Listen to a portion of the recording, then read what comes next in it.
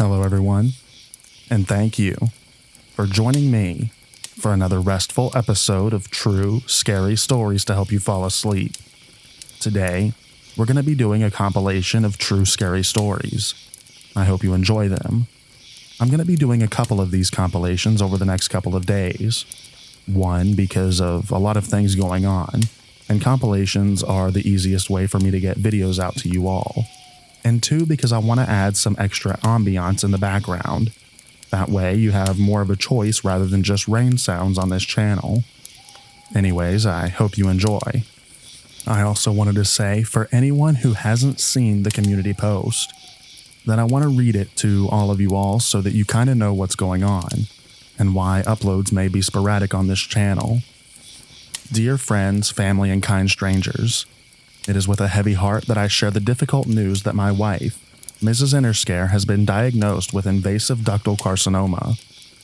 This diagnosis has turned our world upside down, but we are determined to face it head on, just as she always has faced life's challenges, with strength, grace, and courage.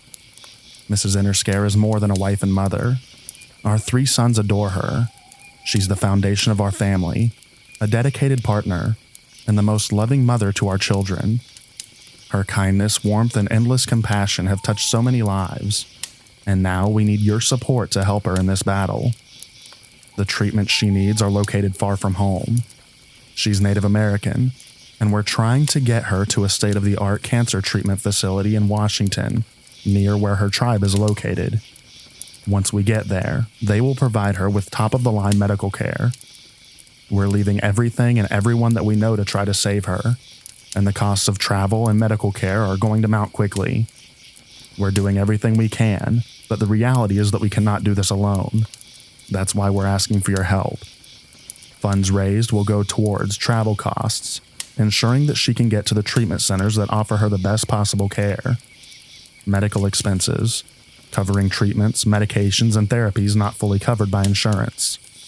Support for our family, helping us manage day-to-day needs while we focus on her health and well-being. We know that times are tough for everyone, and any amount, no matter how small, will help make a difference. Even if you can't donate, sharing this page with others will be a huge help. We're grateful for every bit of support, whether financial or emotional, as we navigate this difficult journey. Your kindness and generosity will give Mrs. Interscare the strength to keep fighting, and the hope that she needs to heal. Thank you from the bottom of our hearts for standing with us in this fight. With love and gratitude, the Interscare family. We do have a GoFundMe set up to help cover things such as travel costs, medical expenses, and things of that nature. If you would like to donate, the link to that will be in the description down below. Even if you can't donate, because like I said, I know times are tough for everyone right now in this economy. But even if you can't donate, if you could share the link to your social media or anything like that, that would also be immensely helpful. I really appreciate each and every one of you. All of your support, your kind words, and your kindness during this time has meant so much to me and my family. We thank you, and we know that we aren't alone in this. We have all of you here by our sides, and we couldn't be more thankful. But anyways, everyone, without further ado, lay back, relax, and enjoy these true, scary stories.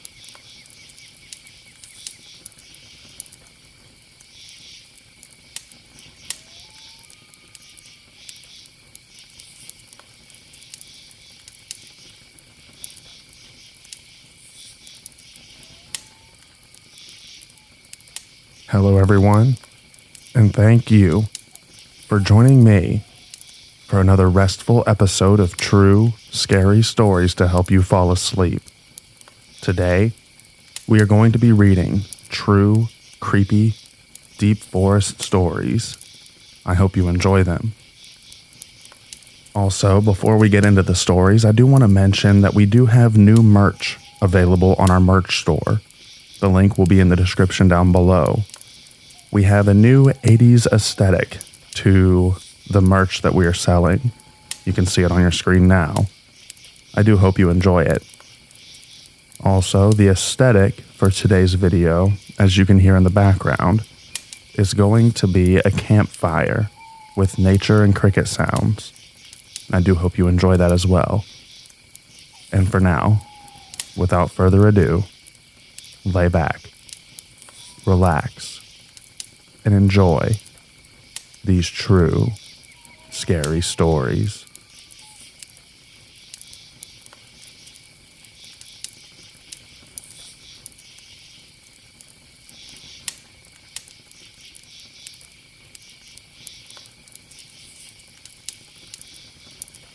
I've spent most of my life running around the woods of southern Oregon, and I've seen some weird stuff out there.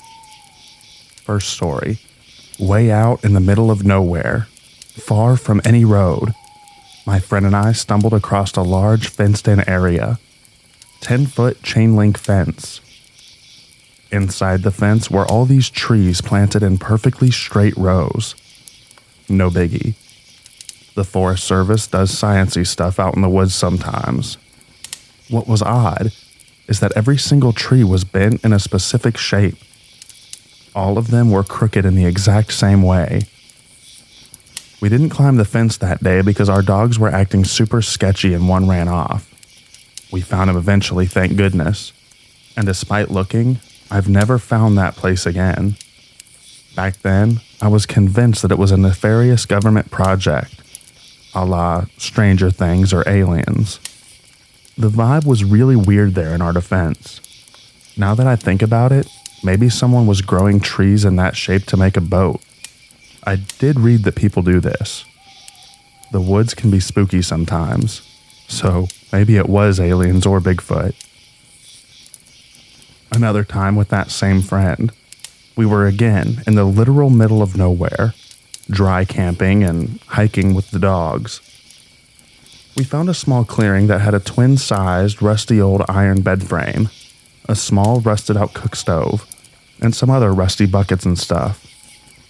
The odd part is that it was so far from anything, even old logging spur roads. Whoever lived out there really didn't want to be found or bothered. Can't blame them, really. I do have a bunch more stories, if anyone is interested.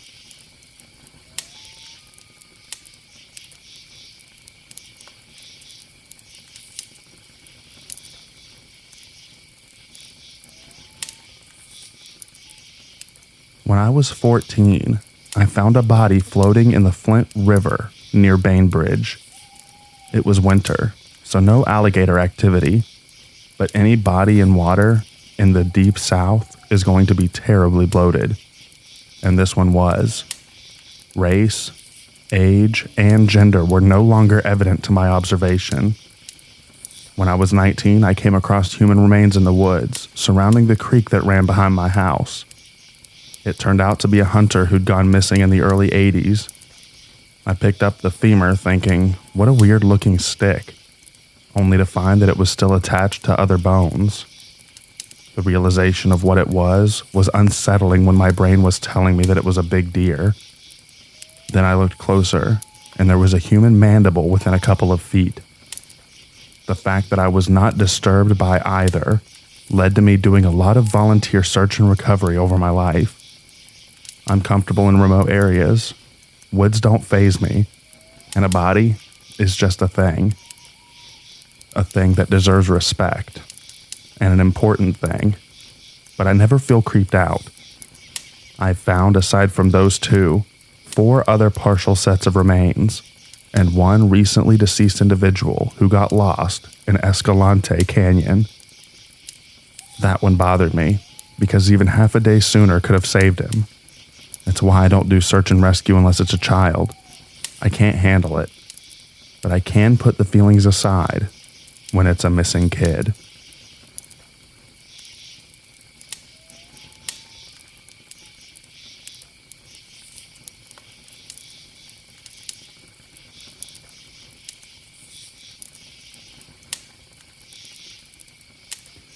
My buddy, my wife, and her friend hiked to a remote cabin. The cabin's previous tenants had to be medevaced, so my buddy and I decided to hike their belongings back down the mountain.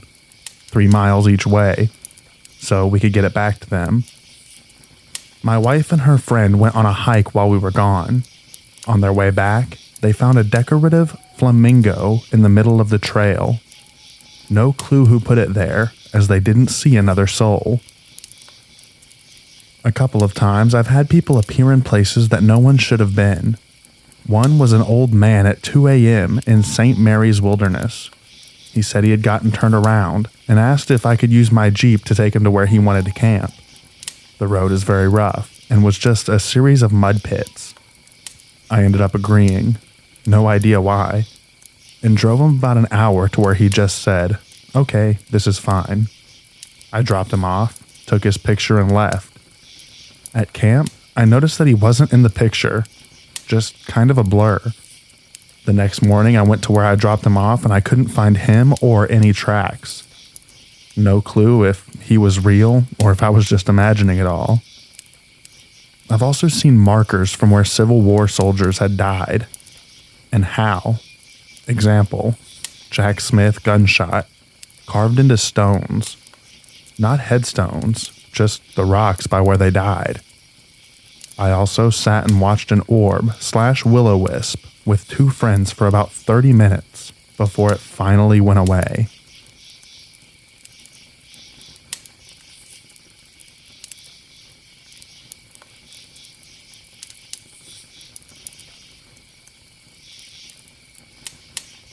In high school in the mid-1980s, we used to go out to the lake and stay the night. We would build a campfire, and then we would just get tired and sleep in our cars. It must have been around 11 p.m. when we decided to go for a hike into the thick wooded area. There was a trail. There were 4 of us, 3 girls and 1 guy. We had flashlights, but we didn't really need them because the moon was bright. Then I heard something that sounded like faint music. I asked the others if they heard it, and they said that they did. It was like music from a jewelry box. You know, that type that has the little ballerina that spins around. We keep walking. Then, right in the middle of the trail, there it was. A white jewelry box with the ballerina. It was just in the middle of the trail playing music. We turned around and started to run. Then we stopped and decided to go back to where it was. It was gone. It wasn't more than a minute and it was gone. We ran back, put the fire out, and we went home.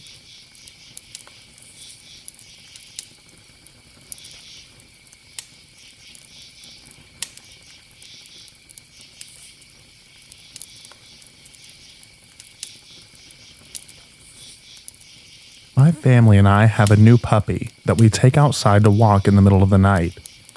This was around 4 a.m, and she let me know that she had to go out. She's always been very intimidated about going out in the middle of the night, but we never thought anything of it. Just as I was about to bring her inside, I hear this howl, human-sounding screech that sounded like it was right behind me. The puppy and I ran so fast in the house. The scream that came out of my body was so bizarre. I just froze in fear as soon as I got inside. My husband was very concerned and immediately locked the doors and brought all of our kids into bed with us. We were trying to chalk it up to maybe a fox. I would normally talk myself into it just being an animal, but the weird vibe that I got, I can't even describe it.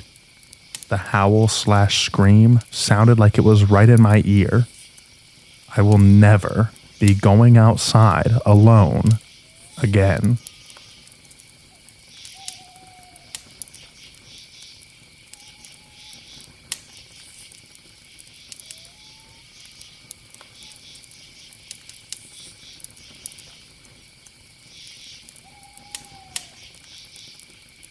This is a story that I only recently remembered again in a conversation with my fiance.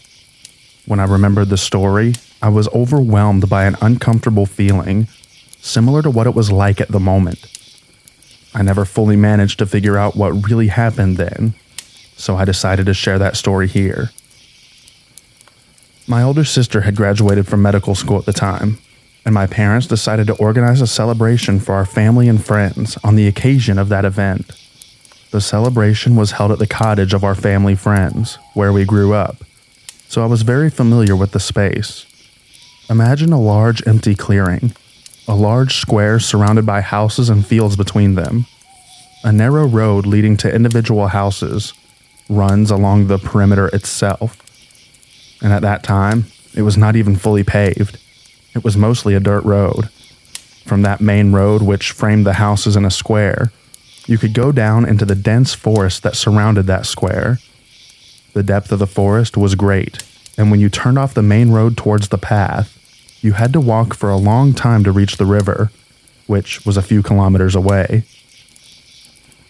All this was familiar to me because I grew up there and spent a good part of my childhood playing in those woods.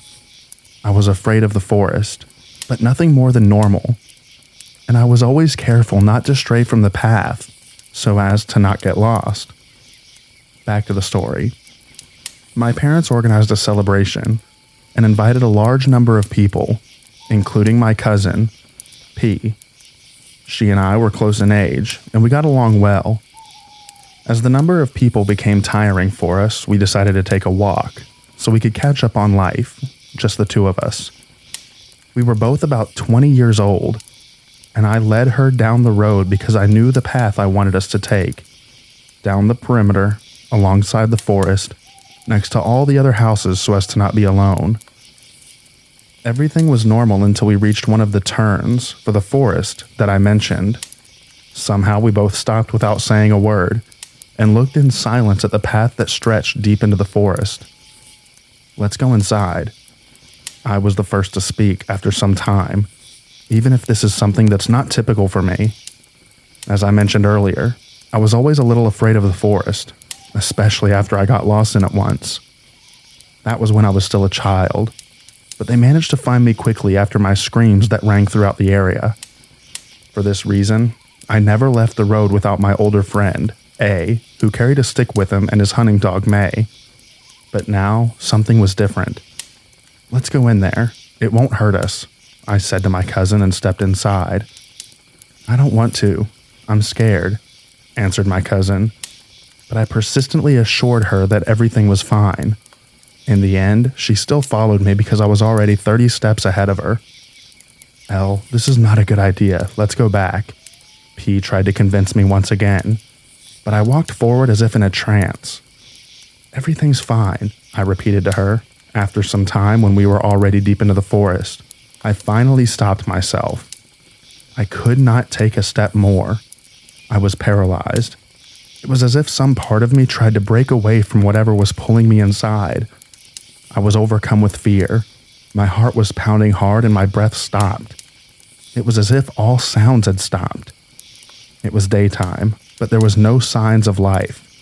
Not a bird, not a rabbit, not a butterfly. Only silence. And those trees that I had a feeling would stretch out their branches and trap me forever in this forest. P was a few steps behind me. I'm going back. I can't do this, said P and ran the same way we came. Her voice was trembling, and I could feel the panic in it. After another moment, I managed to break away and run after her. We ran without looking back, as if something was chasing us, until we reached the entrance of the place from which we entered. A little further towards the cottage, we finally stopped as we finally felt safe. We did not look back out of pure fear. We tried to catch our breath, and only then did we talk as we were walking back home, fast and still scared. There was something there. We were sure of that. I wasn't afraid at first when I went inside. In fact, it was as if something was calling me, wanting me to follow it. But my cousin's frightened voice and presence tore me out of the trance. It had called me. I'm afraid to think what would have happened if I was alone, if there wasn't someone to pull me back so I wouldn't go too far. I didn't know where I was going. I just knew that we got to that road that I had to go inside. It scares me, and I can't shake the fear that overwhelmed me and my cousin after that event. Any thoughts on what happened here? Why did I go inside and persuade my cousin to follow me? Why did she manage to snap me out of it? And why were we both so scared? There was no sound. There was no voice. There was nothing. Just the unspoken words of something that I heard and my cousin didn't. I'm from Croatia, so Europe, a bit more eastern, not too far from the Serbian border.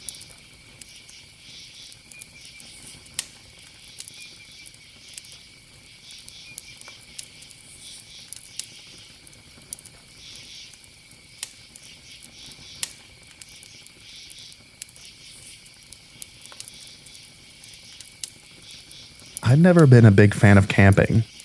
Circa 2012, for some reason or another, my friend and I decided to take a Saturday night to camp on private property.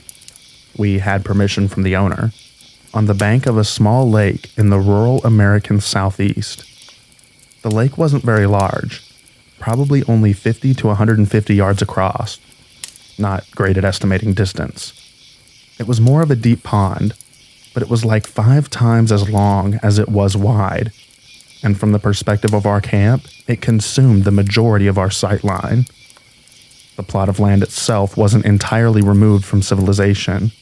We were 5 to 10 miles outside of a small suburb of a mid-sized southern city.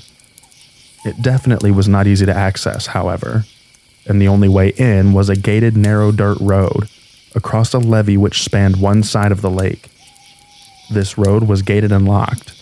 The owner gave us his code. We pulled the car through and locked the gate behind us. If you've ever been down south, you know how quickly it gets isolated outside of cities. Our cities are small, and the rural people around often live rough and wild. We have dense woods, so thick that they're not worth building in unless you have some connection or attachment to the area. I've heard it was not profitable to cut roads through a lot of it when they were building highways in the 50s. So not much development has happened in the last 100 years, and in some places, since the Civil War. It's not uncommon to go for a 30-minute drive straight out of town and come upon cabins that are obviously off the grid. My friend and I were used to living in the suburbs, so we were just happy to see stars and hear the sounds of nature. We were at our utilitarian camp. Small, Coleman 2-person tent and a blanket. Simply looking around and enjoying the night, when suddenly my buddy sat up real straight. He said something like, "Do you see that guy over there?" He pointed to the other side of the small lake. I didn't see anything. I sat up slightly and said, "Nah, it's just the dark playing tricks on you." He seemed actually shaken. "No, look, there's a bunch of faces behind the trees now." That got my attention, and I sat up fully, rubbing my eyes to try and gain full focus. And then I saw them. Small, round, white faces staring back at me from across the lake. Maybe 15 to 20 of them. All were positioned in such a way that their bodies were behind the trees and only their heads were visible. The best way that I can describe the faces is very pale, somehow internally illuminated children. I should mention that neither of us were drinking or high. We were too young for that, not for at least a few more years. We had eaten dinner at home, and were just planning on going to sleep after chilling out for a while. The faces weren't moving. I was kind of sitting there in shock, thinking that my eyes would adjust, and I would see that they were a reflection, bugs or owls or something. But I would never come to that realization. I stared right back at them for what felt like 5 minutes, looked back at my friend, and they were gone. Bodies of water carry sound extremely well, and we heard extensive shuffling from the other side of the lake, and a couple of small branches snapping. It's incredible what your ears pick up on during an otherwise silent night. My buddy was tearing up a little when he said, "What the heck were those?" And I didn't have a good answer. Neither of us slept particularly well. I definitely felt validated in my feelings of disliking camping. But what were we going to do? I tried to do some research on the internet, but never found a phenomenon that could explain that.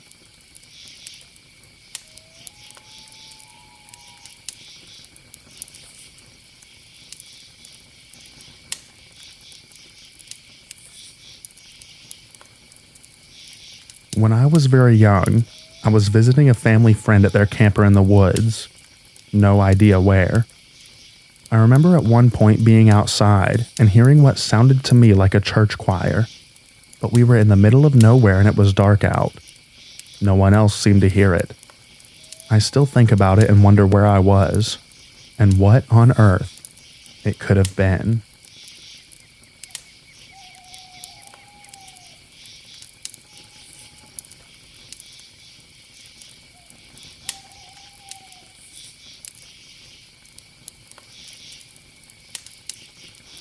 I've just stumbled upon this subreddit, and I've thoroughly enjoyed all the experiences and stories shared by others. I've finally felt compelled to share an experience of my own, and while it may not be as provoking or profound as the stories told by others on this subreddit, it still fills me with a strange and mysterious feeling all these years later. I grew up on Long Island in New York State. My older sister, her boyfriend, and myself often would walk the trails and the beaches at night. On one particular evening, the three of us were on a walk at a Camp Hero State Park. It was a full moon, so it was very bright out. As we were walking the trail, we stopped to relax and look out over the water. My sister's boyfriend sparked up a joint, and we were all partaking and relaxing. Whilst we were gazing out onto the open water, we spotted a small light in the distance. My sister inquired as to what we thought that was. Her boyfriend said it was probably a light on a distant boat. I agreed, and we didn't think much of it. However, as moments passed, we noticed the light seemed to be approaching us, getting closer by the minute. As it moved closer, it appeared to not be on the water, but above the water in the sky. We soon realized it was not a light on a distant boat. We continued to speculate what it was, and I came to the conclusion that it must be someone's small personal drone. But as the light came closer and closer, the brightness got stronger and stronger. If you know Camp Hero, you know that there are cliff edges that hang over the water. There we are, standing there on the edge with this orb steadily approaching us. With the span of 5 minutes, the orb was no longer in the distance, but hanging right in front of us. It was no longer over the water, but rather over the sandy beach. We stood there staring at it. It had a whitish purple glow to it. Despite being night, it was bright out due to the light of the full moon. On this high visibility evening, it became evident that that was no drone.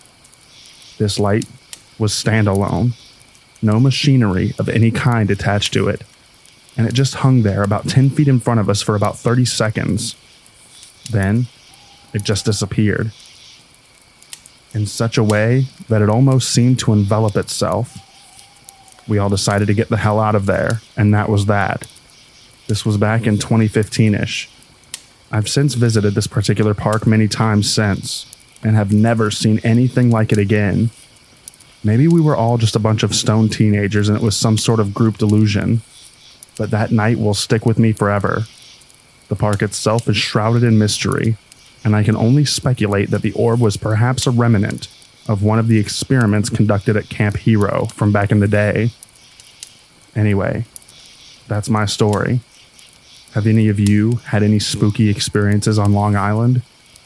We're certainly not quote-unquote backwoods by any means, but things still happen around these parts.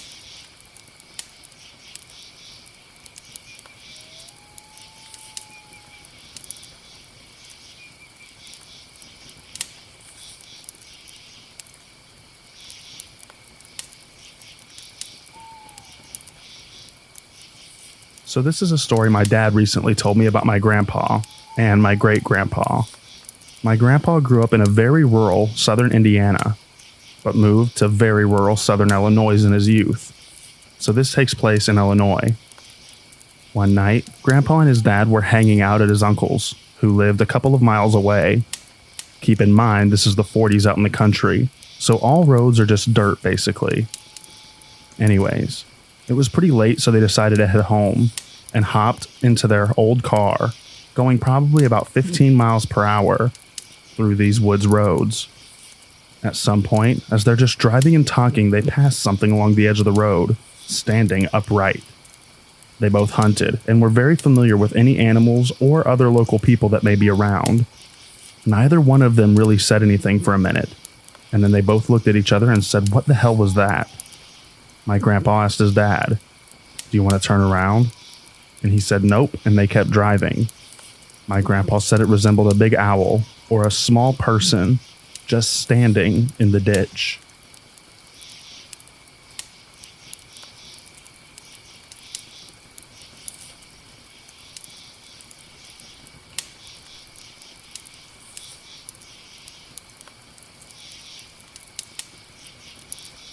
First time posting here or anywhere. Wanted to recount a bizarre series of events from my childhood and figured that this was the best place to do it, particularly because I have very little karma and cannot post much anywhere else. When I was a kid, I lived in Clinton, Tennessee. Both parents worked full-time, so I was often sent over to stay with my grandparents who had a plot of land in the vicinity of, but not right in, Mosheim near Greenville. Both of them had been in East Tennessee for their whole lives, in that area for a good many of years. They had been established at their home for some decades before this story and remained there a good time after. Recently, I had reason to return to that area in Tennessee after having spent the majority of my adult life in Minnesota. Being in and around the area, driving the same roads made me reminiscent about my lazy summer days tucked away at my grandparents' house. Learning to shoot on the same .22 with which Grandpa had taught Mom. Feeding fish at a neighbor's stocked pond, or spotting deer and bear with binoculars from the back porch. When I relayed this to my mom, she in turn told me a story about a time I scared my grandpa half to death, then lied about hanging out with Bigfoot. At first, I had no idea what she was going on about.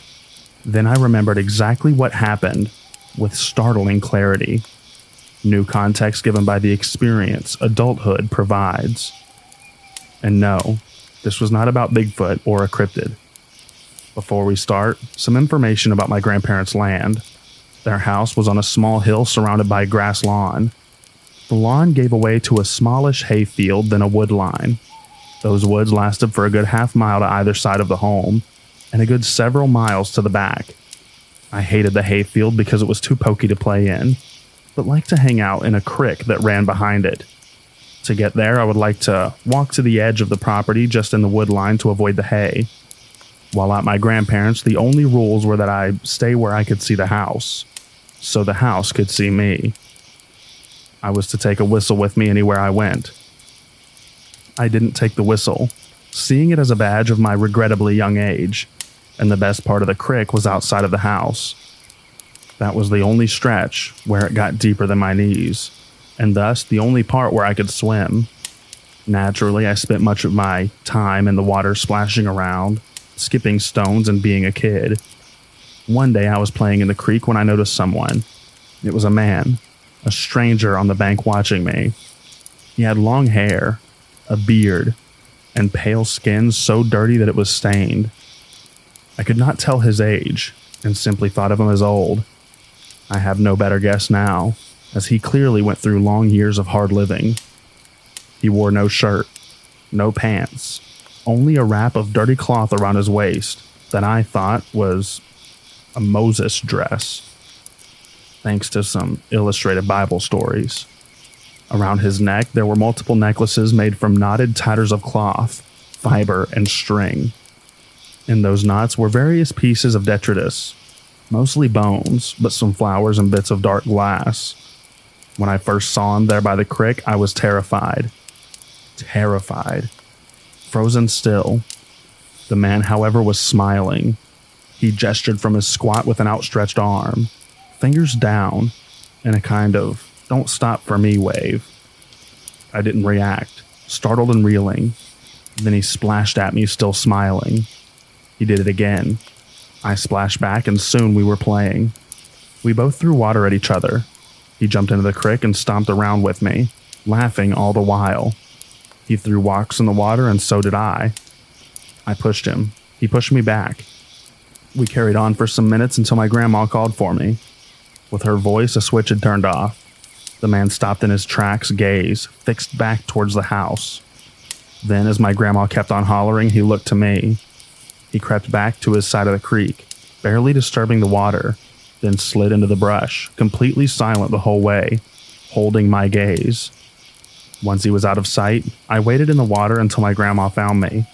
She wanted to know if I was alone. I said no. She became very tense, asking who was with me while looking around. I didn't answer. I didn't know how. Seeing no one, she pulled me back to the house without any more words, grip like iron the whole time. At the house, the real inquisition began. I didn't really have new words, the event and this reaction overwhelming my ability to explain. Such silence further irked my grandma, and I was swiftly placed in a corner, held without bail, awaiting patriarchal judgment. Around an hour later, my grandpa came back from work. He was told about my churlishness and was ready to set into me again when I started talking. I told him about the man, hairy and old, dressed like Moses, about how we played, and then he disappeared. I remember they digested this for a few minutes before sending me to my room. I was happy to go, and happier still, Grandpa did not yell like he usually did when we misbehaved. Later, I was brought out for dinner. I ate in the kitchen with Grandma, but Grandpa called me to the back porch. He was on the swinging bench, looking out over the hayfield, turned red by the setting sun. He had kicked off his boots and put them next to his shotgun. I knew that was odd for the gun to be out of the closet. Previously, we had used it to shoot bottles. Sometimes I would throw them into the air like they were clay pigeons. These escapades were accompanied with speeches about how the gun was dangerous and only for adults to use. He went through my story again, his tone deadly serious. Eventually, he asked me how Harry was the man, really. I told him very, thinking it was the right answer. He asked where. I told him everywhere like a bear. He ruminated on this and grew more nervous, worried I was in trouble or causing trouble, just wanting the trouble wherever it lay to end. So, when he finally asked me to swear in the name of Christ and on my mother that I was telling the truth about everyone, I said I had been joking. He finally yelled then and sent me back to my room. The family memory became that I had hid by the creek and made up a tale about Bigfoot. At the time, everyone was very upset with me, and I was forbidden from going back to the creek or anywhere out of sight. The enforcement of this rule, like the others, was lackluster. Even so, for a time I didn't go to the creek. In my memory, I stayed away for a very long time, but I am sure it was only a few days, that hiatus feeling interminable to my elementary age self. I did start going to the creek. I took a bucket of toys, mostly Godzilla, and a thick stick plucked from the wood line on the way. I think I was conflicted about what to do if the man came back, imagining either impressing him with my toy collection or clubbing him, or both in turn. When he did show back up, he appeared next to me as I dozed under a tree on my side of the creek. I was once again gripped with terror. He was not smiling, his face expressionless as he lurked beside me, having watched for who knows how long before I smelled him. I scrambled away, leaving behind my stick and toys, coming to my feet a yard out. I stood in the sun while the man watched me from the shade. Eventually, he crouched and started to look through my bucket. I remember becoming indignant as he examined my toys one by one, only to toss them into the dirt. It became too much and I started to lecture the man, telling him about how he got me in trouble, how he was a weirdo, how he stank. At some point, he stopped looking around my things and calmly watched my tirade. Face still neutral, eyes analytic. Once I had concluded my lecture, I sat back under the tree to pout, having become hot in the sun. I remember the man made a noise, a grinding kind of snort, and when I looked over at him, he was chuckling while he inspected the last few figures in my bucket. I wanted to laugh too, but was more determined to stay sullen. Once everything was out of the bucket, he put one figure, Ghidorah, back into the bucket. He then stood to his hunched fullest, took the bucket by its handle, began to make his way back into the woods. I stayed by the tree until he turned, said something, not a word I knew or to this day even know, and gestured with a forward sweep of his hand. At first I didn't comply despite knowing he wanted me to follow. After a few moments he yipped, clicked his teeth, and gestured again more emphatically. With this further prompt, I did get up and come along, the man making approving noises and putting on his smile again. We went into the woods. The man led, but he was naturally quicker and quieter, making it hard to keep up. Eventually, he would stop when he lost me, knocking on trees with sticks and whistling arrhythmically so I may find him in the vegetation. He never came back for me, opting instead to guide me forward with the noises. I became lost, having only a vague sense of my grandparents' place being behind me. After some time, maybe 15 minutes, we came to a bald. The man had me wait there, indicated by patting the ground before going into the tree line alone. He returned from a different direction pulling a sled. It was made from a half of a discarded plastic drum and lined with small pelts and smooth bark. On the back half there rested the fly-covered carcasses, squirrels, possums, and other critters savaged into anonymity. On the pulling end, woven pouches were tied into place on it by the same eclectic cordage that made the man necklaces. He put my bucket on the sled and tossed Ghidorah in the pouch. He then called me closer with a glottal noise and beckoning wave. I saw the sledge pouches held many odds and ends, dried salamanders, mushrooms, metal bits, glass fragments. From one, the man pulled a square made out of bound-together sticks, just big enough to slip over my wrist.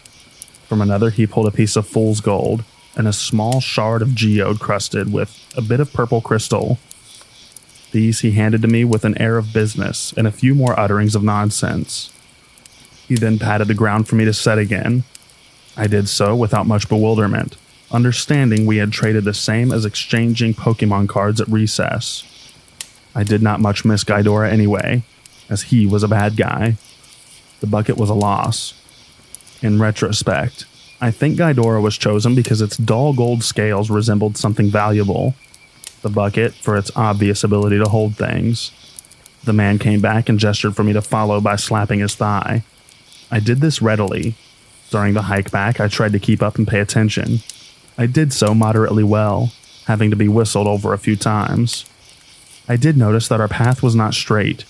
The man led me one way and then another, making turns unneeded by the lay of the land.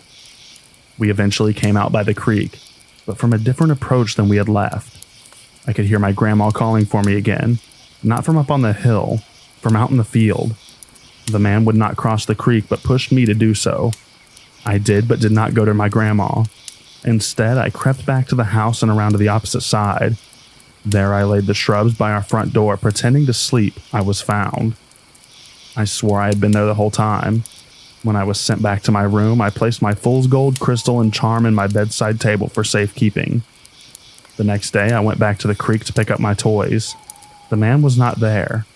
However, throughout that summer, he did visit me again, to sit under the tree or throw rocks at the water, or yammer softly to himself.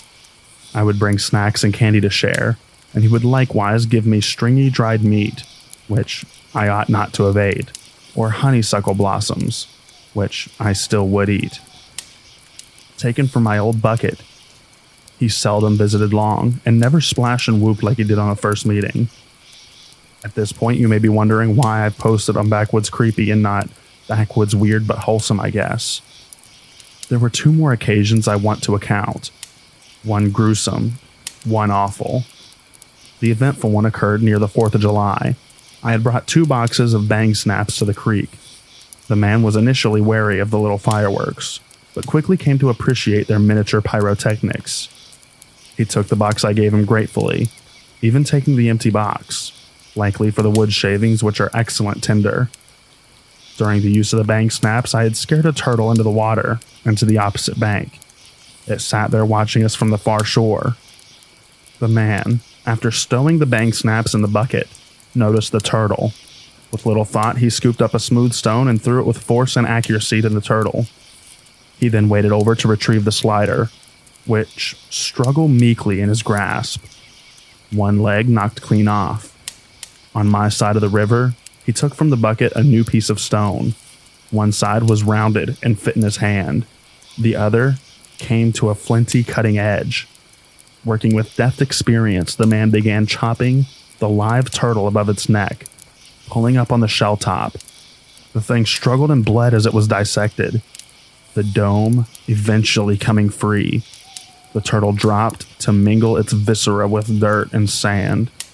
The man rinsed the shell in the river, then offered it to me. In wordless horror, I ran. That evening, I came back to shuffle the dead turtle into the flowing waters of the creek. The shell itself was nowhere to be found. This experience did not deter me from going to the creek, or the man from visiting me again. However, sometimes he would try to call me away from the creek with thumps and whistles. I would tell him I heard him and refused to move. On some occasions, he would join me. On others, he would leave. The last time, we were sitting under the tree sharing cowtails. From the woods, there came whistling and the staccato knocking of a woodpecker. The man looked up and whistled back. There were a few more exchanges before he stood, collected his bucket, and beckoned for me to follow. I was curious and felt comfortable with the man as a guide, so I did as asked. He took me back to the bald, a direct path this time, periodically stopping to call or respond to the other in the wood. Waiting for us at the bald was a woman and a child. The woman was dressed the same as the man, topless, wrapped at the waist. She was dirty with long hair and a wiry frame. The child was in a similar state, wearing a sack that went to their knees. The man sat on the ground and the woman joined him, sitting in his lap, but leaning forward so that her elbows rested on her crossed knees. She had dark brown eyes that were fixed to me. The other child would not look up. I didn't know what to do and didn't speak. The other kid lifted their sack to wipe at their nose, and I learned under all that dirt they were a her. The man made a noise and drummed on the woman's bare back. The kid looked at them, still hanging her head, hair covering her face. The woman yammered and swatted at the girl lazily, the man echoing her noises, slapping skin to skin once more. At this bizarre scene, the girl stumbled towards me, stopping close enough that I could smell her and hear her wheezing breath. She was thin, but not emaciated, and slightly taller than me, should she have straightened up. The man and woman fussed some more, and the girl leaned close and pressed her cheek to mine. Her hair was in between us, greasy and cold. She made no move to embrace me, no move at all, only pressing limply against me and breathing so loud it was all I could hear. During this time, the woman had approached. She pulled the girl back by her shoulder with one hand and delivered a flurry of snaps to the crown of the girl's head. The woman then gathered the girl's hair in one hand, using the other to sweep back her bangs. The girl was then made to look at me, face bare. One side of her jaw was bulged out, smooth skin over a lemon-shaped bump. Her mouth was twisted by this deformity. Her nose faced to one side as if affixed sideways and leaked a trail of clear snot. One eye was bulged and roomy, the other startlingly regular. It looked at me, blank and dark brown. The woman gave the girl's head a little shake, spat off to the side, then cooed like a dove as she smiled at me. I fled. There was commotion behind me. I think the girl was pushed to the ground. I did not look back, and they did not pursue. My flight ended at my grandparents' house, my absence unnoticed. I chose not to tell anyone what had happened, wanting to forget, not wanting to get in trouble, not thinking about the girl, the couple, what was intended for me. I spent that August inside whenever I visited my grandparents. I begged not to be taken, claiming it was boring and lonely. Sometimes when I sat on the porch or went from the car to the house, I'd catch a snippet of bird call in the wind, or the distant tapping of wood and hurry inside. My grandma could tell something was wrong and made an effort to entertain me in town. My grandpa cared in his own way, involving me in his errands, as he never had before. Eventually school started. Classes and friends eased me away from thoughts of the dirty man or the people in the clearing. Time did the rest. I think now that of all the people in the clearing were of a family, but their features, white skin, brown eyes, brown hair are common enough that they could have been unrelated. I am sure they lived together. They knew each other's signs and signals. They used their own words. I know that the Smokies are full of tales of feral people, wild men, and superstition. I also know that they are full of people living in unlikely ways in unlikely places, and that those real people call others kin, and that through the chain of human connection, even a recluse living in a run-down shack is someone's somebody. I guess I'm asking if the people in my story are somebody's someone, or if they are known, or if their behavior rings any bells. Belies any known intention.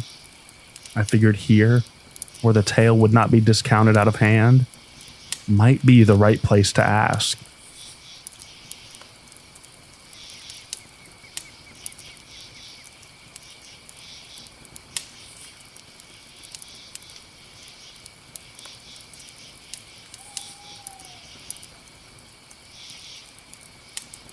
I was traveling solo around the Olympic Peninsula in Washington State and making various stops in the Olympic National Park. I decided to stop in Quinault for the first time and took a random road that dead-ended at a beautiful spot at the edge of Quinault River. There was an ancient footbridge that led across the river, but it looked like it might collapse if I tried to cross it, so I decided not to. It was off-season, and I was not in a tourist area. I was the only one there. It was so unusually hot outside that I decided I needed to get in that water. I backed my car all the way to the edge of the dead-end road, faced it out in the direction I would need to leave, and started hiking through thick brush down an embankment to the edge of the water. There was no path. It was a pretty rugged area. It was mid-fall, and I didn't have a suit since I didn't plan on swimming, so I took my clothes off and got in the water in my bra and underwear. I had a nice swim, but I could not shake the feeling that I was being watched, even though I was in the middle of nowhere. After about 5 minutes, the creepy feeling was enough for me to want to head back, so I started to climb out, turned my back to the other side of the river, and walked towards my clothes and shoes that I had left behind. When I turned around, there was a big, small man standing in plain view, just across from me on the other side of the river, but higher up on his embankment than I was on mine. He was wearing a poncho made of animal pelts, had long hair full of sticks and twigs, and looked like he had been living out in the wild for a very long time. We stood and stared at each other, me in frozen terror, for what felt like forever when all of a sudden he frantically took off in the direction of the footbridge leading across the water. I grabbed my car key, tried to grab my clothes and shoes, but they tangled up in some blackberry vines, so I left everything and went running for my life, through the thick brush and blackberries, barefoot in my underwear, trying to make it to the car before he made it across the river. There was no doubt in my mind that he was trying to harm me. When I made it out of the blackberries, I could see that he was crossing the bridge towards me rapidly. I got to my car and flung my door open just as he arrived. I locked the doors while he pounded on the hood of my car, just screaming and grunting non-verbally. The moment he went for my driver's side door, I hit the gas and took off as fast as I could. I looked back and he was chasing after me. He must have run after my car for at least a mile until he faded from view. I was bleeding everywhere from running nearly naked through blackberries. I was wet, unclothed, shaking and crying. Had I hesitated for literally 10 seconds longer, I don't think I would have made it out alive. Even typing this story out again all these years later, I am starting to shake. I felt like I was being hunted. That is the only way that I can describe it. I will never go back to that area. Since that moment, I always bring a hiking buddy with me when I venture out into the forest. That day is going to haunt me for life. I've had many years of therapy, and that experience is still as vivid as the day it happened.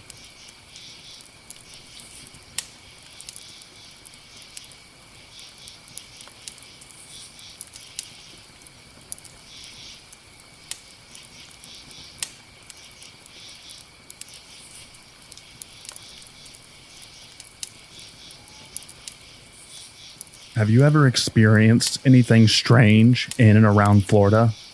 Apologies if this isn't allowed. I got to thinking after a couple of weird things I experienced in my hometown, and it had me thinking if anybody else has experienced anything. Back when we were teens, me and my brother were out for a walk outside of our neighborhood. Where we were walking was kind of wooded, but the houses were still pretty close together, yet considerably more in the boonies compared to our place. Anyways, we had almost completed the loop of the area, and were around the bend going towards the exit when we heard something odd. I remember there was a helicopter overhead. Around the time, we both heard this weird guttural yell/growl, like right next to us. It was so close. It sounded like a mix between a mountain lion, an angry house cat, and yet oddly human-like all at once. We both just froze and looked at each other startled, and started looking around for the source, but there wasn't a single cat or anything animal-like about. I was pretty freaked out and practically sped walked to the road. All the while, my brother kept asking me what the F that was, but I was too spooked to talk about it. It was like a primal type fear. In an instant we heard it, and I just kept looking over my shoulder the whole way back. Anyways, pretty benign compared to the other stories I've read on here, and I'm sure there's an explanation to the sound, but it did have me wondering, has anyone else experienced weird stuff in Florida?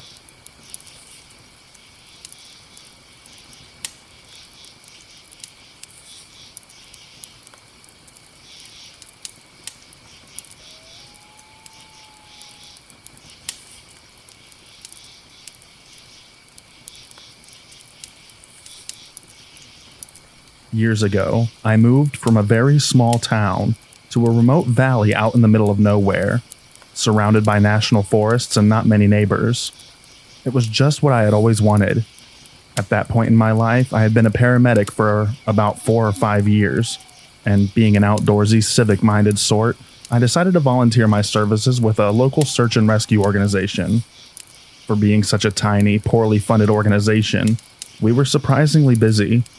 In the 9 years I was with them, we'd have at least one rescue, sometimes several, every weekend spring through fall. The source of the majority of these calls was the roughly 100 miles of poorly maintained fire trails that were very popular with dirt bike and quad riders. When they'd inevitably get lost or wreck and get injured, we'd head out, track them down, provide medical care, and fly them out in a helicopter, or put them on a Stokes basket mounted to a janky trailer thing that we'd pull with a quad. About 2 weeks after joining, and with zero training beyond what I had learned as a Boy Scout and medic, I got my first call. A group of dirt bikers from the city had lost a member of their party. For some reason, they had put their least experienced rider at the back of the group of a dozen or so riders and took off into the woods. When they returned to the trailhead 4 hours later, the inexperienced guy was missing. They sat out again and looked for him for 4 or 5 hours, then gave up and called 911. The time interval from the initial 911 call until we had a squad assembled at the trailhead was pretty impressive. No more than 20 minutes. But we were already 8 or 9 hours behind the ball. We did a very quick briefing, distributed maps, divided into teams, and then set off. They put me on a quad with the most experienced guy, and we headed out. The plan was for each 2 to 3 person team to take one of the longer trails that ringed the place. Then, after searching those weeds systematically, work our way into the shorter, maze-like trails that made up the interior. This was to be a hasty search. None of that grid search crap. Just riding around looking for clues. I don't know what I had expected exactly. Maybe a few dirt roads through the woods or something. But these trails were an absolute nightmare. They were extremely rugged, technical trails where you really had to know what you were doing and where you were going, or you'd never make it out. GPS rarely worked due to the rugged terrain and tree cover. Radios and cell phones were a crapshoot, and the maps didn't account for all the random trails that riders would just sort of make. The only marked roads were fire breaks, and mileage-wise, those were accounted for maybe 10% of the trails. Why this guy hadn't been partnered with someone or put at the front of the group is a mystery. 4 hours into this, I'm caked with mud, bleeding from being hit with branches, exhausted and just effing done. We take a water break and hear broken radio traffic that sounds like the bike has been found, but no rider. It's only a couple of miles from us, so we head that direction. When we get there, the bike is off to the side of the road, along with the quads of the other teams, but we can see them a few hundred feet in the woods. We walk over and find them looking at the missing person, who is very dead. Lips blue, skin dusty, arms spread out like a cross. On first glance, his eyes looked to be wide open and solid white, but when I examined him, I could see that his eyes were actually covered with fly eggs. This dude had been dead a while. It didn't make sense though. His bike still had gas in it. He had water and food, and he was a healthy guy in his late 20s. Why was he dead? It looked like he had simply laid his bike down, then ran into the woods to die. Mission accomplished, I guess. We wrapped him in blankets, then put him on the Stokes and took him to the trailhead where the coroner was waiting. About a week later, I ran into the coroner and asked what the cause of death had been. The pathologist's determination was cardiac dysrhythmia, secondary to extreme anxiety. The guy literally died of fright, which up to that point, I had always assumed was just Hollywood BS. I've always wondered what was going through his head. Was he just afraid of the woods, or of being lost? If so, why did he run blindly into the woods instead of continuing to follow the trail? There's a part of me that thinks he may have seen something out there. I've heard a lot of stories about weird stuff in these woods, and I've seen a few strange things myself, so it wouldn't surprise me.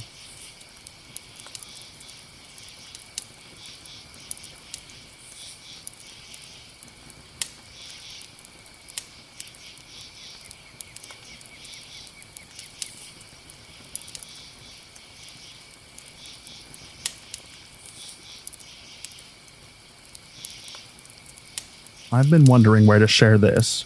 It's so weird, I don't even know where to begin.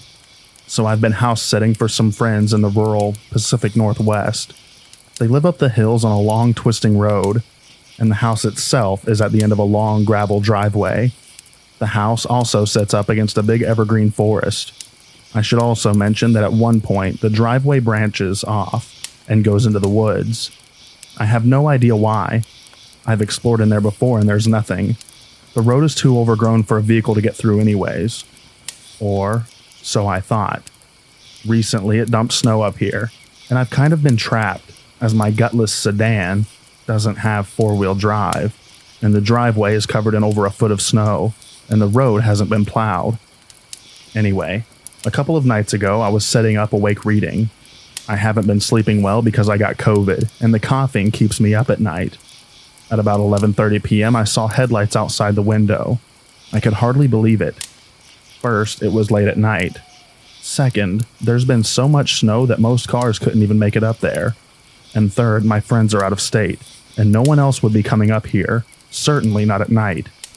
I peeked out the window and watched as the headlights, instead of turning the bend in the driveway towards the house, kept going into the woods. What?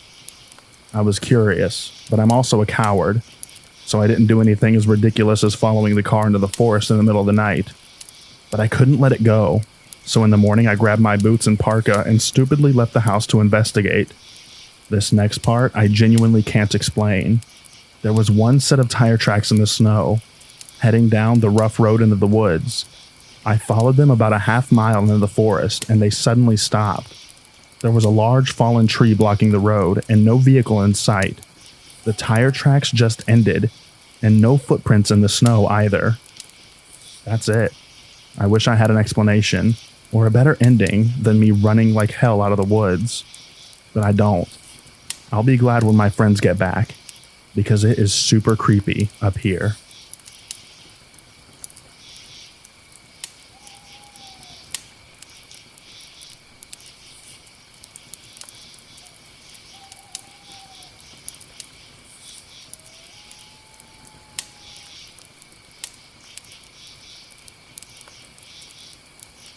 My husband and I were on the way back home from Navarre Beach, heading towards the Alabama line. It was storming really bad that night. As soon as we were passing Blackwater Forest, it slacked up a bit. We both saw Bigfoot walking across the road. By the time we were coming up on it, was almost to the other side. He looked so shocked, like a deer in headlights. I asked my husband if he saw the same thing that I did, and he agreed. I couldn't believe that we had seen it. A couple of weeks ago, he got sad news that our older woman friend that had stage 4 cancer had passed away. Yesterday, her daughter updated everyone with where they were having all the memorial services at, and one of the places just stunned me. They opened a restaurant, and it's called Bigfoot Crossing, exactly in the area that we had seen it. So now I'm wondering how many more sightings. I mean, it's gotta be quite a bit. Now I want to go back out and check out the area more.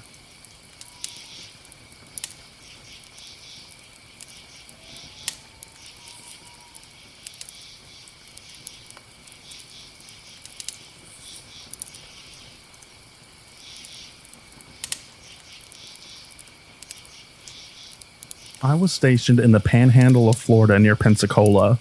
I was in charge of a team of about 10 guys taking part in an exercise. We were playing the bad guys for this exercise. and on that night, our job was just maneuvering, mostly walking and driving around pretend villages. Anyways, we grabbed our gear for the night and went back out to an informal staging area to wait around for us to get called into the village. Being a group of young military guys with nothing to do, we started messing around, driving in circles and up and down the nearby dirt trails in our trucks, talking crap on the radios, looking around with our night vision goggles, etc. Because why not? We spot an SUV parked down one trail, which was a bit odd since we were on the military range at the time, but not crazy since we weren't near any of the sensitive or dangerous parts. I drive up next to the SUV slowly, and the guy, setting shotgun with night vision goggles, says there's some weird person sitting in it. He hands me the night vision goggles, and I look over, and holy hell, that person was terrifying. They were in the back on the driver's side. Super tight skin, crazy sunken eyes, thin lanky hair. At first just staring straight ahead, but they suddenly turned to look at us, and I booked it out of there. I practically threw the night vision goggles at the guy next to me. I don't know why, but I felt one of the deepest feelings of fear that I'd ever had. Literally, the only times that were worse were times where I genuinely thought that I was about to die. We drive back to where the other guys were, and I tell them about it. Of course, they think we're messing with them, but eventually we convince them to follow us and check it out. So now there's a convoy of 3 trucks holding 10 guys. We roll past to let truck 2 get next to the SUV, and only a few seconds go by and the radio goes wild with them yelling, "Go, go, go." We haul crap out of there, and all agree to find a new informal staging point to park at. The rest of the night, we'd mess with each other about the decent woman watching us or waiting for one of us to walk off alone, and just generally joking around. But I did notice that no one wanted to go pee by themselves. Anytime someone had to go, suddenly a few others chimed in too. The rational explanation is that it was some drifter in the SUV crashing for the night, probably at least a little high, tired, and confused as crap about the trucks creeping up on them, then driving off real fast.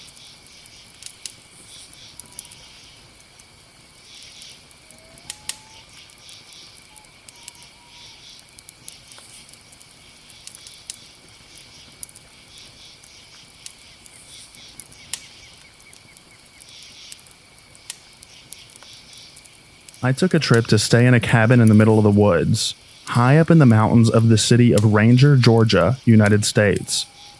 This neighborhood was 30 minutes up the mountains, away from civilization, and even the cabins were spread far apart. The front deck of the cabin was completely exposed to the woods, so I acknowledged that any animals could stroll along if they pleased. But I stayed there for about a week, and me and my boyfriend sat outside on the front deck every night, very late, and at no point felt in danger. It was peaceful with fireflies out and sounds of crickets every night. Until the 5th night. It was eerily dark too. The moon was covered heavily. It was about midnight, and all of a sudden, I didn't feel peace like I did those other nights. The forest went completely quiet, and I felt a horrible sense of dread. I genuinely feared for my life. I sat there in my chair looking out into the dark forest trying to rationalize and calm myself down that it was just my mind playing tricks. But all of a sudden, my boyfriend said out loud that he felt unsafe. That's when I realized it wasn't just me. We then both heard a blood-curdling scream, and we pulled out a flashlight to see what it was. Turns out it was a gray fox. They make scary screaming noises. The weird part was that the fox was running and had its ears and tail down like it was scared. This was in June, and I read that foxes scream like that when it's mating season or if they're in danger. Their mating season is winter, and this happened in June. So I do believe that this fox was in danger, or afraid, as well, adding to our fear. The cabin has 3 floors, and we were able to climb out the window and sit on the roof, because we still wanted to be outside and relax. Didn't matter how high up I was. I felt something truly evil and stayed inside. The only other time I felt something so evil, or like someone was watching, was when I had a few paranormal experiences at a haunted house. Georgia doesn't really get mountain lions that often. Maybe a bear, but it didn't feel that way at all. It felt unnatural.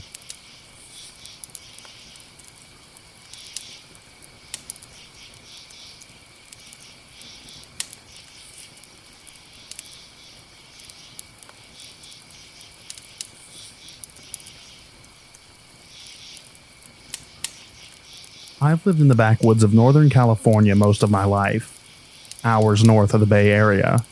So with that being said, I have a million weird or creepy stories, most of which can probably be blamed on wildlife, but not all of them. This would have been about 2 years back now. I was living in an isolated neighborhood with my parents right at the edge of a thin, dry national forest.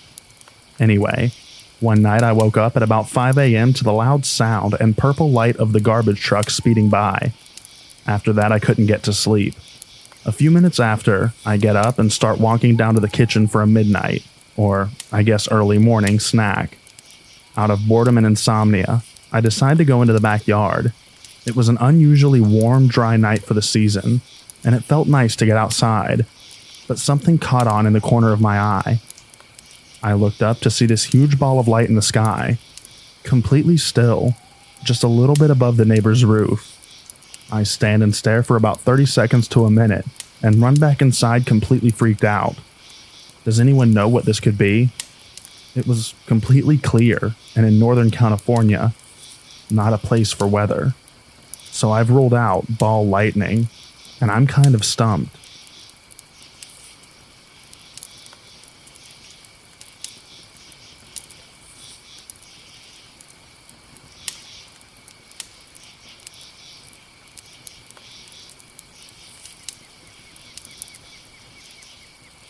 So here's a little less backwoods, but more country roads of a paranormal story. Every summer, my family and some close friends would all travel up from Southern California to the eastern Sierra Nevada mountains along the California-Nevada border to the town of Bridgeport. If you've ever been, it's a super cool area. Big biker route to Reno Tahoe. Excellent outdoor camping and hiking into Yosemite high country, rich in wildlife. Crazy old history with native tribes and the gold rush of the West. Has Bodie Ghost Town nearby. And my favorite is the world-class trout fishing. Mark Twain even once stayed in the town way back in the day, which I thought was cool. The town is small and has your typical 20-building Main Street USA to match the field, all surrounded by rivers, lush meadows with cattle and horse ranches, and absolutely gorgeous wooded snow-capped mountains. We would often camp up near Twin Lakes, just outside of town about 10 miles, but always made a point to get to town for dinner at this bar, Reno's, for pizza and beer, at least once during the trip. So one night we do this, and afterwards we're on our way back to camp at twilight.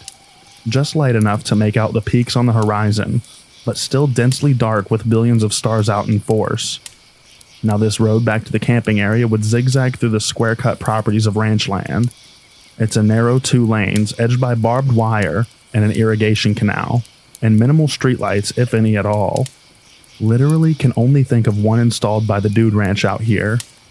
So, we drive back to camp, having to use our brights due to the dark, and making sure to keep an eye out for deer. And when we finally pull into camp, my mom immediately asks, "Did you see that kid in the swimsuit on the side of the road?" Perplexed and a little amused by the idea, I say, "No, where was this?" "On the side of the road near the cows. He was shirtless walking along the road." I had been driving behind her and my dad. There is no way I could have missed this had someone been there. Nobody in our car saw him, and my dad said that he didn't either when she initially saw him. Not shocking for my dad, though. However, also not shocking would be my mom seeing something paranormal. It always seemed to follow her, and she was dead, excuse the pun, serious. Even described the color of the shorts, his hairstyle. Said he was walking the same direction we were traveling, so she couldn't see his face and had to be in his 20s. So we half-jokingly jumped to that conclusion that maybe it was in fact a ghost. After all, it was dark and late. Nobody else had seen him. And even in the summer, the Sierras are high enough in elevation and have crazy enough weather to easily kill someone who wasn't prepared for the cold night. Especially shirtless in swim trunks. On a clear night in August, I've woken up to the teens for temperature. And where she was describing was in the literal middle of nowhere in these fields. It takes us about 20 minutes just to drive it at a good speed, let alone walk to camp in the dark. But I guess anything is possible. The next morning, we get up to learn my idiot friend, same one who got scratched in a previous post I wrote, left the cooler out after the rest of us went to bed, and a bear got a buffet out of us.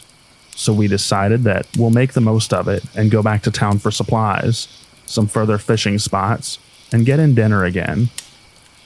This time, on the way back to camp, I'm driving in front of my parents, zigging and zagging through the fields, when all of a sudden there was a bright set of headlights right on my butt.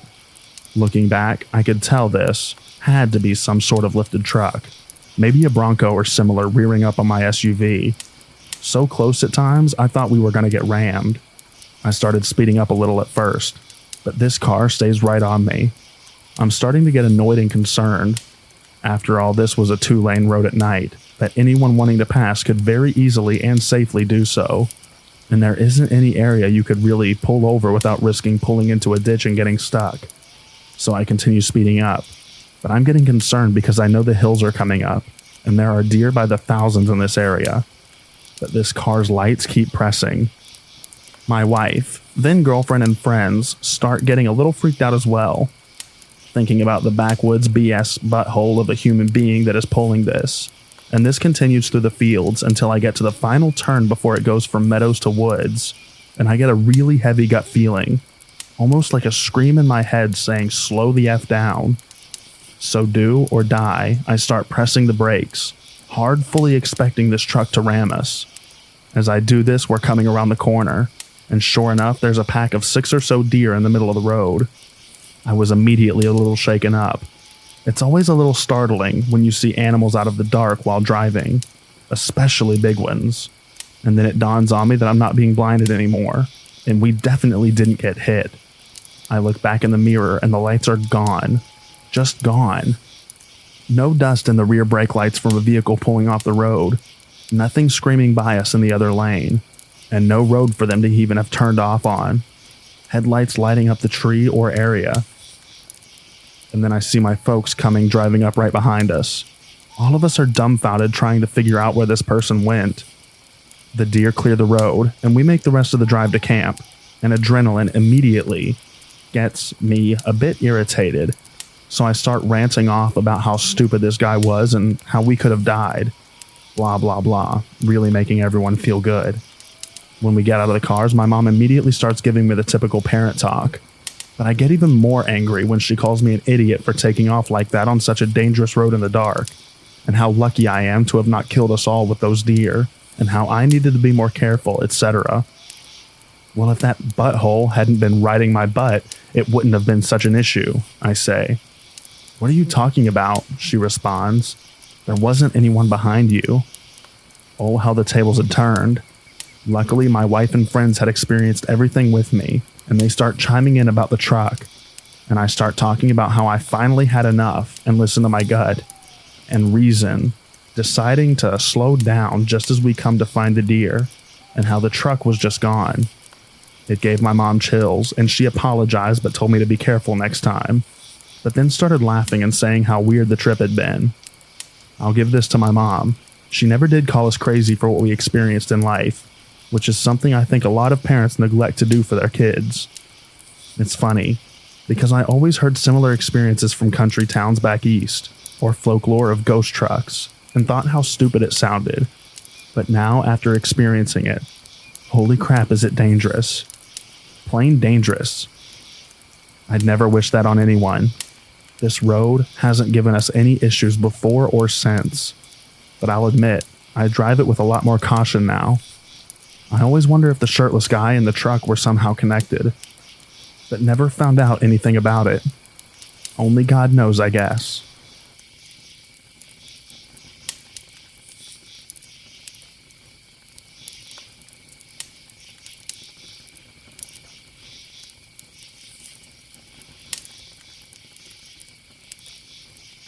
This happened like 20 years ago, so the details are a bit hazy. I was in middle school. I lived in an upper middle class neighborhood in a little New England town with virtually no crime. I had just started babysitting, had just taken a whole babysitting course at a local hospital, and after putting up some flyers, I got my first gig. It was at a house in my neighborhood, about a 5-minute walk from my house. They had an older girl, who was maybe 8 or 9, and a young toddlerish age boy. Their mom was giving me a rundown of their routine and giving me a little tour of their house. We went into her son's bedroom, and she said something to the effect of, "Huh, that's odd. Why is his window open?" and quickly shut the window, and seemed somewhat distracted from that point on.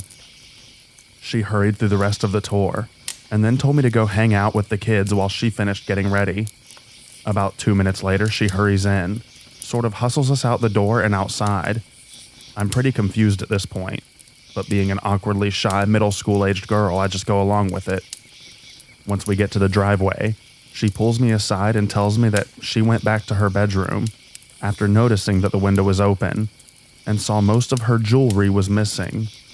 Soon after telling me this, about 10 cop cars come flying in.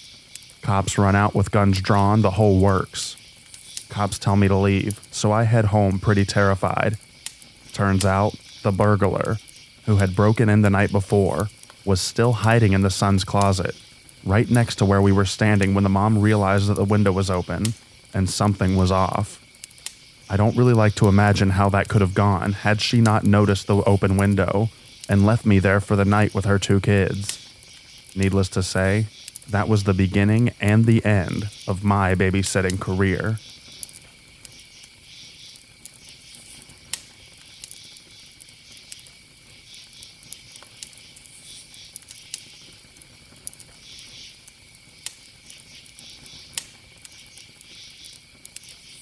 I was babysitting my niece a couple of years ago. She's 6 now, so she would have been 3 back then. I put her to bed, read her a story, gave her a cuddle, and then went down to watch a movie, and I ended up falling asleep on the couch in the living room. I don't know how much later it was, but I woke up to something grabbing my ankle. My eyes shot open, and I freaked out. I shook my leg as hard as I could. Bad idea. She'd managed to unfasten her door, climb over 2 different baby gates, and get down the stairs without giving herself an injury. All to ask me if I could read her another story. We don't tell her mother about the time that I almost drop-kicked her daughter across the living room.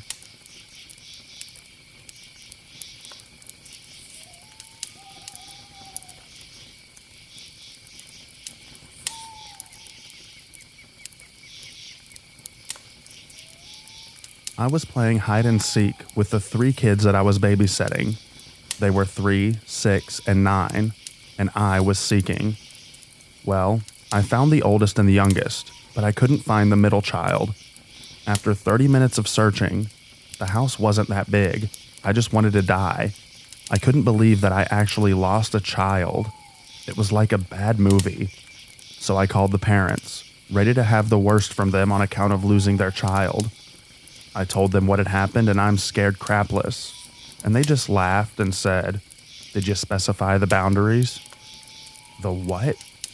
Turns out, this stinking middle child hid in a bush in their neighbor's front yard, a place that she had hidden before, which is how the parents knew about it, because I didn't specify the boundaries of hide and seek. Even though the parents weren't mad, I still have nightmares about that.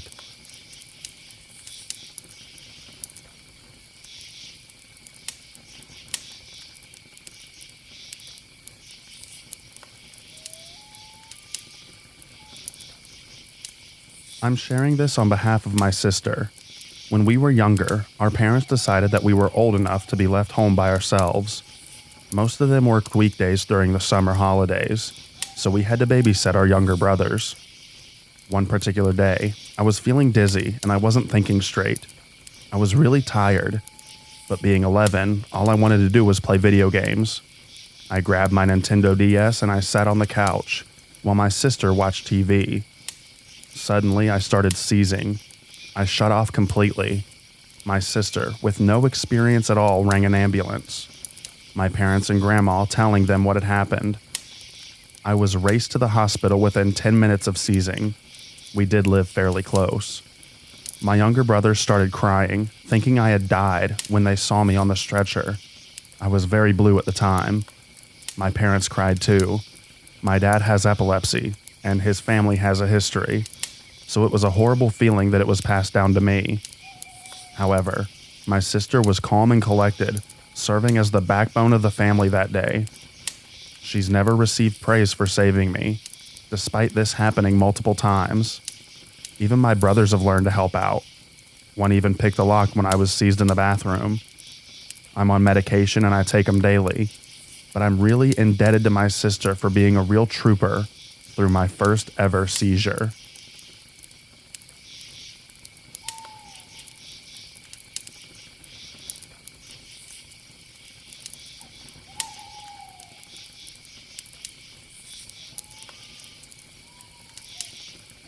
I was 14, looking after a 10 and 7-year-old, overnight stay at a house in the sketchier part of town.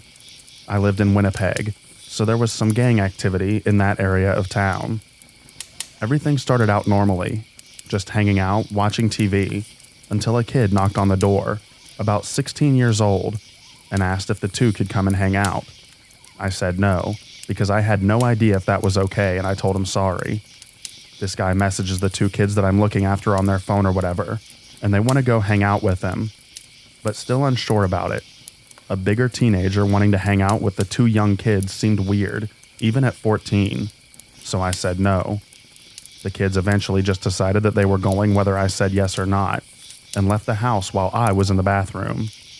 I'm a 14-year-old, scared crapless of the neighborhood, so I never got very far from the house looking for them. I called the mom of the kids right away, and she came back from her party very quickly and found the kids in no time, dragged them back to the house, and I witnessed the scolding of a lifetime. She apologized to me a ton, but I just felt bad about the whole thing. I got paid $100 for it though.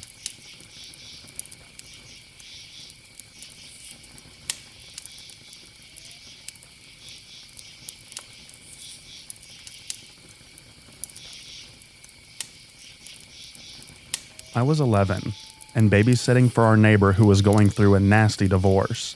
She had 2 sons who were 8 and 1. She leaves to go on her date and says that she'll be back around midnight. She doesn't tell me where she's going, and I have no way to contact her because it's the 80s and no one has cell phones. I'm watching TV. The boys are asleep. Everything's fine. Suddenly there's a knock on the door. Then banging and drunken cursing. "Cheryl, you stupid woman. I know you're in there. Open the door." I'm frozen looking at the door when the oldest boy comes flying down the stairs and runs to the door yelling, "Daddy's home." I grab him and pull him away from the door. By this time, the ex-husband had gotten into his truck to go get his gun to teach that woman a lesson.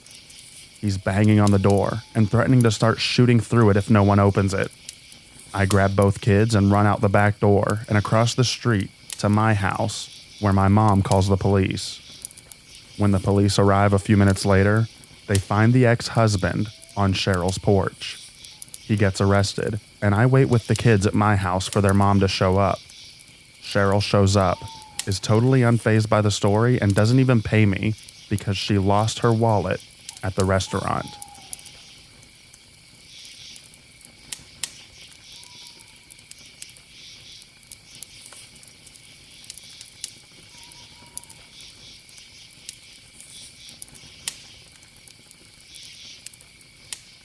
When I was a preteen, I babysat a lot.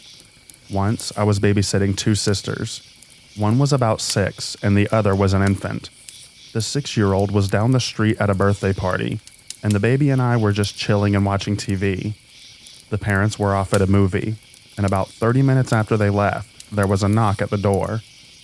I got up and looked through the small window in the door to see this dude in a shirt with an XL energy tag and a clipboard.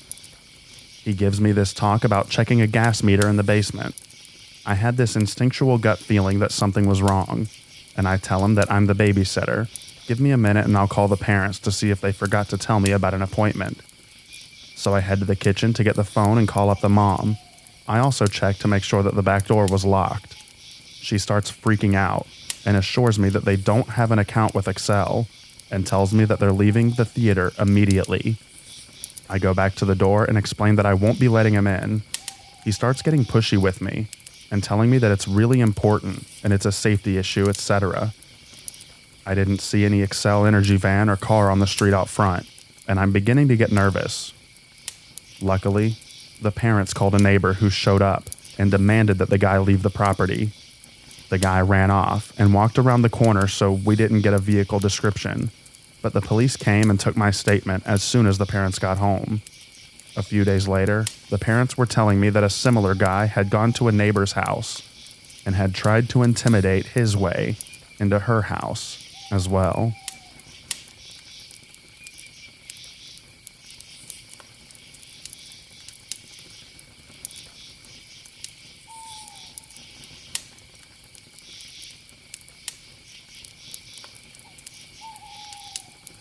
I babysat 2 young boys one summer.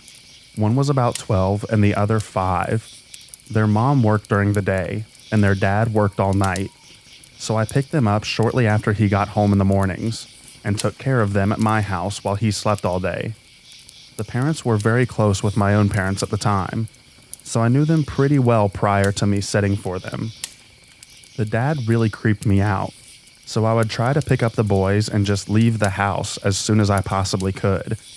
However, there were mornings where I would walk in and have to make conversation with the dad for 30 minutes because he had made the 5-year-old buffalo chicken wings and Mountain Dew for breakfast at 7 a.m. The child was 5 and already severely overweight. The parents were overly permissive. The dad was the worst and let the boys do whatever they wanted.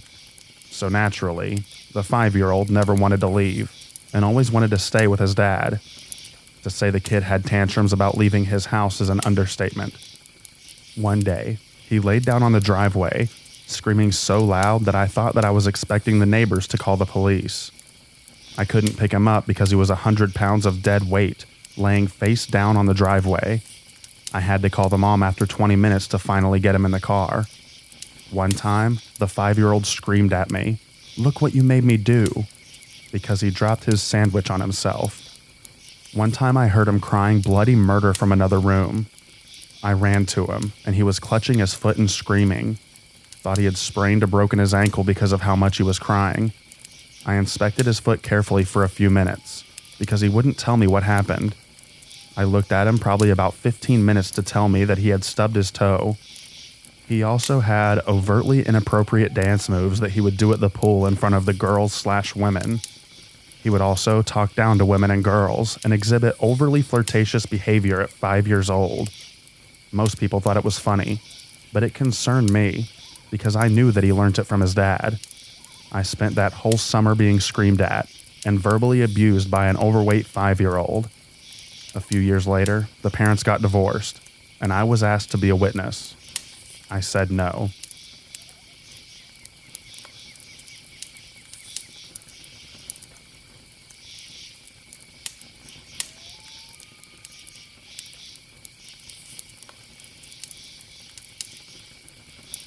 When I was younger, I had a bad fear of storms.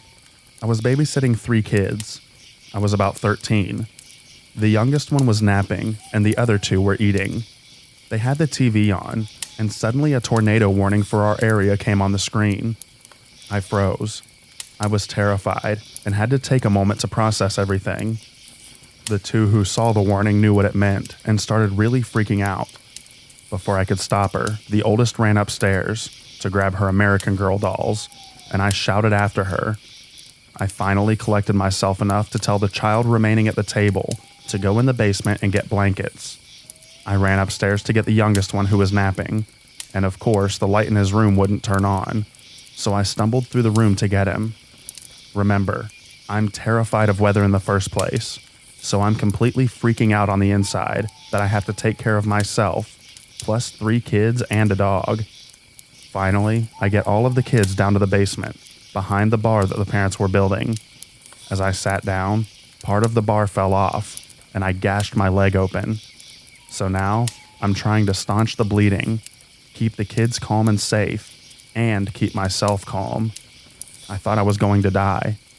The tornado never even came close. We were totally fine. Everything turned out well, but it was still one of the scariest moments of my entire life.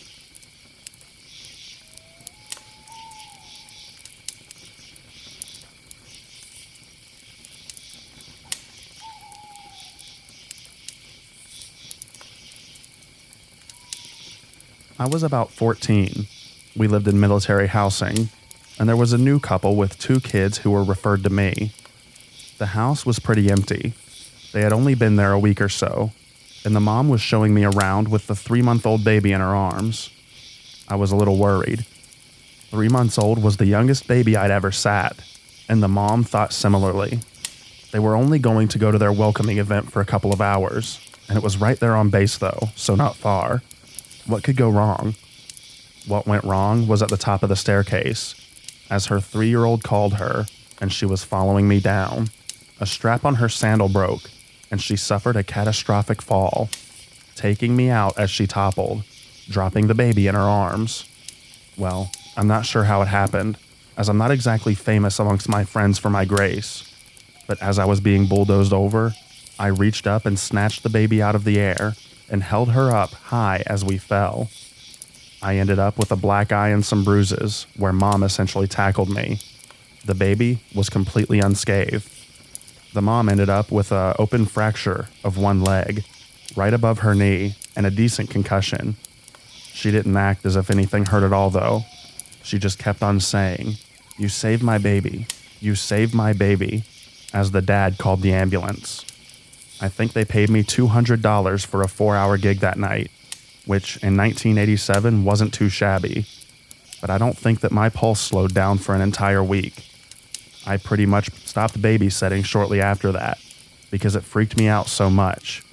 Not just the event, but word getting around that I was like some superhero with cat-like reflexes, when I'm pretty sure if that happened again, I couldn't grab that baby if I tried.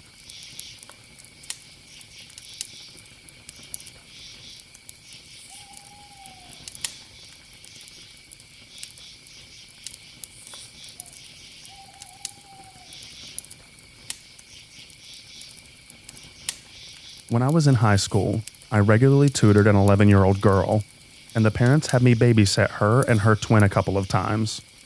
One time, the parents were meant to go downtown to a game and then be back around 12. Around 8 or so, it started raining very heavily. I live in a Gulf city, and storms can blow in fast and turn into flooding really quickly. Once it became clear we were in for a big storm, the parents tried to head home early, but the streets had already started to flood, and they ended up trapped in a parking lot. The parents called, and we agreed that I'd spend the night in their guest bedroom. I had the kids go to bed and set up in the kitchen to do homework and watch Netflix. After a bit of this, I noticed water seeping in from under the back doors. They had a large house with like 3 double doors to the back, so it was a crap load of area. I got every towel in the house and started wiping up the water and using the towels to block the door. After this had been mostly cleaned up, I went back to the kitchen table to watch more Netflix. Not even 15 minutes later, the power cuts out, and all the lights shut off. This freaked me out a bit, but I tried to stay calm. Then the burglar alarm went off in the other room. I pretty much crapped myself. I was in a pitch black house with 2 kids, surrounded by flooded roads that no one can drive on. After a minute, I realized that I was the closest thing in the house to an adult. So I grabbed the biggest kitchen knife that they had and went to go check all the doors.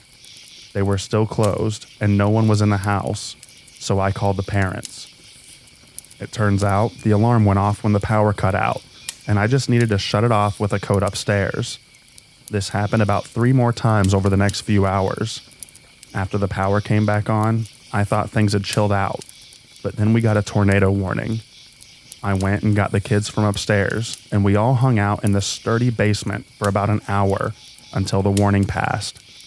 At this point, it was about 2 a.m., and I passed out in the guest bedroom. The parents woke me up when they got home around 7 a.m., and I drove home past giant fallen branches and stalled abandoned cars. It was surreal.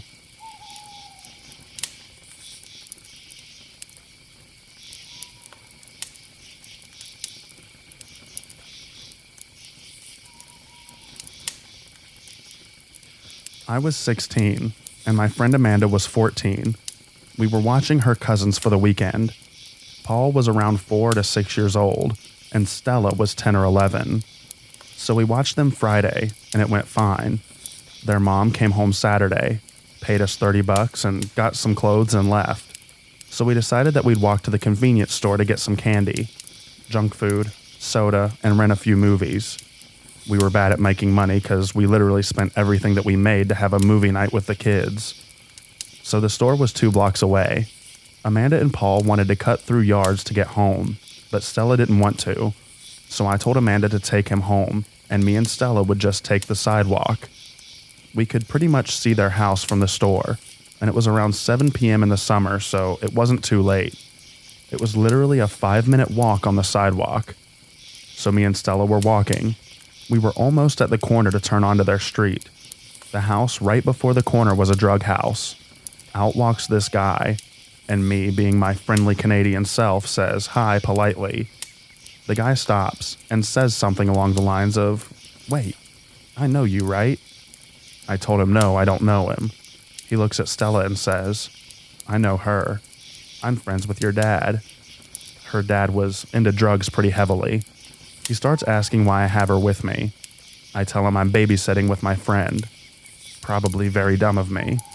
He starts getting closer, told me that I was pretty and says, "Oh, are you going home? Why don't I come too? We can all hang out. You teen girls like to party, right?" The guy's eyes were like pin drops. He was clearly high. I grabbed Stella's hand and kind of pushed her behind me, well, holding her hand because I'm starting to get scared, and I wanted to keep her away. Right then, my friend comes outside and sees us and yells for us to hurry our butts up. I look at Stella and just say run.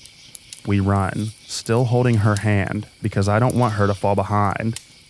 The guy just stood there. Once we got into the house and watched from the window till he left. I told Amanda what happened, and we called the kid's mom, but she said that it was fine and that stuff happens. We were in a poor part of town. So I'm still weirded out, and Stella is still a little scared. So we all decided to watch a movie in the living room, which is right where the front door is. I grab a large knife from the kitchen, and I set on the side table. We kind of forgot for a while because we just watched the movie. Like, when I got the knife, I was kind of joking. I didn't think the guy would actually show up. But about a half an hour later, someone starts banging on the door and yelling to open up. Now, normal people would call the cops, but I'm half dumb and half ballsy. I tell Amanda to take the kids into the kitchen, and once they're out of sight, I open the door a crack. It's the weird guy. He was talking a lot. He said something about knowing where Stella's mom lived, so he knew where I'd be. I try telling him that he has to leave, but he just starts to get closer. I should have just slammed the door, but I got scared and backed up. I grabbed the knife as I'm backing up and held it behind my back. By this time, he's pushed the door open and is standing in the doorway. I kept telling him that he needed to get out, and he said something about me being there alone. Since they were hiding, he thought it was me there alone now. Right then, Amanda comes out of the kitchen. Kitchen doorway is right across from the front door. The kids are half hiding behind her as much as 2 kids can hide behind an 80-pound, 5-foot-nothing 14-year-old. Amanda is holding a huge butcher knife. The guy looks and sees her. I step back and bring the knife that I have out from behind my back and hold it at my side. Amanda yells at him to get out. I tell him, "You need to get out of here before we stab you." Dude bolted so quick that he didn't even shut the door. We called the kid's mom and told her the dude showed up and pretty much forced his way in. We even told her that he didn't leave until he knew that we had knives, and she told us to just lock the door and we'd be fine. We called Amanda's mom and told her. She picked us all up, and we all slept in Amanda's bed that night. Well, Paul was asleep by midnight. Me, Amanda, and Stella didn't fall asleep until well after 4 a.m. We watched the kids at her mom's for 2 more days. Then I went home, and I think Amanda had them another day or 2. I watched them with Amanda a few more times at their house, and nothing bad ever happened again. It's been 9 years. I talk to Stella from time to time. She's told me before that she remembers that night, and that she thought that the guy was going to kill us. And all this because my Canadian butt thinks that it's rude to walk by someone and not say hi.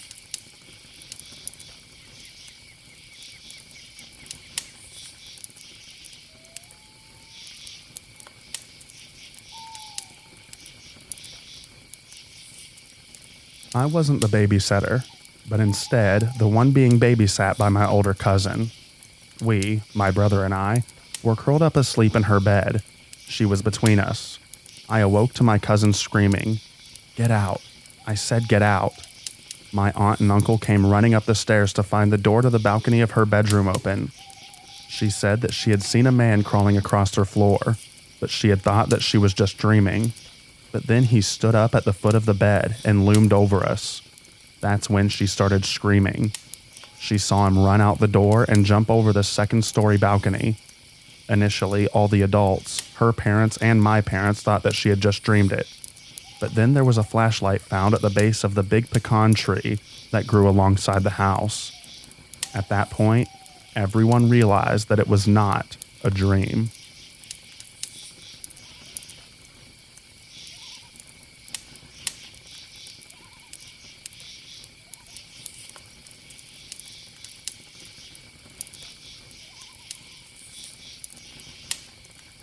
I was maybe 12 years old and watching two little girls. I had only watched them once before, so I was still really trying to impress their mom. They lived in a crappy part of town, and we didn't play outside very often. This night, I was to spend the night and sleep on their couch. In the living room, there was a door that led outside to their backyard. The front door was directly across the little townhouse from the back door. Off to the right, looking towards the front door, was a kitchen, and on the left was the stairs that led to the second floor bedrooms and bathroom. When you opened the front door all the way, the door blocked off access to the stairwell. At some point, I fell asleep on the couch and was snapped awake. There, standing in the house by the back door, is a very drunk man. He's dirty, he's drunk, and he's walking towards me. My 12-year-old mind was panicking, and I knew that if I called the police, I'd be attached to the wall by the phone, and I couldn't prevent him from going upstairs. They didn't have a cordless phone yet. I immediately started talking to this man. He says he's looking for someone, and he's going to go upstairs. I bolt off the couch and beat him to the front door. That's when I noticed headlights out front, through the peephole. I see it's a taxi, and I fling the door all the way open and start yelling for the driver to help me. He rolled his window up and shrugged. I don't know how I did it, but I managed to stand in front of the wide open door and block his way up the stairs. He's pushing me hard, and all I can think of are these little girls asleep in their beds, and I remember that he's looking for someone who doesn't live here. I say, hey, Rosie and Trevor are waiting for you in the cab. Look, they're waving at you, dude." He buys it and walks out the front door just enough for me to slam and lock it. I run to the back door, and I lock that too. After him banging on the door for a few minutes, he goes around back and tries to get back in. He leaves in a taxi cab, and I didn't sleep for the rest of the night. I never told anyone, never phoned the police, and never, ever went to bed again without locking all the doors and windows.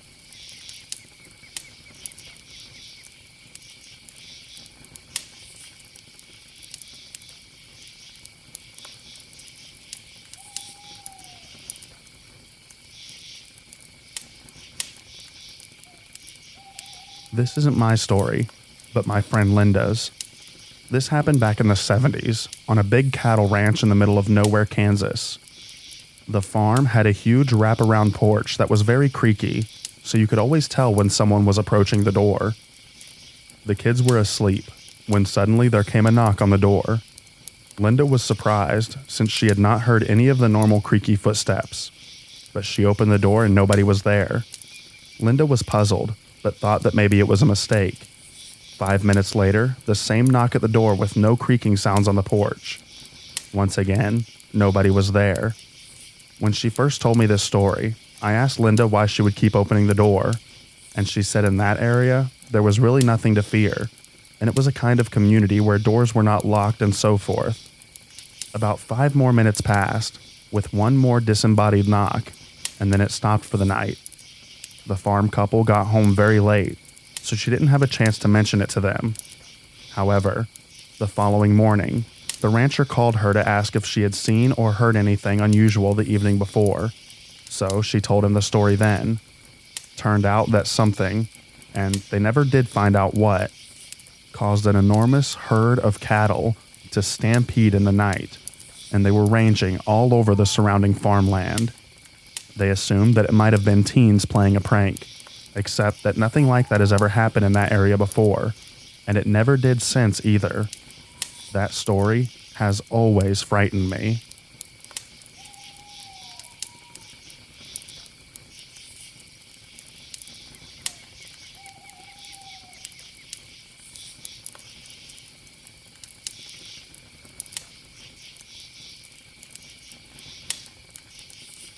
I'm generally not one who enjoys or is good at watching other people, not even for money and free food. But there are 2 times that I did, and both were awful. The first was my niece, who was around 6 at the time. She was incredibly wild, and well, very crazy at times as well. She'd throw fits over nothing, and it was like watching an exorcism movie. She'd be crazy strong. She'd bite and growl and get very violent. A few months before the night in question, she tried to stab a cop with a pair of scissors. Yes, you read that correctly. So yeah, I was very scared of being alone with a first grader. I noticed that she's been too quiet, so I look for her, and I find her with her dog, a smallish poodly thing. I don't know dogs that well, and a sharpened pencil raised over its head, and exclaimed that she was helping the dog go to heaven so she could get a cat instead. So I save and hide the dog, at which point she goes to the large locked plexiglass cage where my 3 parrots live. She pries and forces the lock open, then soaks my birds with Windex for no reason. Luckily I caught her, washed them off, and they weren't hurt. Nothing else happened that night, but that was more than enough. I wasn't alone with her again for about 8 years. I was almost positive that she was on the path to being a serial killer, but surprisingly, as a teenager, she's much better and hasn't tried to murder anyone recently.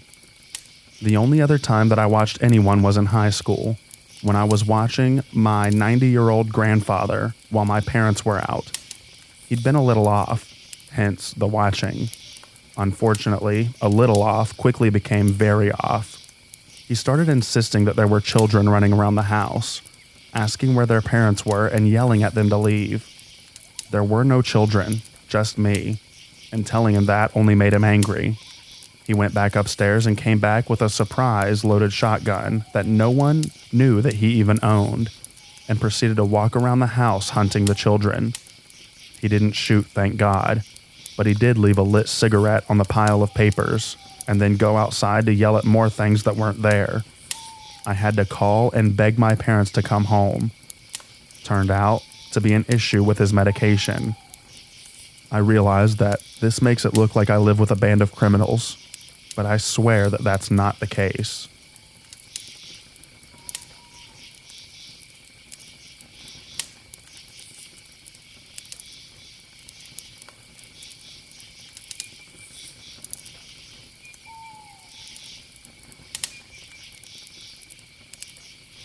Okay, 2 times I babysat, one with an actual baby.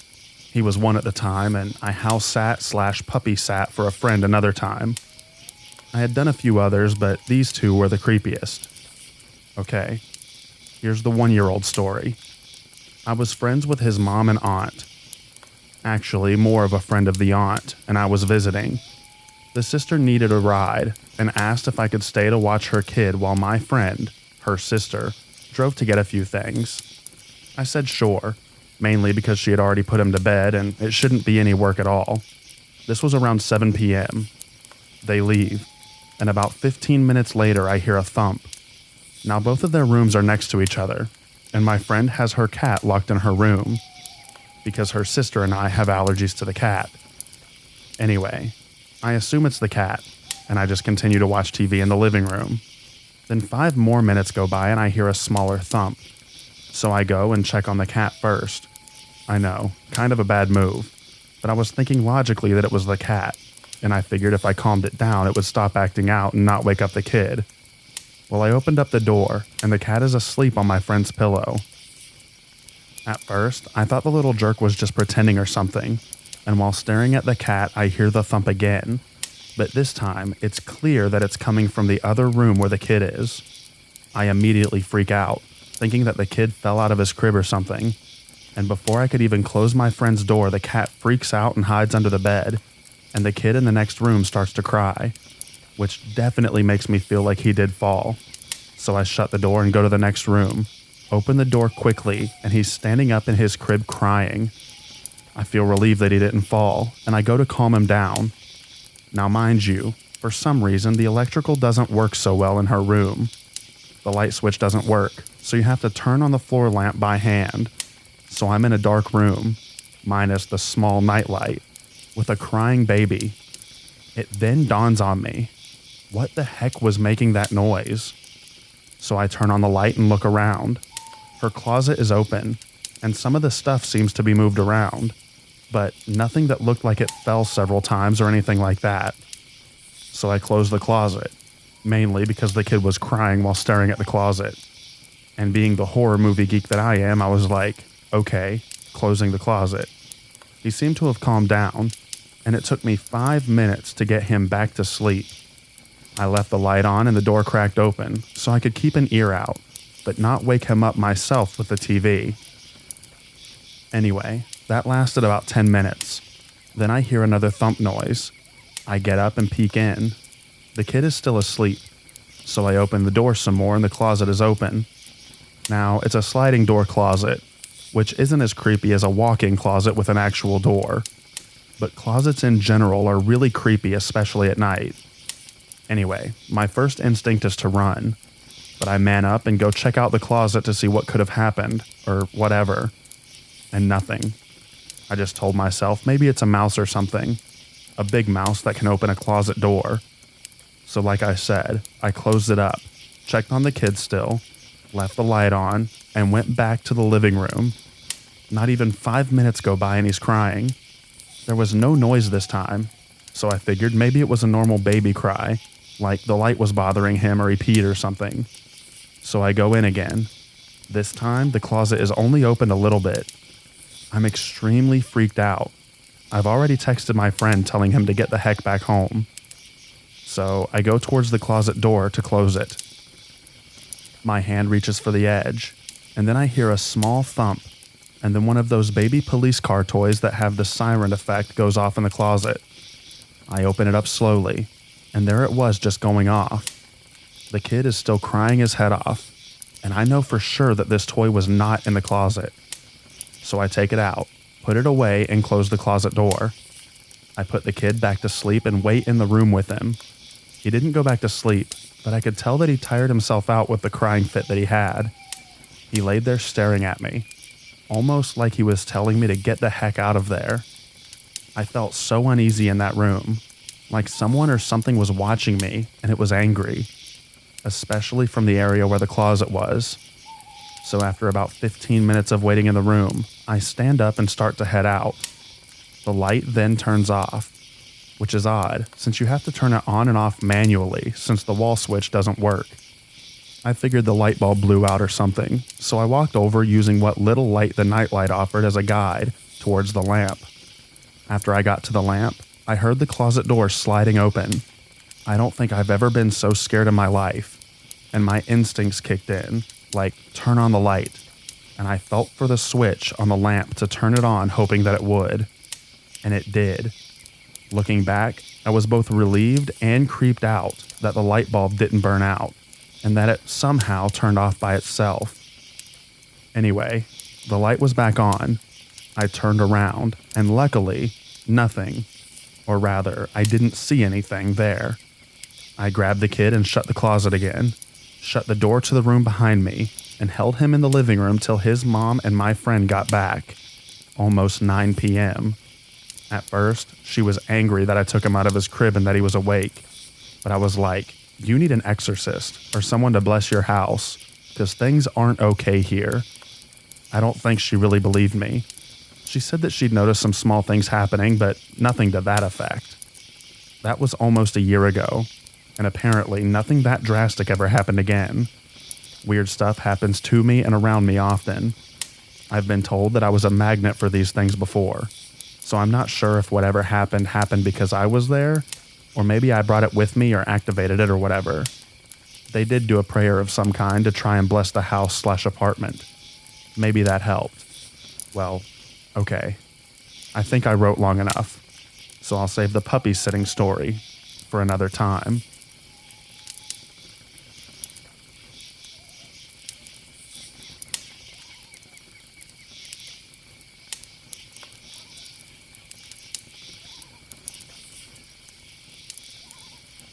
So I know this is kind of late, but I finally got some free time to sit down and write this. I live in a rural area, and the nearest Walmart and Target are about 30 minutes away, just to give an example. So my friend at the time, who lives in another small town nearby up in the mountains, a town called Wrightwood, asked me to puppy sit/house sit. I agreed. A free mini vacation away from home, and I actually like the dog. A big, sweet-hearted black lab mix named Lainey, or however she spelt it. Anyway, I drove up to the house, saw my friend off, and made myself at home. And after settling in, I took the dog out for a walk. This was about 3 p.m., so the sun was still out, but it was cooler and shadier out. Anyway, we get back home. I make myself some dinner and then feed the dog her dinner. I turn on the TV and ended up dozing off for a bit. When I woke up, it was later at night, around 9 p.m. or so. I get up to walk around and stretch. Lainey was sleeping on the floor next to me and stayed in her spot even after I got up to move. I decided to take a tour of the house since I didn't really get one when I arrived, since my friend was leaving so shortly after I arrived. So it was a decent-sized house. 2 bathrooms and 4 bedrooms, including the master bedroom. The master bedroom was on the left side of the house, all by itself, with an ensuite bathroom. The other 3 rooms were on the opposite side of the house, down along the hallway, and at the end of the hallway was the other bathroom. In the middle of the house was the kitchen and dining/living room. My friend had just recently moved in. She was there for about a month, but had only lived in it for like 3 weeks due to business trips. The house also had very big windows too, which made it kind of creepy at night, especially because the windows in the living room, which faced the small backyard, didn't have curtains or blinds. Not that she had any neighbors behind her, but still, it was a little creepy. So I look around. The 3 extra rooms were just being used as storage at the time. One she was going to make into an office, and either one or both of the others into guest rooms. After I was done, I closed all the doors back up like they were. I checked the rest of the house for my lockdown procedure. I turn off all the lights, the kitchen, and go back to watching TV. Midnight rolls around and Lainey starts whining, so I let her out in the backyard to go pee. She runs around sniffing and whatever, usual dog stuff. I'm freezing cold standing in the doorway, asking her to hurry up, when I hear a crashing noise from inside. It gets my attention, and also Lainey's. So I turn around, peek my head in to see if it happened to be the kitchen or the living room. I can't see anything, and just figure that something fell in one of the rooms. Lainey finishes and comes in. I close up behind her, and I decide to go down the hallway to see what fell over. Lainey followed me to the entrance of the hallway, but then stopped and started to whimper. Her tail went between her legs, and she started to growl a bit. At first, I thought that maybe she was growling and scared of me because I didn't turn on the hall light. So it was dark. So maybe she didn't recognize me, so I called out to her so that she would know that it was just me. But she was still scared. So I opened up the first door, and I look around, and nothing seems to have fallen over. I leave, close the door, look over at Lainey, who is now laying on the floor at the entrance of the hallway, still whimpering. I open up the other room across the hall. Same thing. Everything looked fine. I closed the door and went into the third room. There, I found a small box had fallen over. I go and pick everything up and move the box elsewhere. Then I noticed that the window was opened a bit, so I scared myself thinking that someone broke in. But I realized how dumb that was because there wasn't anywhere to find in the room, and I would have heard the door opening and closing if they had left the room. I close up the window and I lock it, and I check the other rooms and lock them up too. I go back out to watch TV, and Lainey lays down at my feet and seems better now. I start to doze off again. I'm about to fall asleep, and then Lainey just starts barking and acting berserk over by the hallway, just barking at the dark. I'm half asleep and freaking out, thinking, oh no, someone did get in. I go over and turn on all the lights, and I notice that the third bedroom door was open a little bit, the same room where the box fell. So as a cliche, I panic, go into the kitchen and grab a knife, and then I go to the room. The window was still closed, and nothing seemed out of place. I go, check out all the other rooms in the bathroom, and even the master and its bathroom. No one to be found. I put away the knife, and I see that it's 2 a.m. I decide to head to bed.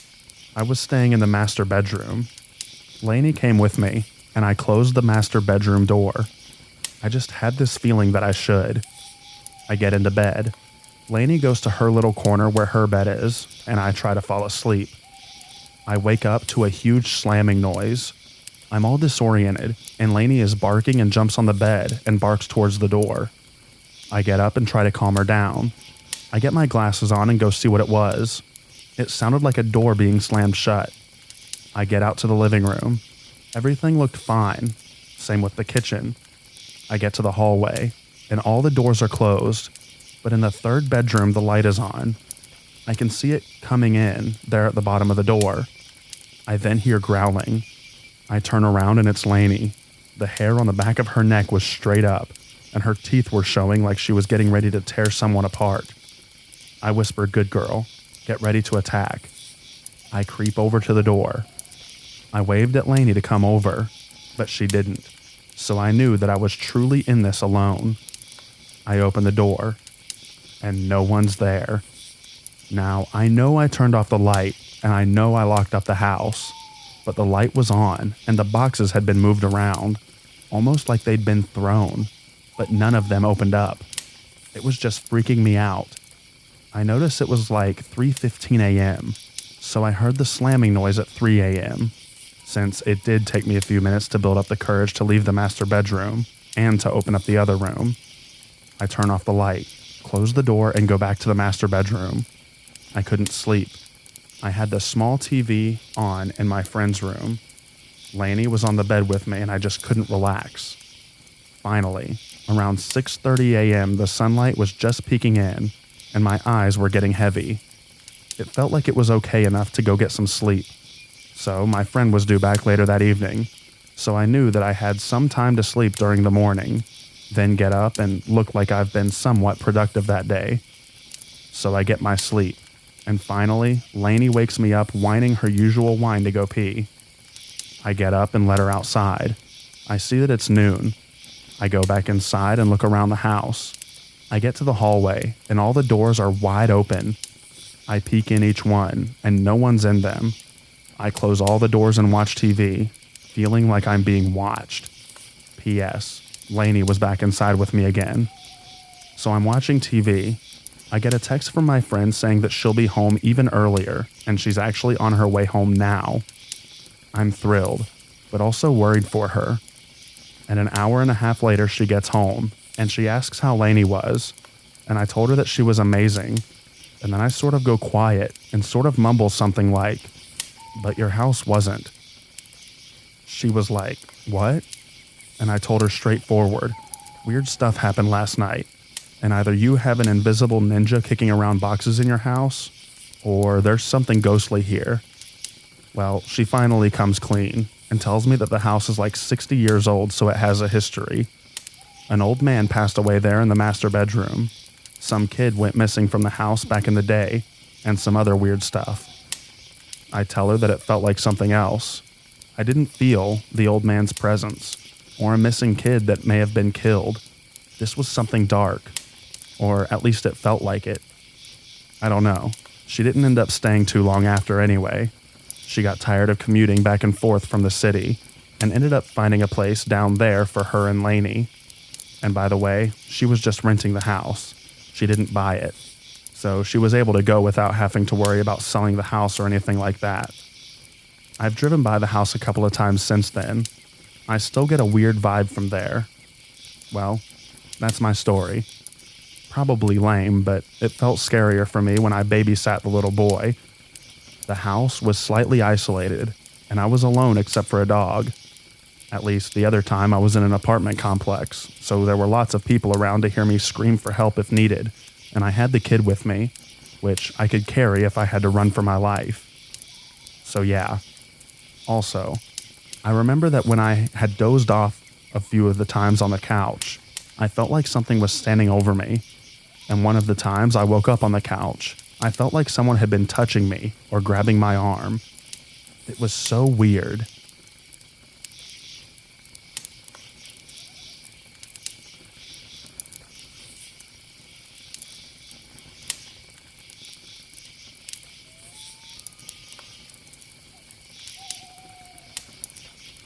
I was babysitting a couple of siblings, a brother and sister, and the sister had a friend over to play with as well. The two girls were 5. The boy was probably 7 or 8, a little bit older. I was watching them during the day on a weekend because their single mom had to go into work. When I got to the house, the boy was zoned out watching TV, and the little girls were playing with dolls in another room. The morning went fine, but in the afternoon, as I was making lunch, I hear screams in the backyard. I run back there, and the boy is wielding a seriously sharp kitchen knife. The two little girls have barricaded themselves into one of those plastic playhouses and are screaming in terror, and the boy is madly stabbing the knife through the slits in the windows, laughing. As I run over, I'm shouting at him to stop, but he just keeps stabbing, and I have to tackle him and wrestle the knife away. I ended up getting cuts on my hands in the process, and the boy was kicking, punching, and biting trying to get out of my grasp. I somehow managed to drag him away and throw him in his room and call his mom at work. She comes home a few hours early, clearly angry that I called her and grumbling about how he obviously wasn't going to hurt the girls. She gave him a good smack, but basically told me that I was a bad babysitter. I was not that old myself, only 12 and terrified, so I just nodded and went home without getting paid.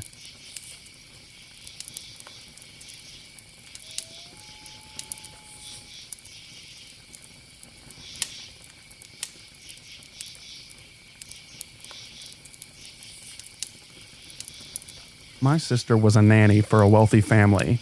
She was having a bad time with kidney stones and asked if I could assist her for a few days. I agreed. First off, it was a really strange family, but whatever, I could handle it. They had a 7-year-old son and a 3-year-old twins, a boy and a girl. The mother is out on a date. The kids are in bed, and my sister and I were up in her room eating dinner and watching TV. All of a sudden, we hear a loud bang. We turn all the lights on downstairs and check the house. Apparently, there was a large bar across the basement door, and it was clear that it had been knocked down. Someone was trying to break into the house. My sister gets on the phone and calls the police. I'm guarding the stairs in case anyone is in the house. I want to protect the kids. The oldest wakes up. We don't want him to be scared. I told her, go upstairs with him, and I would wait for the police. I stayed at the stairs holding 2 knives, in case I needed to defend myself. After what felt like an eternity, the police showed up. They weren't sure if someone tried to break in or not, but they made sure that no one was in the house and took a report. There had been break-ins in the neighborhood, so it wasn't unreasonable to think that someone had tried to break in, and turning the lights on scared them off. We couldn't get a hold of the mother or father. He no longer lived there, but we handled it. A day later, I'm watching the kids in the backyard. The oldest runs up to me and says, "Look what I found." It was a hunting knife. I told him I needed him to hand it to me. I also let him know that he wasn't in trouble. He hadn't done anything wrong, since I was clearly upset. I asked the mother and father. He was visiting, and it wasn't theirs, so we called the police. Unfortunately, I had to touch the knife to take it from the child, so I likely messed up any prints that were on it. The officer understood. She agreed that taking the knife away from the 7-year-old was the best option. It was found by the basement door, so clearly someone had tried to break in. I was pretty freaked out. The one thing that I was pleased with was finding out that I had the ability to stay calm under pressure. I was able to put the kids first, think clearly, and do what I needed to do. I can't even explain how happy I was to leave that place and never go back. The family was incredibly strange, and I felt really bad for the kids.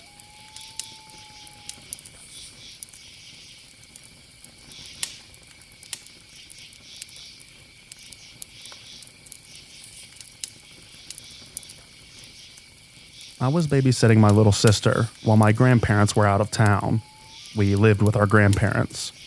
When we hear my grandparents' bedroom door open, I grabbed the only weapon that I had, a mini Yankees baseball bat, and was just sitting with my sister quietly in my room. We heard someone walk down the hall to the kitchen when I called my uncle to come check on us. This whole time, I wasn't completely convinced that what I was hearing was real. So 10 minutes later, he arrives and comes in through our front gate. We had a large outdoor courtyard, and he comes and searches the house. We go into our grandparents' bedroom, and their sliding glass door to the courtyard was open, and the chair in front of it was pushed forward, propping up the blinds. So someone had clearly entered the house, but my uncle searched the house and no one was there. We assumed that whoever it was had probably left the house when he heard someone come. So my uncle left. After that, my sister and I were in the kitchen eating some food when the doorknob to the garage door starts rattling. First softly, then harder. The knob was broken and almost impossible to use. So I grabbed my sister, ran out the front gate, got in my car, and left. I have never been so scared in my life.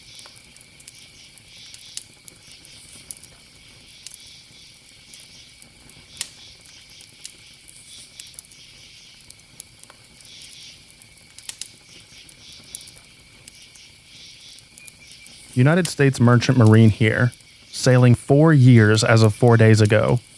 I witnessed an earthquake while on board. First off, easily the scariest moment of my professional career so far. In transit along the west coast of Mexico just after lunch. Just working through my noon duties. Just my AB and myself on the bridge. All of a sudden, the ship starts shaking, slightly at first. Gradually building into a serious, violent pounding shake. The best way that I can describe it is that it was similar to airplane turbulence, just slower and harder shaking. Of course, I'm shook. It only lasted about 30 seconds, but it was terrifying. My AB and I are on both bridge wings looking to see if there's something in the water that we could have hit. Maybe a submerged container? I'm verifying our position in every way possible, making sure that we didn't just sniff the bottom somehow. Being the navigator on board, I'd be in deep stuff if this were true. Better dust off the old resume. Captain comes up to the bridge. What in the heck is going on? Engine room gets called. They start checking the void spaces, machinery spaces, and bilges. Chief mate comes to the bridge, gets the bosun, and the deck gang to start sounding all the tanks. Phones and radios are going off left and right. Everyone is asking me what happened, and I've got no answers for them. After about 15 minutes, things start to settle down, and nothing seems to be out of the ordinary. Captain heads down to his office to call the office, and presumably sign me off the ship. He comes up about 20 minutes later with a printout from the internet.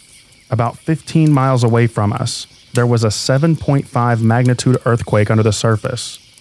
The amount of relief that washed over my entire body was almost orgasmic. Nothing seemed to be damaged in the aftermath. We all had a good laugh about it later. The captain said that I was white as a ghost when he came up.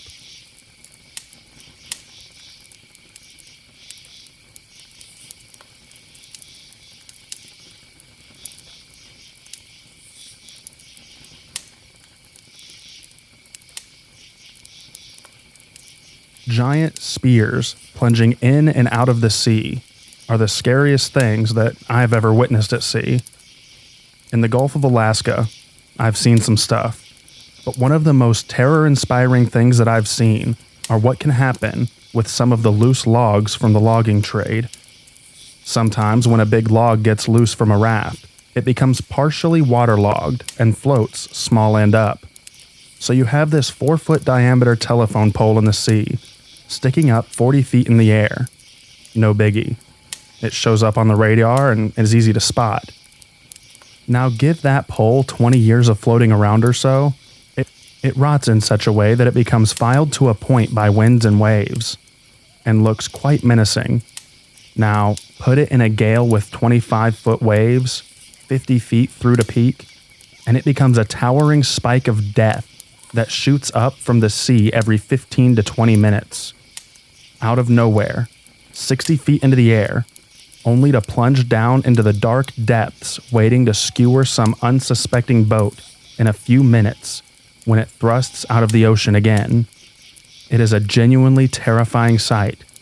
Rare, but not so rare that I haven't seen two in one season.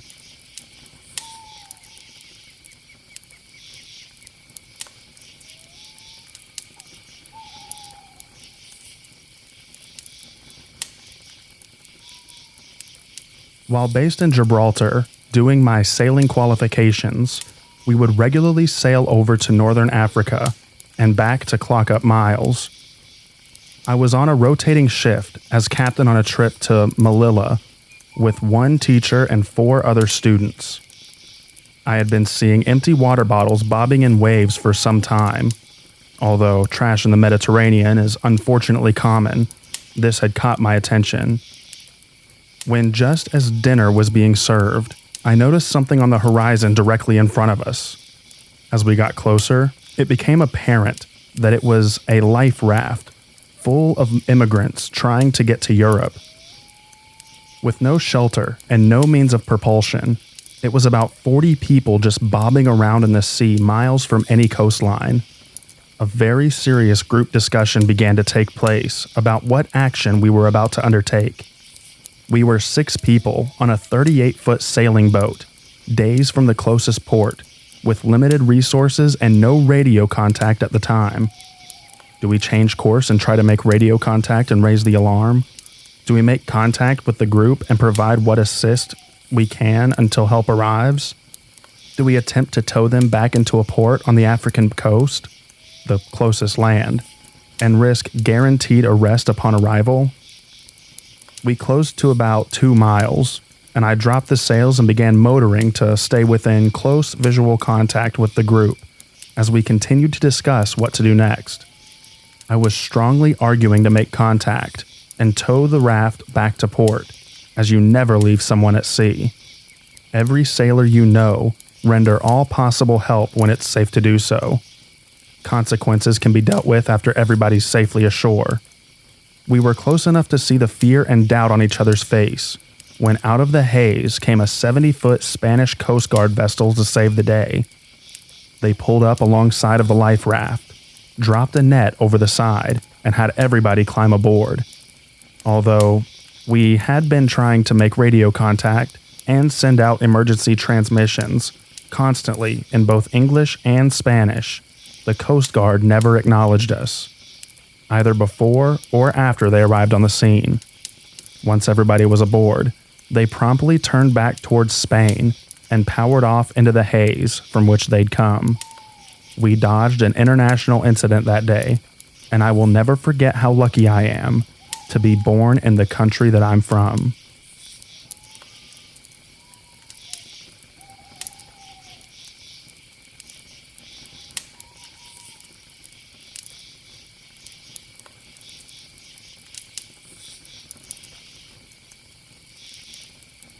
I was on a small sailboat about 100 miles offshore. I hadn't gotten any sleep in about 60 hours because the swell was so bad, and I don't think anyone else had either. So the captain had us doubled up on watches so no one worked alone. I came on watch just after sunset and relieved the skipper who went below to heat up dinner.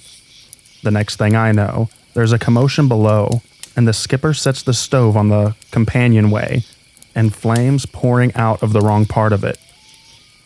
I looked at the fire. What a weird stove, I thought. It didn't do that yesterday. I looked at the helmsman. He looked at the fire, then looked at me as if to say, Is that real? We both looked back at the flaming stove. Stoves aren't supposed to do that, I thought. Then we looked at each other again for a moment. Then back at the flaming stove. I watched it for a moment more. It's kind of pretty, I thought. Then the skipper stuck his head back out the hatch and bellowed, "Well, get it off the boat already." I suddenly snapped out of my daze, picked the stove up by the end that wasn't on a fire, and threw it overboard. It sailed end over end through the air, trailing flames until it landed with a splash, and for a few moments bobbed and burned like a torch on the open sea. And then, with one last belch of flame, it sank.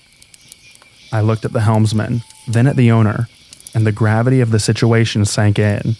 We had just escaped a major galley fire by the narrowest of hairs, and we were so doggone tired that we hadn't even realized it in the moment.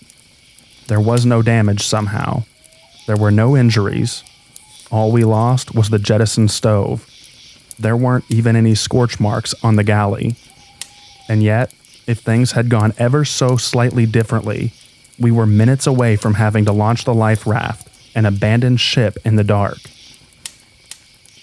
As it was, we got out the backup jet boil, finished heating up dinner, and ate. I finally got some sleep 4 days later when we made it to port.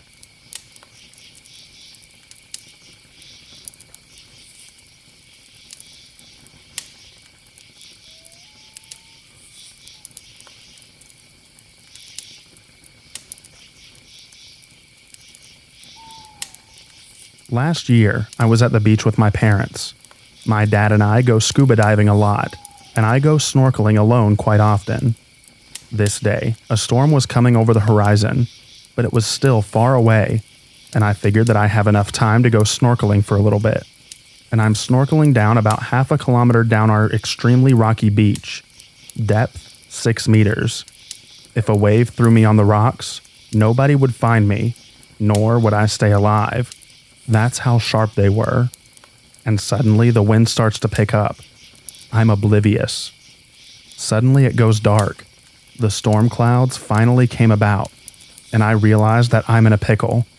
I start swimming back, slowly snorkeling, when suddenly I swallowed huge amounts of water through my snorkel. I pull my head out of the water, and I see nothing but waves. Huge waves. I can't see the shore. In the end, I got back to shore safely before the storm hit. If I stayed in a little longer, I would have been lost at sea.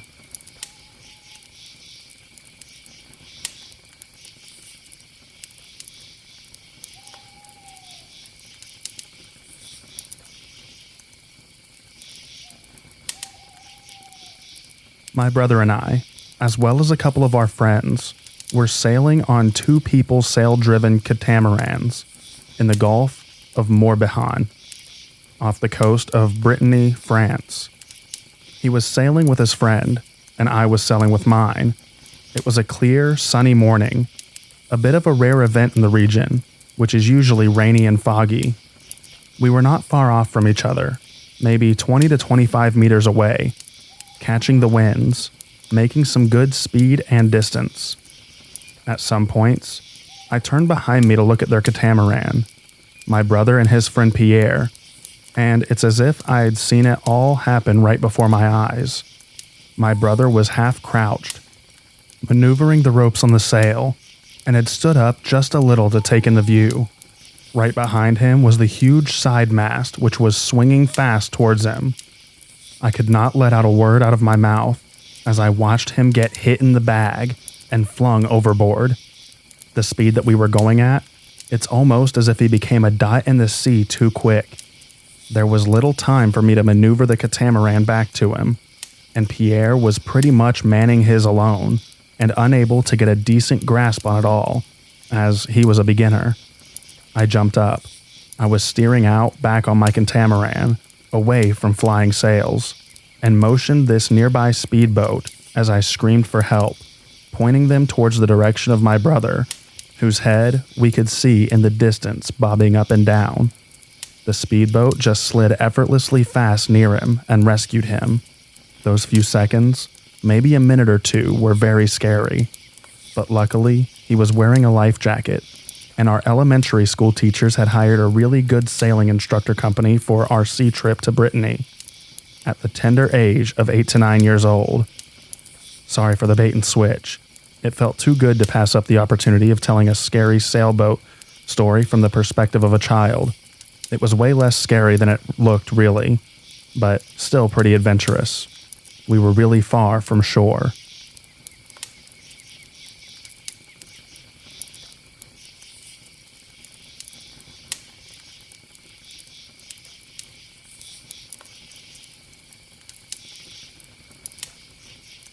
Two friends and I took a trip to Indonesia a few years ago.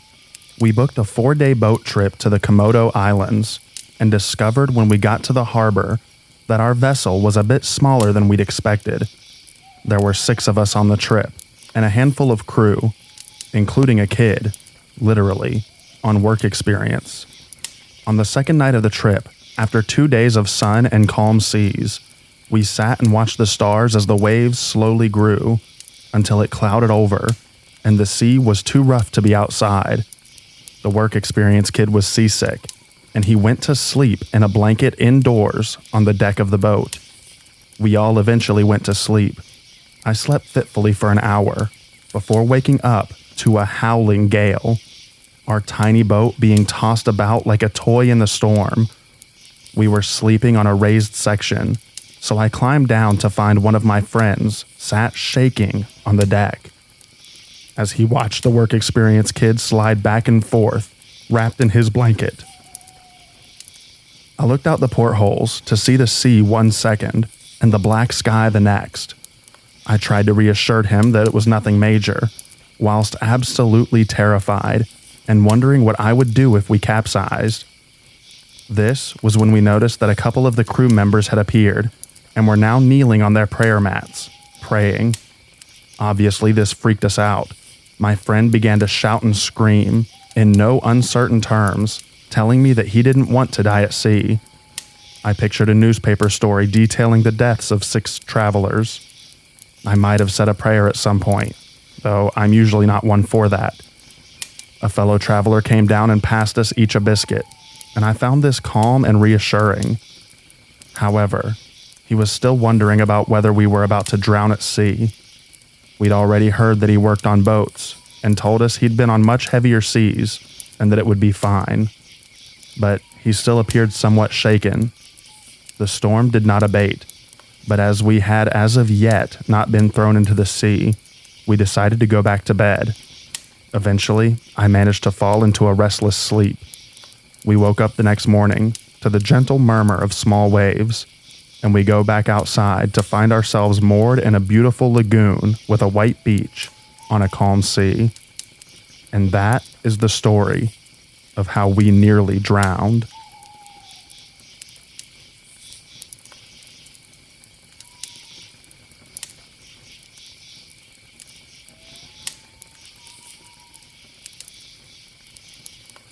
When I was about 6, I went for a walk along the beach with my mom and sister, who was 1 year old at the time. My mom was pushing my sister in her buggy. I was cavorting and gathering shells. All was good. We were near a lighthouse, which had a sunken tidal path to it. And long story short, my mom had misread the tide times that morning and hadn't read the sign at the top of the path. About halfway through our walk back from the lighthouse, the sea suddenly becomes way closer than it should be. I see nothing wrong with this, being 6, but my mom immediately and justifiably freaks out. She rushes along the path with the buggy, yelling for me to keep up, but I got distracted trying to gather my bucket of shells.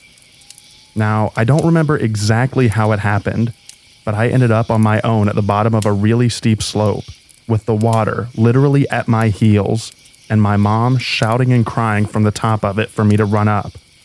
I was terrified and absolutely frozen, and I remember distinctly just thinking that I was going to die. It was getting dim. Nobody was around, and my mom later told me that she desperately was trying to find some way to get back down the slope to get me, without putting my baby sister in danger as well. I eventually snapped out of it, and climbed the slope really slowly, using these smooth metal things that were laid into the path as handholds. By the time I got to the top, the path was completely covered by water. I was fine but shaken, and my mom never took us down that way again without triple checking the tide times.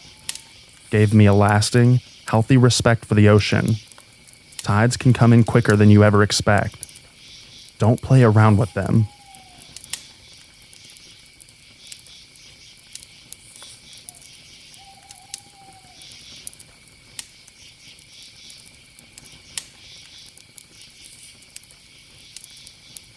I used to live in Jamaica and loved being very close to the ocean.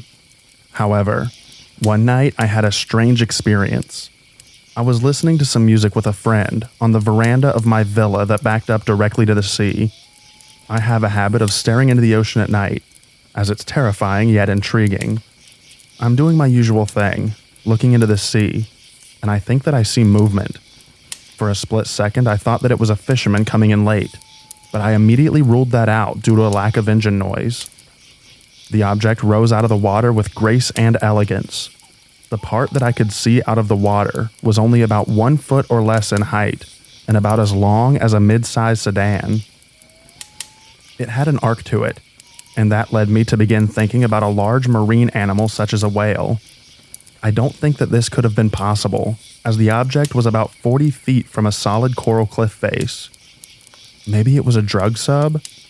Jamaica is often used as a stopover for the drug cartels from Colombia to refuel, but I think that a surfacing sub would still make noise, and that still doesn't explain the proximity to the land.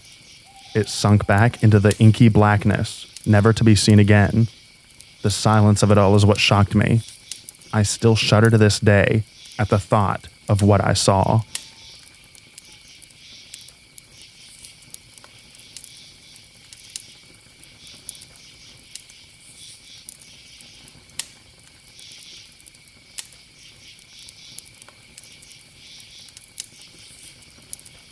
My wife grew up in Miami. When we were dating 20 years ago, her folks took us to the Bahamas on their 32-foot boat. It was a lovely trip. They decided to do a midnight crossing to come home, as we'd lost one engine and the seas would be calm. All was well for the first couple of hours, so her dad went to catch some sleep and let the mom drive. It was the open water around 2 a.m. when we saw a single white light in the far distance ahead of us. 20 minutes. 30, 40. The small white light was getting larger, closer. No doubt it was another boat, but its angle of approach wasn't clear in the pitch dark. My then girlfriend and her mother began discussing the lights on the approaching boat. Red and green lights on either side of a vessel are an indicator of its approaching or departing. Clearly it was approaching, but they couldn't see the colored lights yet to know which way to steer to safety. Naturally, they began arguing, and me, being raised in Atlanta nowhere near maritime activity, I couldn't offer a single bit of help. Based on her perspective of the other ship's lights, the mother made the decision of which way to go. She cut the engine down and made a hard right away from the oncoming boat. The dad had felt the deceleration of the boat and came up to investigate. As soon as he arrived, so did the other boat. As it did, we all quickly realized that not only had the mom misinterpreted the direction of the other boat, we also learned that it wasn't actually a boat. No, the mom had slowed down to a crawl and had steered us directly into the path of an oncoming oil freighter. "What are you doing?" the dad asked, more calmly than one would expect. "Speed up. Speed up." He reached forward and slammed the throttle to full. The 32-foot boat lurched ahead, speeding as fast as it could on its one engine as it cut directly in front of the other freighter. A quick fact about freighters: these things are a few thousand metric tons of dead weight and take about a mile to stop. We never had any communication with the captain or crew of the freighter, but we assumed that they saw us and didn't want to crush our tiny boat. Even so, they couldn't have stopped in time anyway. We passed probably 50 yards in front of the freighter. That seems like a lot of distance when you think about half of a football field, but it isn't much at all in the open ocean. when the passing of a massive freighter could suck a boat our size into and under itself if we became caught in its event horizon-like wave. As we moved beyond its path and it passed behind us, I craned my neck up and up and up. I stared in awe at its huge black hull towering over us. It was terrifying and surreal, and I never want to be that close to a freighter in the water ever again.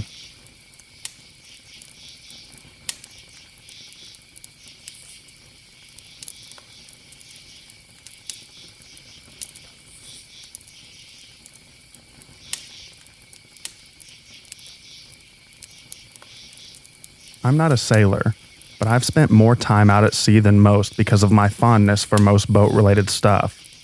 Even though I enjoy being out there, it always has kind of an eerie feel. I live in the south of Norway, and the North Sea is really dark. Even on the most beautiful days, you can max see a meter down. Well, this one time I was out by myself, in a pretty small, about 14-foot-long boat. It was one of these not sunny but still adequate weather days.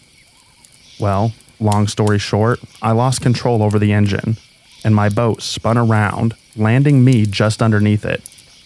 As I saw mentioned in another post, I have never felt as vulnerable as just then, floating at the top of a big nothing.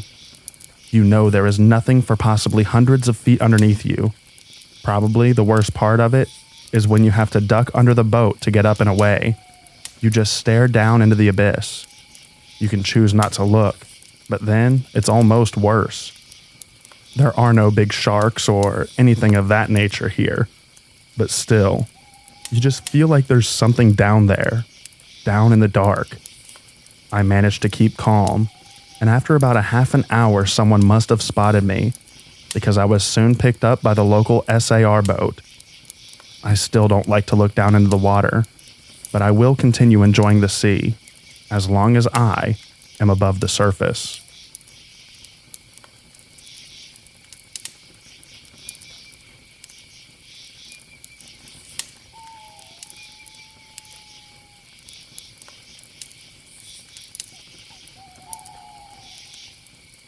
Not sure if this is considered creepy, but it's kind of unnerving.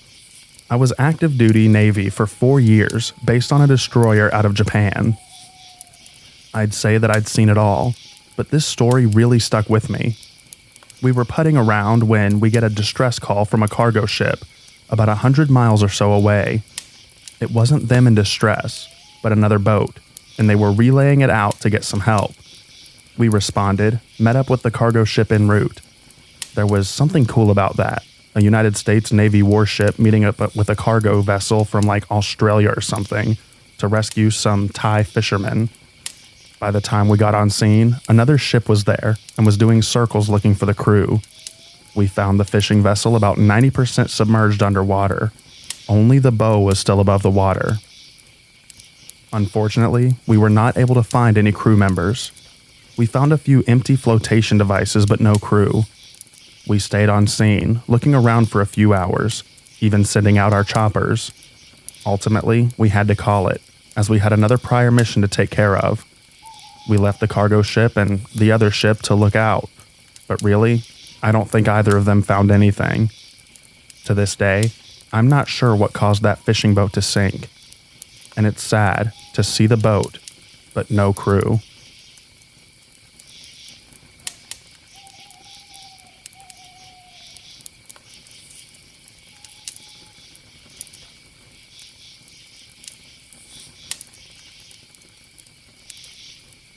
I was serving on a Coast Guard vessel in the Barents Sea in the late 1990s. This is an area very rich with fish. So a big part of the Coast Guard's job in the area was policing, rescuing, and inspecting fishing ships. The closest coastline to the Barents Sea is the Russian Kola Peninsula, so the majority of the fishing vessels there were Russian. One day while patrolling the area, we noticed a fishing ship moving in a strange pattern. Usually, the travelers would move like a herd, following the fish stems. But this vessel would keep moving in and out of the fleet, and often moving right up next to other ships in the fleet before moving out again. This seemed to us as a very strange behavior for a fishing ship, so we decided to send out a boarding party to inspect the vessel. I was on this party. When we came aboard, to our surprise, there were no fishing equipment on deck, and it didn't seem like a boat had been trawling at all. Still, we had to do a proper inspection and see what was in the cargo. When we moved inside the boat, we noticed that a lot of the lights inside the boat were changed to red, and there was a smell of old booze and sweat instead of the normal smell of fish. We came into the cargo hold. It was even stranger when the cargo also turned out to be empty, so they were not supplying the fleet or taking their catch to shore. On our way up to the bridge, we suddenly figured out what was going on. One of the crew, luggers, had no door, and the bunk beds inside were filled with scantily dressed Russian girls. It turned out it was a floating brothel servicing the fishermen out at sea. This might not seem much to some, but to an 18-year-old Norwegian, it made me realize how good my life was, compared to these people living right across the border, especially considering both the girls and the fishermen were around my own age. I also have another story. This one's not mine, but my father, who was a commercial sailor from the 50s to the 70s. He was on a tanker crossing the Pacific Ocean. They were far from land and kind of in the middle of the ocean. The Pacific Ocean is big, very big, so the chances of meeting other vessels out there is slim to none. Still, one night when it was completely dark, dots started to appear on the radar.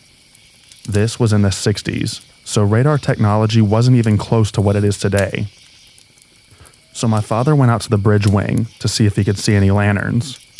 Nothing. When he came back to the bridge, he saw that the radar was now completely covered with dots all around the ship. Big dots too, but still not a single lantern in sight. My father thought it must be a malfunction or some weather causing it. Still, the water was flat and the weather seemed calm, so he made a call on the radio for any ships in the area. Immediately, he got an answer from an American voice. It turned out that he had managed to cross paths with an American carrier group on maneuver in the middle of the Pacific. He then requested if they could turn their lights on so he could maneuver safely out of their fleet. Suddenly, within a few seconds, as he described it, it was like a whole city materialized out of the darkness around them. From horizon to horizon, there were huge carriers, supply ships, escort ships, and whatnot. The contrast of being all alone in the vast ocean for days to this was very strange. He managed to maneuver the tanker through the myriad of ships, and when he came to the outskirts of the fleet, suddenly, as soon as they appeared, the whole fleet went completely dark again. Gone. Once again, the ship was totally alone in the vast dark ocean. He described the encounter as the strangest feeling that he experienced during 30 years at sea.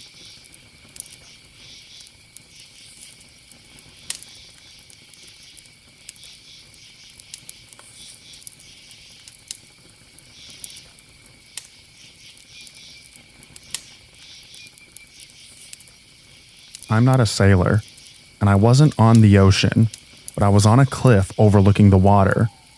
It was California, and I was traveling with my family for a road trip, so we decided to stop and see the views. The parking area was blocked off from the view by trees, and we had to take a trail to see the views. Me and my brother, ages 19 and 15, decided that we would run all of the way there. But my brother is faster than me, so I lost sight of him on this extremely steep downward slope. I came to a fork in the trail, but I didn't know which was the one that he went down, and I didn't receive an answer when I called his name. I went right and followed the trail all the way down to a cliff at least 50 meters above the water, still calling his name, and he still never responded. Looking down, there were jagged rocks in the water below, so falling was guaranteed death. The wind picked up, and I had to actually press myself against the rocks to stop it from pushing me over the edge. It continued to get faster and faster, but then suddenly stopped. I don't know how, but the air went completely still, and I heard a faint voice of a little girl, maybe around 5 or 6, crying and screaming like she was terrified of something. There was nobody else around me, and there were no other voices that I heard. So I started calling for the little girl. She was clearly starting to call out, "Mama, Mama, I'm scared." And I followed her voice to this slightly jutting shelf that started to lead down the cliff. The rocks were covered in sand and were slightly damp, so I knew that it was dangerous, but I continued on anyways. Maybe about 6 meters down, there was a sharp 90-degree turn against the cliff that I couldn't see around, but my instincts were telling me to get back. I slowed down, but still inched my way to this turn, and looking over was a perfectly vertical drop into the ocean below. Even if I took even one more normal-sized step, my foot would have stepped right over. I still looked around to see if there really was a little girl somewhere, but there was nowhere that she could have hidden, so I went back up.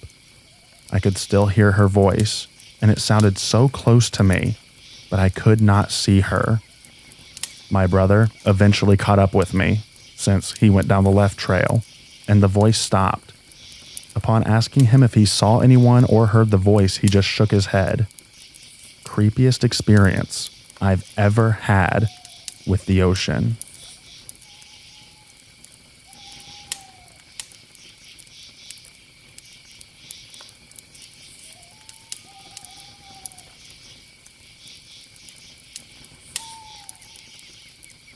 My mother and great-grandfather were in the shallow end, just enjoying the ocean, when all of a sudden both of them just fell abruptly. No waves. Then I just noticed a whole lot of random people fall too who were near them. They all had trouble getting up, and my mother described it as constantly trying to get up, only to be forced down like a magnet.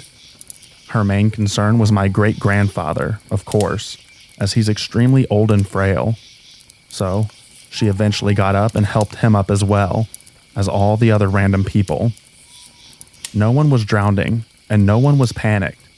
But then my dad quickly claimed that we just encountered a rip current, and that thank God it wasn't serious enough to where they got pulled all the way to the deep ocean.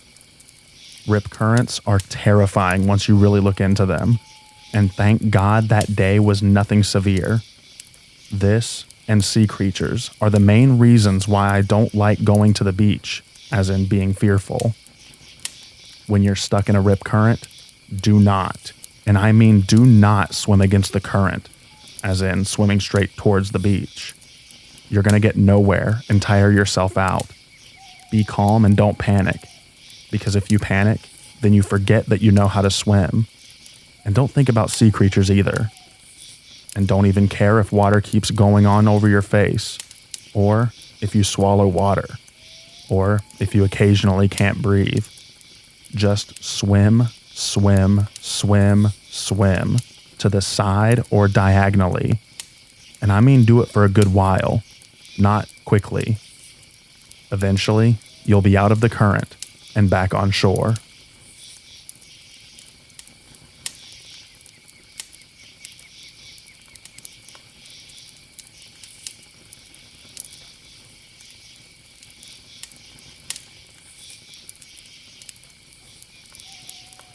I was once at the beach with my brother and cousins, just having a grand old time, swimming and letting the waves crash against our bodies. I've never been physically gifted, but I'm a good swimmer, so when we all decided to start swimming farther away from shore, I was pretty confident of being able to get back. And so, we went on, the shoreline becoming a mere line of sand in our eyes, and the rest of our kin the size of ants. Before we realize it, the sun was beginning to set, and in what seemed like only a few minutes, the waves, which were already very tall to begin with, easily tripled the size of 15-year-old me. When that happened, and our mothers became aware, they hurried ahead of us to go back to shore, and funnily enough, nobody hesitated. The task was easy, for my brother and cousins, all of whom were taller and older than me, so I tried to follow them. I swam and I swam and I swam. No matter how much I seemed to swim, I was no closer to the shoreline than I was before. In fact, it wasn't long until I realized that I was actually further away. The waves had begun pulling my body backwards into the ocean without me being aware of it. I could even hear the lifeguard's whistle, telling others to get out of the water. That's when I felt that particular heartbeat in my chest. The one that you feel when you're about to ask the girl you like out. The kind that you feel when you're going to reveal to your parents the bad grades that you got at school. The kind of heartbeat that indicates fear. As soon as I felt it, I realized that I was in big trouble. I was going to become another one of those drowned kids at the beach. Tales mothers told their sons as a way to keep them close to shore. My brother was completely out of sight, along with my cousins, and I was still there, trapped by waves that constantly grabbed my feet and pulled me deeper into the ocean. I was panicking. I wasn't sure when or if my family would go to the lifeguard for help. Against uncertainty, I decided that I had no choice but to keep trying to swim back to shore. And that I did. It was hard, very hard. And if you ask me how I did it today, I'd tell you that I'm just clever. Or maybe the problem wasn't as bad as I had believed it to be. Once I was able to calm down again, I knew that all those tales of drowned people always went bad when they started panicking. So I took a deep breath and began doing this little technique. Whenever the waves pulled, I'd swim slowly, trying to maintain the ground that I was in. And when the wave pushed, I gave it all. I swam as fast as I could, thinking and knowing. To this day, I have no idea if I was right. That the momentum of the waves plus my efforts would help me reach the shore again. Soon, I could feel motes of sand running across my toes again. Only a few seconds had passed before my chest laid on a thin sheet of sand, and a few more passed before I could walk on it. It felt like pure bliss. I felt like aquatic Bear Grylls for being able to come up with such a solution, and was eager to tell my mom and cousins about it. Soon, of course, reality hit me again. I was received with a slap by my mother, who continued to rant on about how she had told me not to go so far away, how they were about to call the lifeguards, and how dumb I had been to disobey. My kin laughed at me as my mother yelled, and I soon learned that I had only spent 5 to 10 minutes at sea. So yeah, it didn't last as long as it felt, but still, a scary experience nonetheless.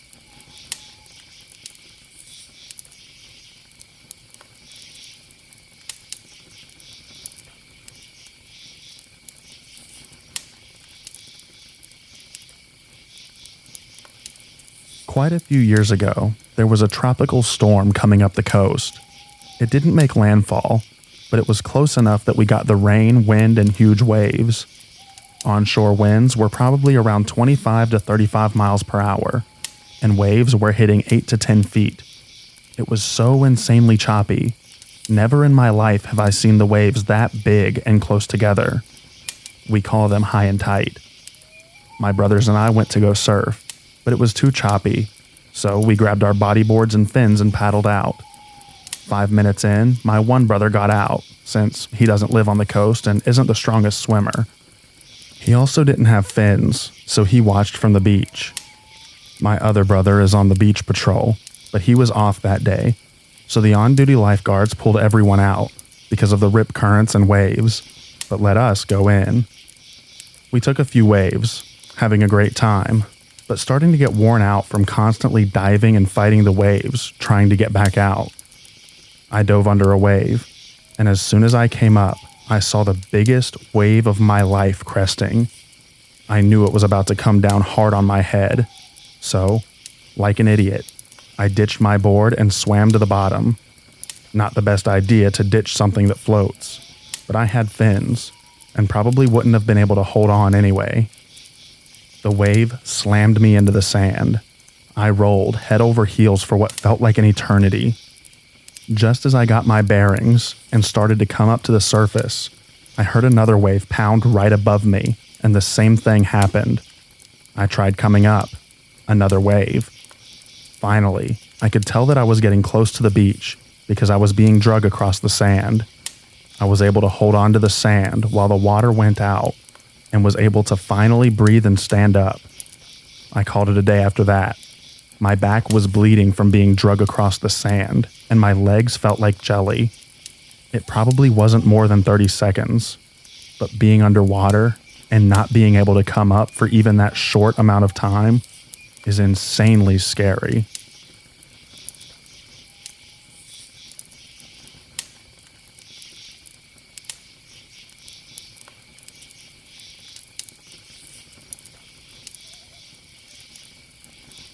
I was on a snorkel cruise thing in Hawaii. We were following this rare seal and got far away from the boat. So I took one last big breath and swam as far down as I could, just to sit and look around one last time and really just take in the experience. As I'm down there, I see this big glob out in the distance. Then slowly, it becomes larger and larger, and after it breaks through that blue wall, I realize it's a shark. I was frozen with fear. It was like the scene in Jaws when you can barely make out what it is, then it slowly becomes a reality. I panicked and went to the top, looked for my wife, but everyone looks the same with goggles and splashing around. So I just sat there and watched it as it seamlessly cruised around doing shark stuff. I never felt so vulnerable. I finally find my wife and tell her that there's a shark nearby, and in a hippie free spirit voice says, "Yeah, it's the ocean, bro. That's gonna happen," which calmed me down a bit. But I went back to the ship terrified and looking all around me the entire time.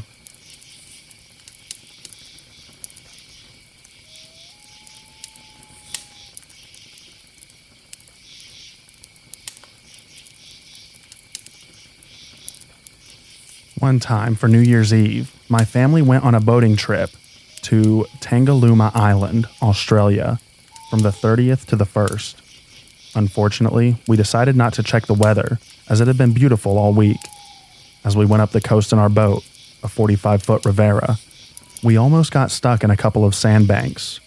We weren't the most experienced, but my parents were trying their very best, and it wasn't too bad. We reached Tangalooma in the late afternoon and decided to save the beach for tomorrow, and we just swam around the boat, because us Aussie kids are fearless apparently. Basically, we just enjoyed our little holiday, sunburns and all. Skip to the 1st. It started pouring rain the night before, keeping my dad up every few hours to monitor the anchors and position of the boat. I slept through the night and woke up midway through my parents trying to escape the storm. I woke up to the roof of the cabin falling on my head as we fell down one of the troughs, the deepest part of the wave. At one point, we were submerged by a wave, and my dad wasn't sure that we were going to make it out. Not something you want to hear, to say the least. At this point, the waves were 1.5 meters tall, and the troughs were roughly the same. In other words, really bloody big. My dad managed to swing the boat around, which might have capsized us if it hit the side of the boat, and we rode the waves back to the island. We made it back and quickly ran out of supplies, most importantly water. But after some deliberation with the security guards, we were allowed to enter the resort on the island to buy water, food, and seasickness tablets. Originally, we weren't allowed because we hadn't booked a room, which is understandable, I suppose. Once the weather changed for the better, we headed home. We learned that it was a part of a cyclone. I think that's the right term. Apologies if I'm wrong. From the news, and that many people weren't as lucky in escaping the storm. To be honest, I'm just happy to be alive after that experience.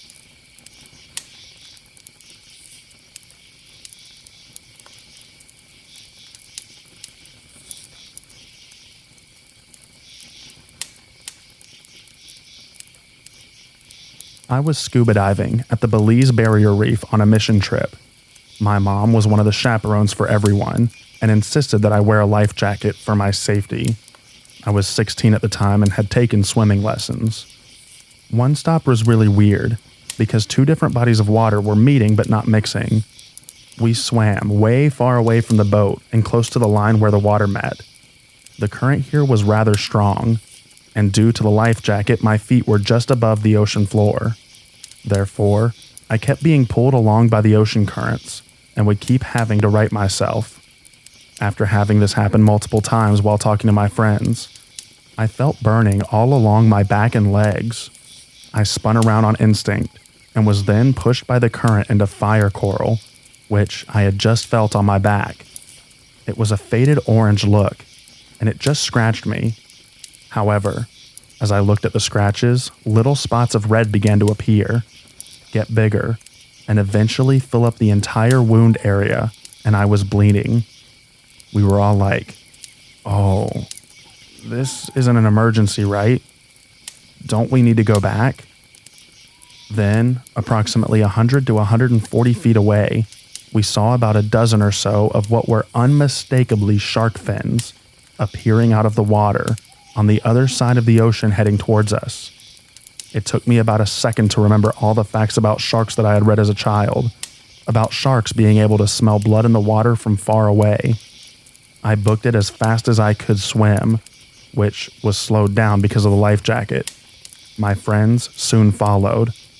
Thankfully, none of the nurse sharks we played with earlier were nearby.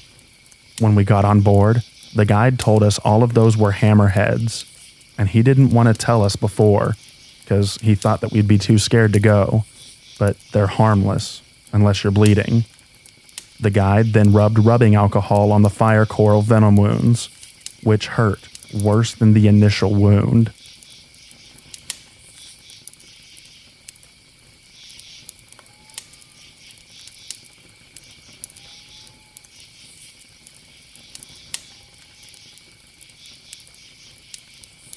I went swimming down in the Gulf. That stretch had 3 sandbars just offshore, with the water getting deeper, waves getting higher, and current getting stronger the further out you went. I was with a guy on our first real outing together. He had never really been swimming in the Gulf before, and I wanted to show him the sandbars.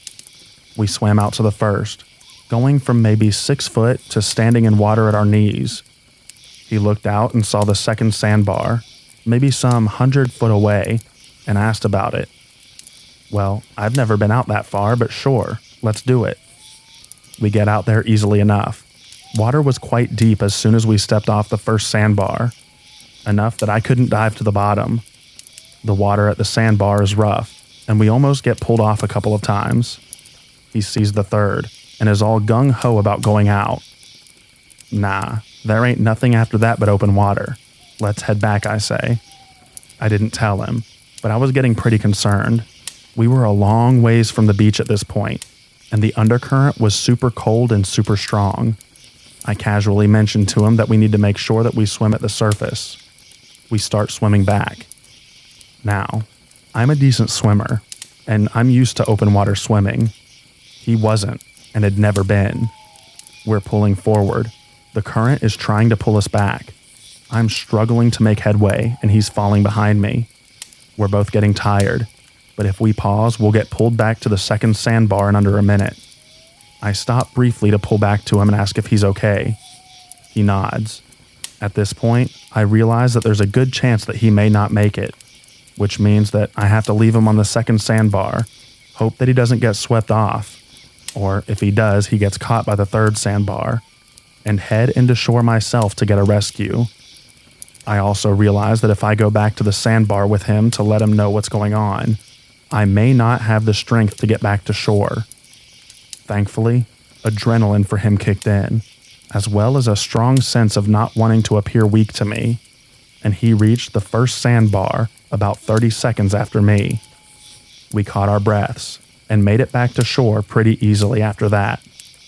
That was the first and only time I've actually been afraid or uncomfortable out in the Gulf, or the connected bays. And I've been in water with sharks and gators, and even gone down a deep hole while wearing waders once. The power of the water, not even too far off of shore, really starkly showed the smallness of our bodies.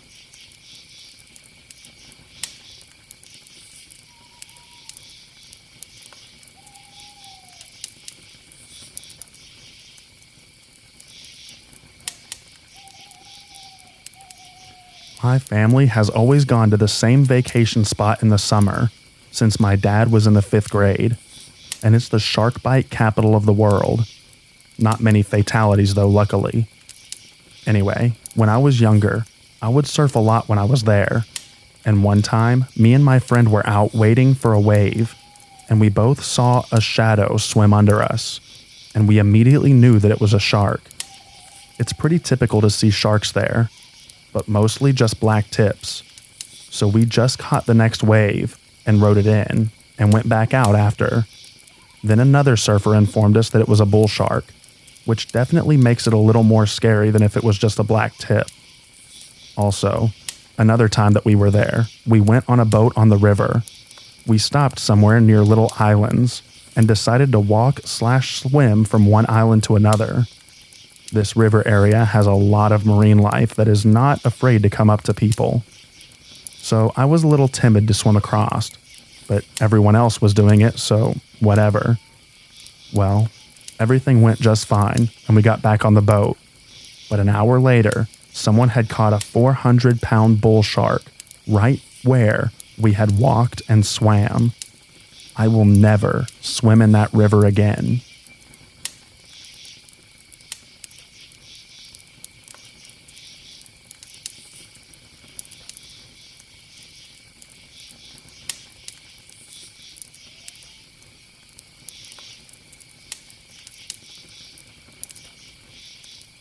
Hello, everyone, and thank you for joining me for another restful episode of true, scary stories to help you fall asleep.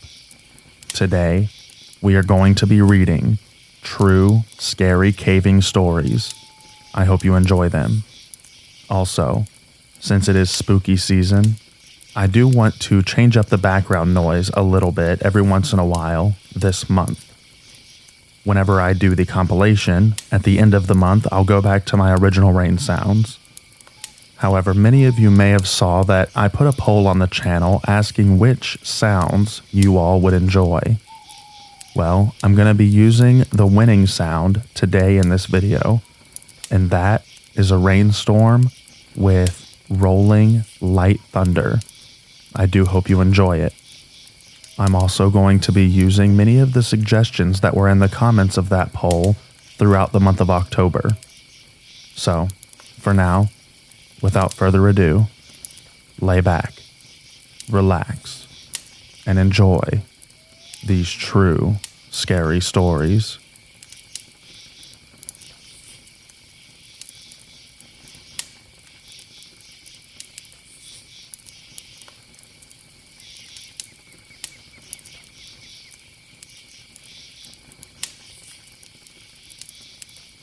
I rappelled into a 70-foot pit cave near the Tennessee River about 5 years ago. It was me and 3 other friends. We entered at noon, and by the time I had rappelled into the bottom of the pit opening, my cell phone had no service.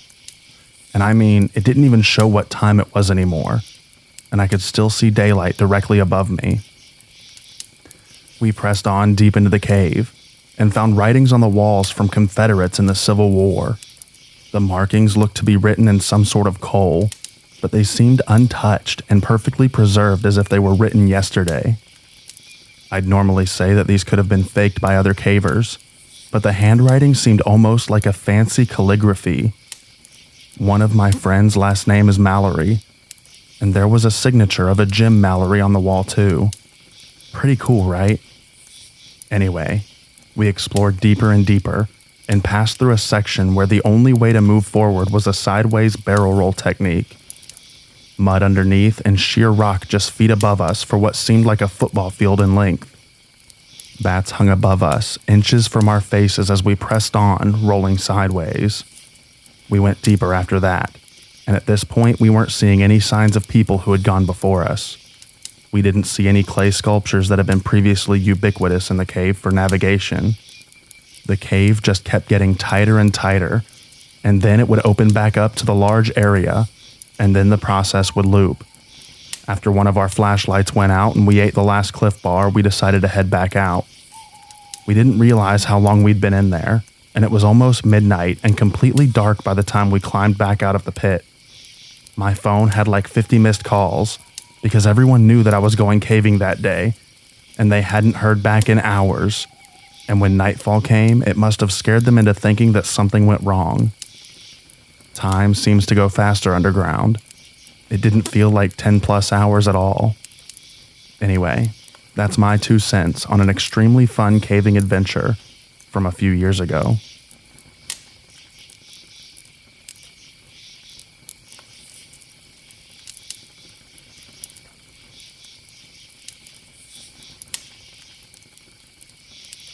One night, me and my dog were poking around inside the cave under my house. Lots of artifacts are found in there, and there are stories of Spanish treasure buried in a cave in my area. Lots of Civil War history around here too. In fact, a dead soldier was found along with his rifle and dog in the cave on my neighbor's property. Anyway, me and my dog are poking around. I hear a banging sound. A sound like my neighbors are having a party and playing rap with the bass turned up. I can't tell where the noise is coming from. Then I hear a distinct sound of maybe 2 or 3 women with crackly voices singing. It didn't faze me at first, but then my dog started barking towards something in the cave. It creeped me out so much that I didn't go back in for over a year. This cave is maybe 50 yards behind my back door. I just looked at it and wouldn't go back in. Plus, we have multiple ghost stories inside of our house. I'm all good with it now, but it took a long time to settle in.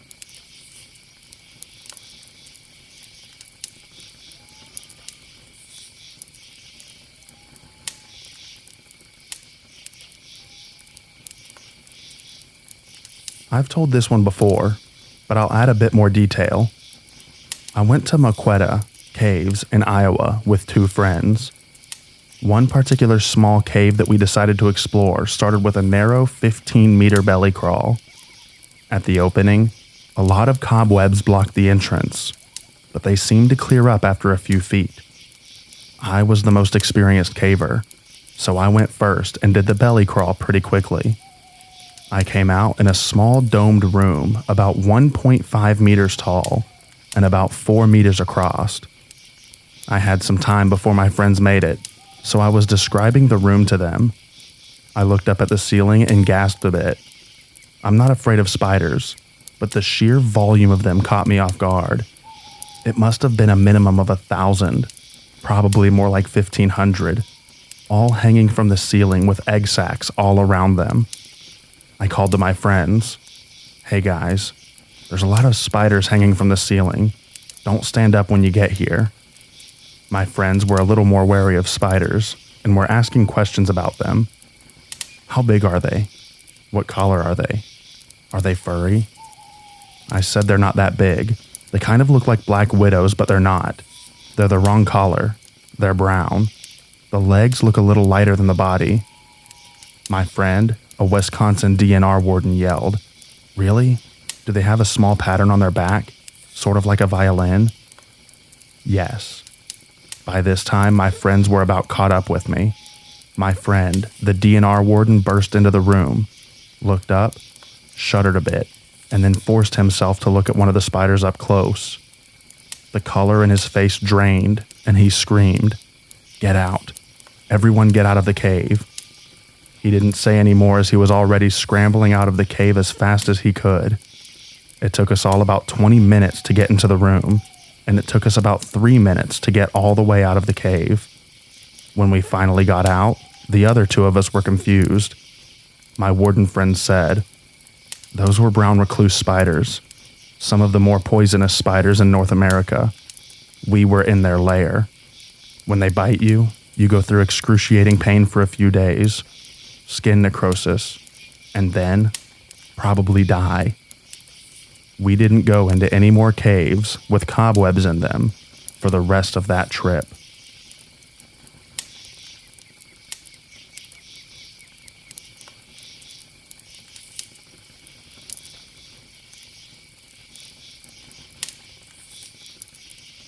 My first cave trip ever. I was somewhere around 10 years old. My dad decided that it was a good time to take the boys caving, and so Off we went with our army flashlights in tow. At the time, we didn't have a map of the cave that we went to visit, and we ended up getting stuck in a circular room with a small, easily missed exit. After about 4 hours, all of our lights had run out, and we were left huddled together in the pitch black while my dad led, "Row, row, row your boat," in an effort to keep us calmed down. After about 3 hours of singing in the cave, my mother decided that it was time to call out for help, and eventually, I'm unsure of the time frame, someone came to find us and let us out of the cave. I've since become an experienced caver, and have been in that exact cave many, many times. It's interesting to go through that little room now, and remember how dangerous the relatively innocuous room once was. It never fails to amaze me how quickly innocent mistakes can turn into deadly errors in caves. That particular cave has been the most frequently called out rescue site in our immediate area for years, and I think I could guess where most people are found.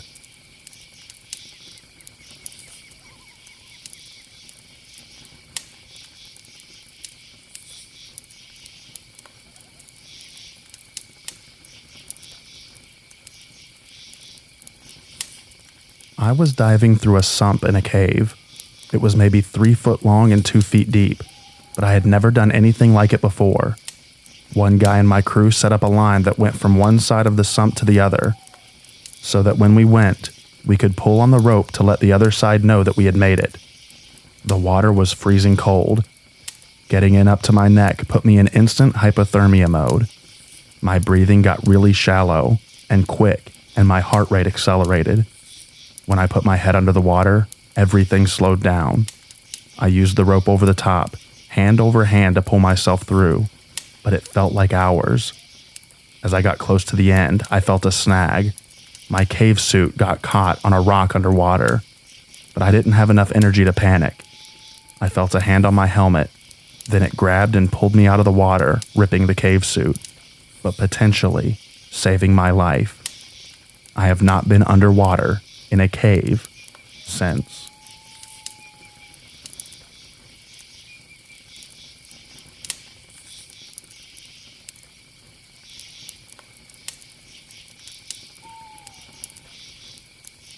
My roommate and I were doing a cave that we have been in and out of many times.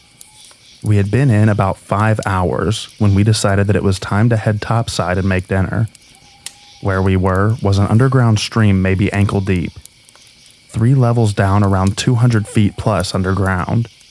We were working our way back through the stream when we passed a small waterfall about 3 foot high. Nothing spectacular, just didn't see it coming through. About 10 minutes later, there was a sound like an airplane taking off on a runway. It was loud enough that we were yelling at one another. Then we round a bend and see it. This chamber is about 30 foot high and 20 foot by 20 foot across, and has now become one big flowing waterfall. The oh crap feeling set in really quick. We had to move it. By the time we made it to where our ropes were set for the climb up, the water that was ankle deep was now nearing chest high. Upon arriving to our rope, we discovered it was just a mass of flowing water that we had to climb. Being an experienced climber and someone who has caved for a while, that 40-foot climb was one of the most difficult that I've ever done. After that, still being pretty deep underground, we were able to relax because that was the end of the water flow. I admit, something bad could have happened that day. Now, I chalk it up as a lesson that I learned. Even if you aren't going to be out in it, check the weather, because rainwater always flows down.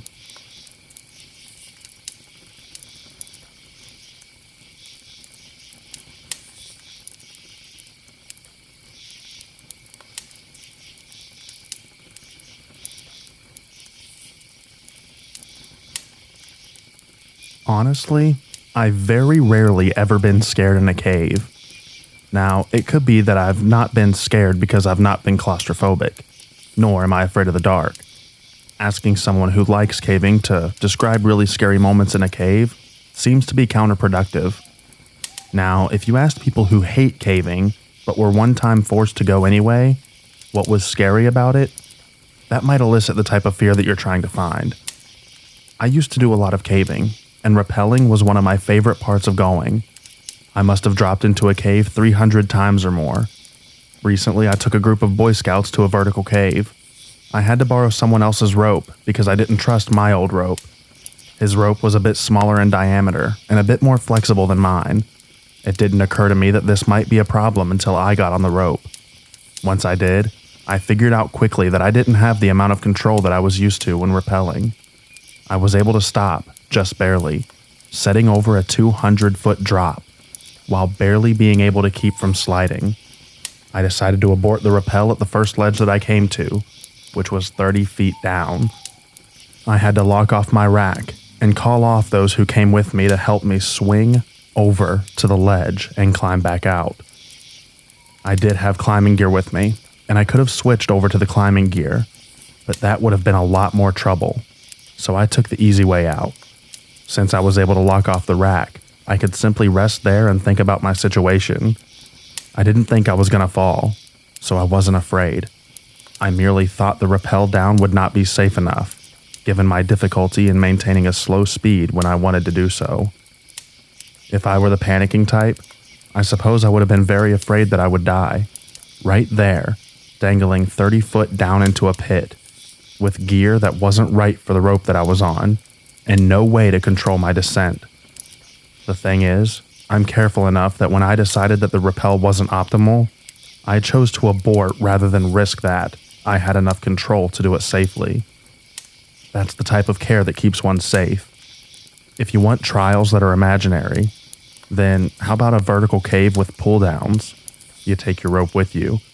And an unexpected increase in water levels. There's a cave in Tennessee where there are 3 vertical drops of over 100 foot. One is 210 foot.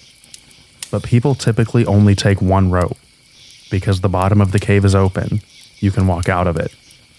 There is always water in the cave, anywhere from ankle deep to about 18 inches. Between the second and third drop, there's a long, maybe 400 feet crawlway with low ceilings and high water levels.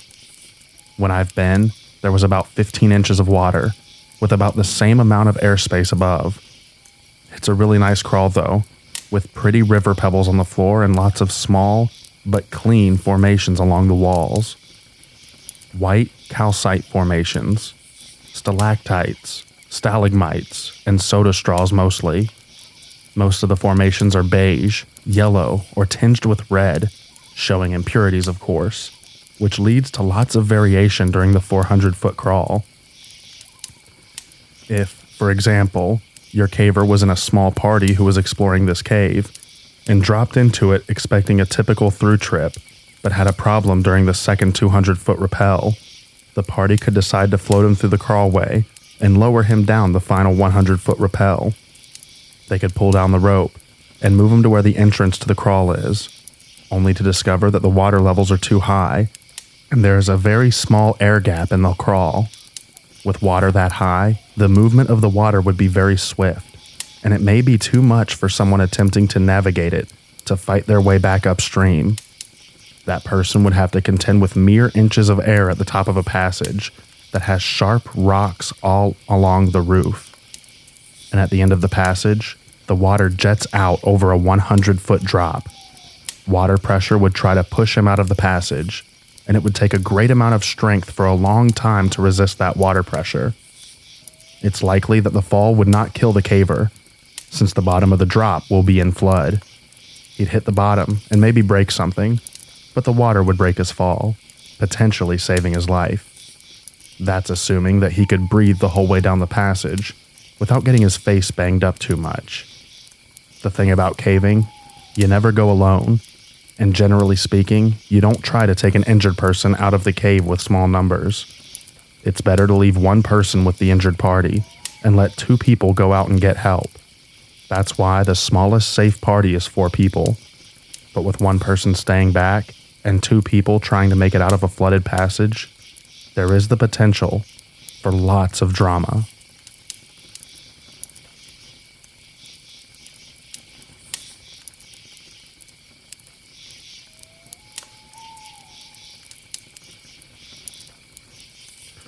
During some cave exploring, or spelunking, I don't know the difference between the two, my family and some friends were in some deep caves, and as we were heading out, we found a split about knee-high in the rock. Getting on your stomach, there was a tight squeeze that you could get into, and it led to a small crawl space in the rock, with quartz growing on the ceiling, making a beautiful crystal ceiling display. We went in one by one, and if you were claustrophobic, this place was your living nightmare. Most times you could feel the ceiling on your back and the floor on your stomach every time you took a breath. We went deep in, and it was just incredible, like a small world tucked away within a solid rock. I had made it as deep in as I could go, before the path waned to the left and covered with stalagmites and stalactites of sediment. Everyone was having a grand time when we started feeling some trickles of water on our backs. It turned out it was raining outside, and with the way the crawl space dipped down before flattening out, this whole space would fill up with rainwater pretty quickly, with the only way for it to drain out was the way we came in. It started as trickles before it went into streams and began to pull up, being the furthest away from the exit, and you can only just crawl flat on your stomach with jagged crystal pointing down from the ceiling. I started to panic a bit. Everyone crawled out as fast as they could as the water kept coming in, the streams growing larger and larger. We left one at the time as fast as we could, but it wasn't fast enough. I could feel the water coming up to my chin as I crawled behind my brother.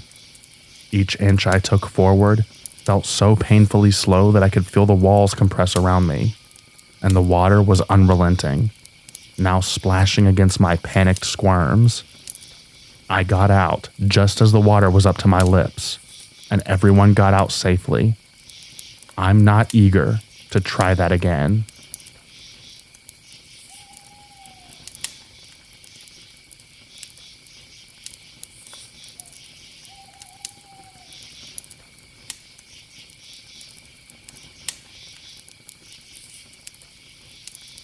I go caving with my dad, who grew up mining uranium until his family's mine went belly up.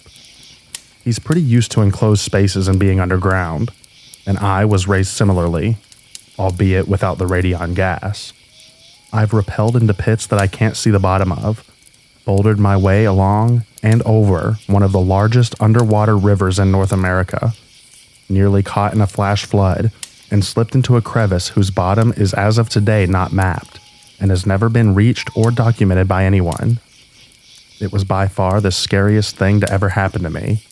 I had to brace myself with my feet, back against one wall and legs stretched out in front of me, arms on either side. I was in a pretty good spot to be in, roughly 10 feet down, on wet, smooth rock, and my headlamp had come unplugged from its battery in my pack, meaning I only had the light from my dad looking down on me 10 feet up to see by. He had to leave to get rope, and I couldn't really go anywhere or reattach my lamp in my position. So I got to chill in that crevice for roughly an hour. But God, it felt so much longer. I thought the fall itself was scary, but it was nothing compared to that. Complete darkness, and it was so quiet. I could hear my blood rushing in my ears, could hear my knees creaking under the pressure. Every piece of gravel that came loose from the tread of my boots, hitting the sides of the crevice on the way down, just fading out. I started seeing lights and little flashes, couldn't tell if my eyes were open or closed, and I couldn't move to check, or I'd fall God knows how far. I could hear more than I ever wanted, while simultaneously experiencing the most quiet I'd ever felt, and all I could feel was the rock against my back and hands, and presumably what my feet were braced against. I started to not be able to tell up from down, started hearing footsteps and seeing movement and shapes from the corners of my eyes. It was utter hell waiting for my dad to come back with rope to help me back out. I know what I experienced was just due to lack of visual and auditory stimuli, but man, it was the scariest thing that I have ever experienced, and we always bring a good amount of rope with us now, even if we think we won't need it in a cave.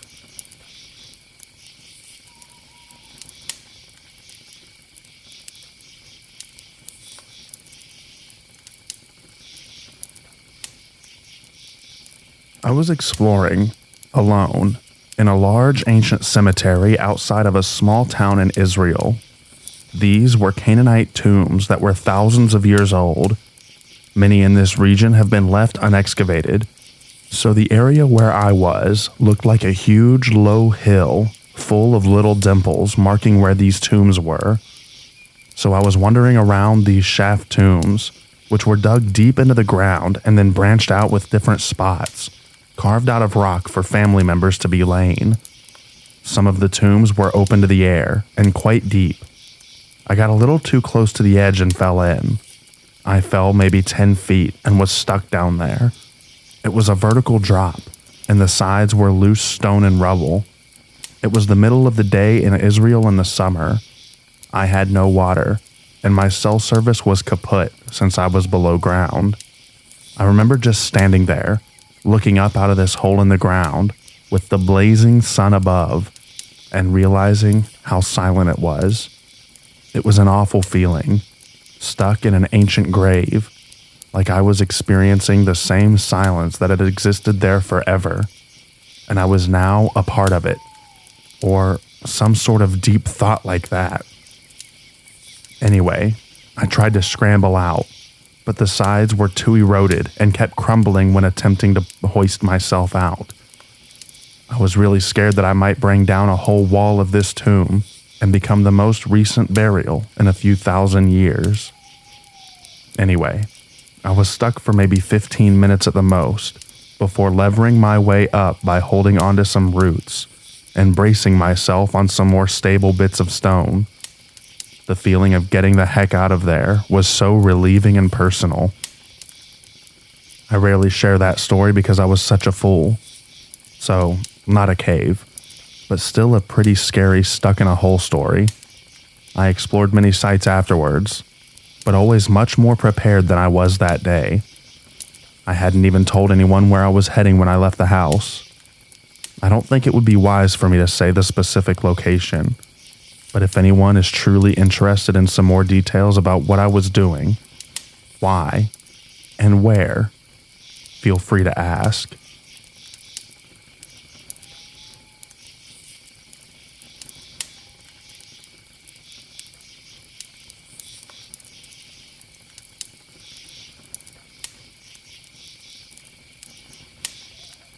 I grew up down in the desert where there was a lot of old abandoned mine shafts.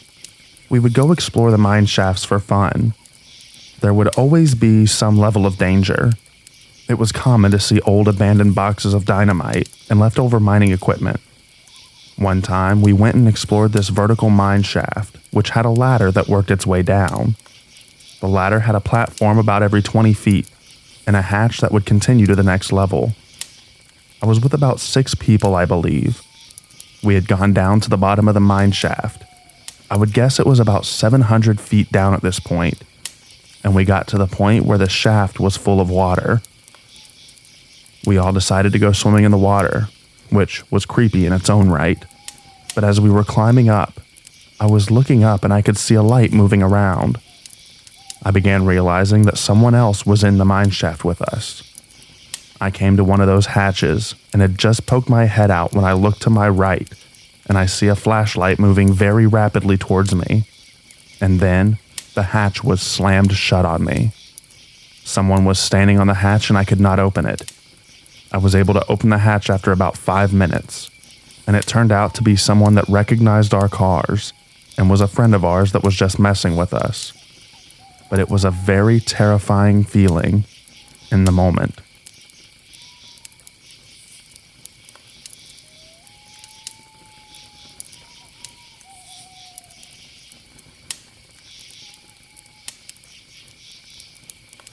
When I was around 10 years old, I found a cave way back in the woods at my family's cottage.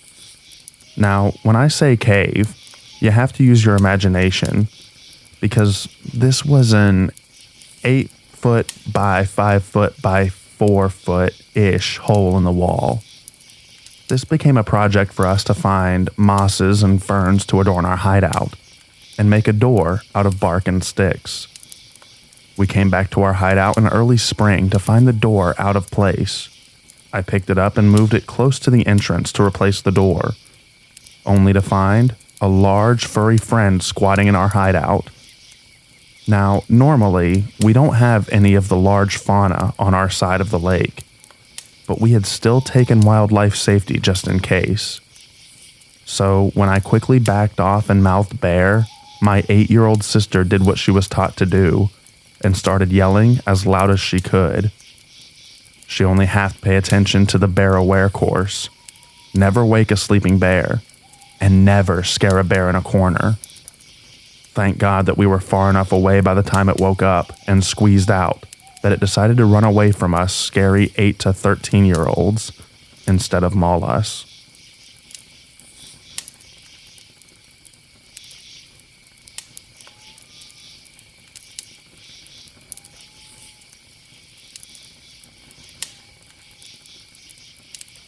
I don't know if this sounds creepy, but it definitely gave us a scare and then a laugh. My aunt and my cousin were visiting us in our town for the first time since before she gave birth to him. She says that she would like to go to Carlsbad Caverns, so we do. We're underground and kind of break off from everyone else on the design path. I believe we just passed the section between the totem pole, heading towards the seating area called Top of the Cross, when all of a sudden, we hear this screechy rumbling just echoing through the caves. We all just kind of look at each other, wondering what was going on. Is there an earthquake? Is part of the caverns collapsing? Then it just stops. Everyone is okay, and we keep walking and joke with each other. The caves are so quiet, even with the hundreds of people that are down there with you. I mean, just talking normally feels wrong, and you feel like you have to whisper. All you hear are faint mumblings. So when this sudden rumbling just came roaring through, not gonna lie, it gave me a mini heart attack, and it definitely freaked out my mom and my aunt. Anyway, as we get closer to the seating area, we hear it again, but this time we're able to see what it was. It was a park ranger. Yep, the park ranger was pushing a cart with her laptop in it, and I'm assuming equipment to monitor the cave's temperatures, readings, etc. Definitely gave us a good laugh after that.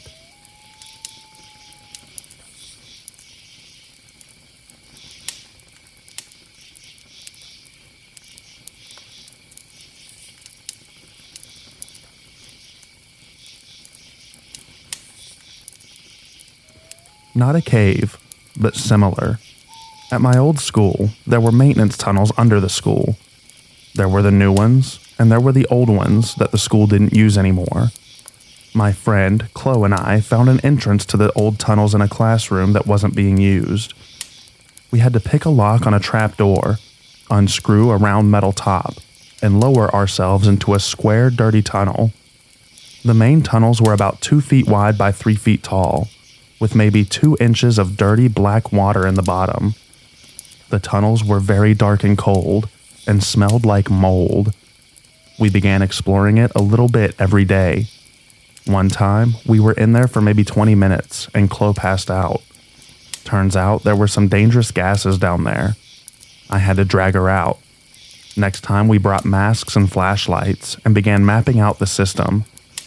We tracked more than 700 feet of twisting, turning tunnels. They went up, down, and turned to the sides. We used chalk to mark the walls so that we could find our way back. After a particularly long expedition, maybe 3 hours, we headed back to where we came in, only to find it locked. We pushed and turned on the metal cover. It didn't budge.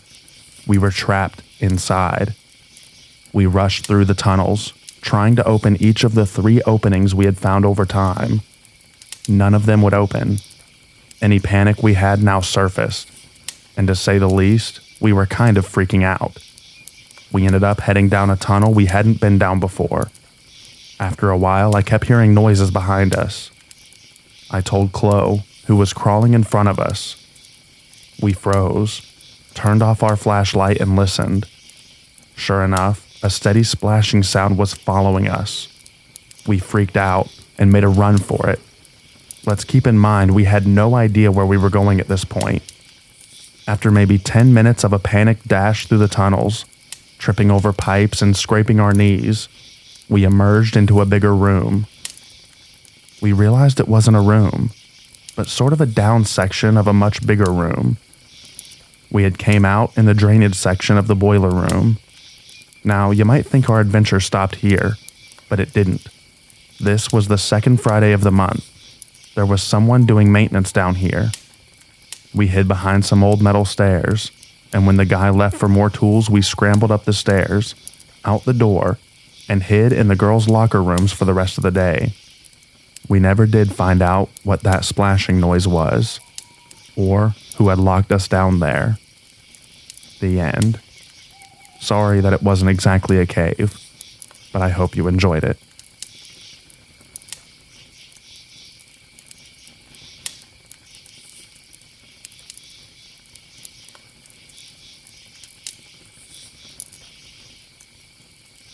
This happened when I went on a cave tour with my family when I was small. We were all huge claustrophobes, so we did the run-of-the-mill cavern tour that took you into huge rooms. They offered a spelunking tour that was spelunking for dummies, emphasis on it being safe and fun for the whole family. Our tour is in this cavern, listening to the tour guide, when the spelunking tour guide pops out of a little hole in the wall. He tells our tour guide that the woman directly behind him got her hips stuck, and he needed to go to the other end to get everyone behind her to back out. This is like 10 or so people, so our tour for some reason followed him. We get to the other end and find out that the last guy in also got stuck in the tunnel. So there's 8 or 9 people stuck between these two heavier people. They were probably in there for 30 to 45 minutes. When they came out, a couple of them seemed rattled. Most were fine, which baffles me. They said the tunnel was really small. Our tour ended while they dealt with that, but no one thought to help our tour get back out through the maze that we entered, and we were told not to leave so we wouldn't get lost. So we had to sit and watch all this unfold. The company offered our tour a refund and tickets for the spelunking tour, a higher value than the tour that we were on. I think everyone declined the tickets.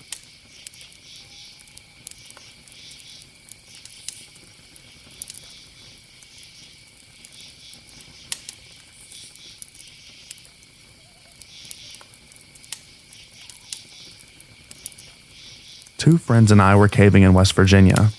We had planned to do a thorough trip of Boden's Cave, going in one entrance and coming out the other side. About 90% of the way through, our one friend slammed her knee on a sharp, pointy rock and could not put any weight on it.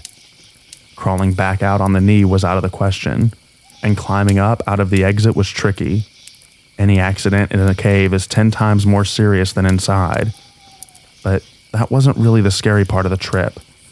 We finally made it back out of the cave at about 1 a.m.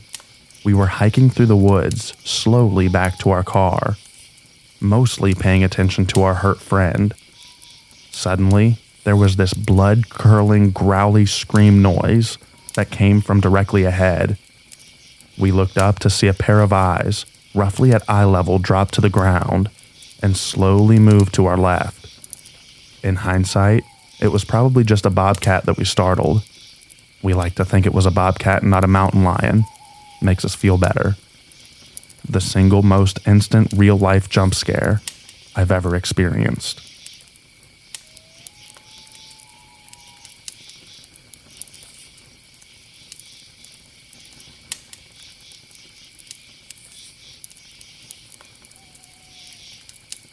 I used to cave a lot. Haven't been recently, and I need to go again. One of the last times I went, we explored some caves that I'd never been in before, which led to 2 somewhat scary incidents for me. Cave number 1 was my type of cave. Wet, muddy, tight spaces, and lots of crawling. The stuff that I love. To get out of the cave, though, required getting through 20 meters of very deep water.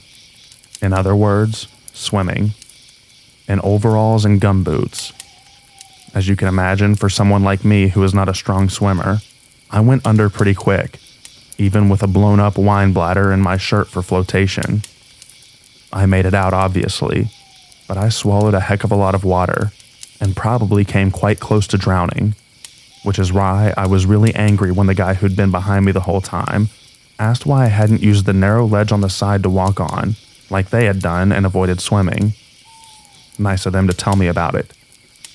Cave number 2 was more of a pretty cave, which is still nice, but not as fun for me. So on the way back, I decided that I'd squeeze through the little side tunnel running alongside the main path. Some of the guys had used it on our way down, so I knew it was safe. But none of us took into account that taking the tunnel down meant that I was now using it up, and with a fairly sharp bend in the middle, probably close to 90 degrees. Sure enough, when I tried to turn on my side to get around the bend, I got stuck. There's a photo of me looking at the guys out the end, and you can see that my shoulders and hips are bigger than the hole I needed to get out of. It took a lot of pushing one end and pulling the other, but I did eventually get out. Funnily enough, no one else wanted to try it after that.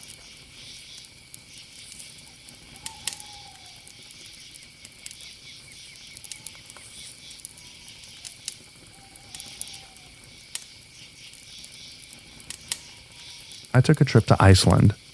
Me, my girlfriend, and my 2 friends and their significant others. We had it on our itinerary to stop and check out a lava tube, an underground tunnel that lava used to flow through. This tunnel was completely underground after the first 200 meters or so. It twisted and turned, so we lost all sight of daylight from the entrance. Pitch black, total darkness. We start our little hike. The tube is only 2 kilometers, if that, from start to end. It was July, but there was still snow in some of the tunnel that was open to the outside. Very cool. We came across a few couples who told us that the rocks get treacherous and they didn't have flashlights. We had a few and were all fairly athletic, so we figured, sure, why not? After about an hour of going up and down the large boulders and volcanic rock, we get to a large hill in the tunnel. At the top of this hill is this huge boulder just sitting very precariously at the top. The boulder was tapered off a bit on the back side, so it wasn't bad to get up, but the front side, we saw at first, was flat. Not smooth, but just a straight, flat part of the rock. I climbed up because I thought that it would be a great spot for a Superman pose for a picture and a good storytelling piece. I climb up, get into position. My buddy snaps the picture. After he takes the picture, with flash obviously, one of the girls noticed something rather odd to my left. Everyone shines their flashlights on the area, and about 6 feet to my left, suspended 10 to 12 feet above the bottom of the cave, was a rope anchored to the ceiling. Came down out of the anchor to a knot about 4 feet from the ceiling. The knot turned into a loop. The loop had been cut at the bottom. It looked like a noose. Yellow nylon rope suspended 1.75 kilometers into a lava tube, 20-ish feet above the floor of the cave. The strangest part was that there was no easy way to get to the roof to anchor it. It was a very well done anchor and had been there a while. It looked like someone was determined to come out and spend their final hours in absolute darkness. We kept going, but noped about it the entire time.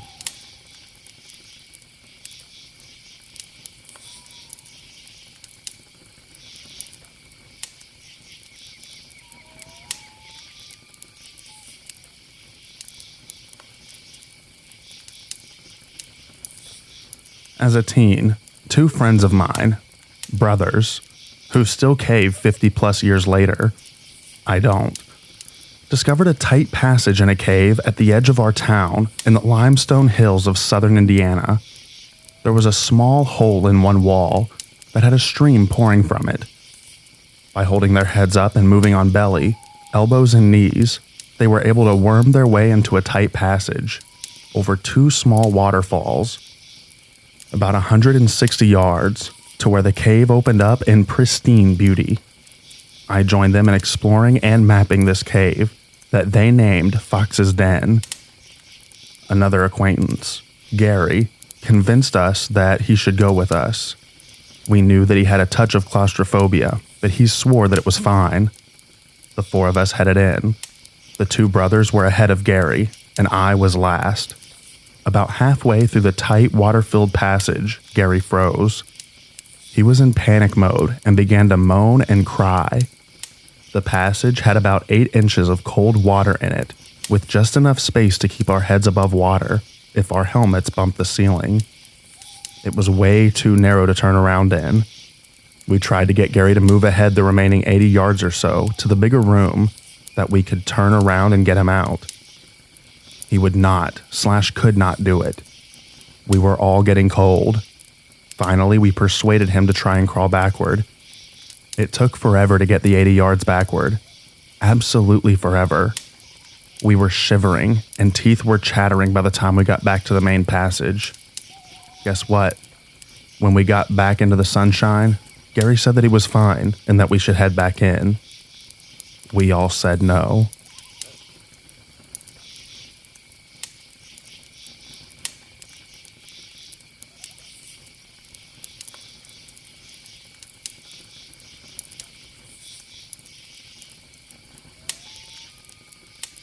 Recently, my best friend and I stumbled upon an unknown cave system deep in the jungle of the island where we live.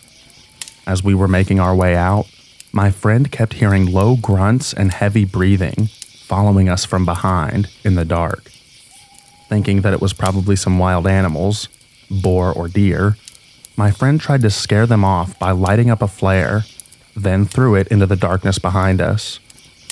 He said when the flare hit the ground, he saw something that sent chills all over his body. That's when he turned to me and said in a very low voice, "Let's get out of here." I wasn't really sure what was happening, but I followed suit, seeing how scared he really was. It was only until we reached our car that he told me what he had seen. Some long strands of black hair fluttering back into a corner behind a deep rock in the cave.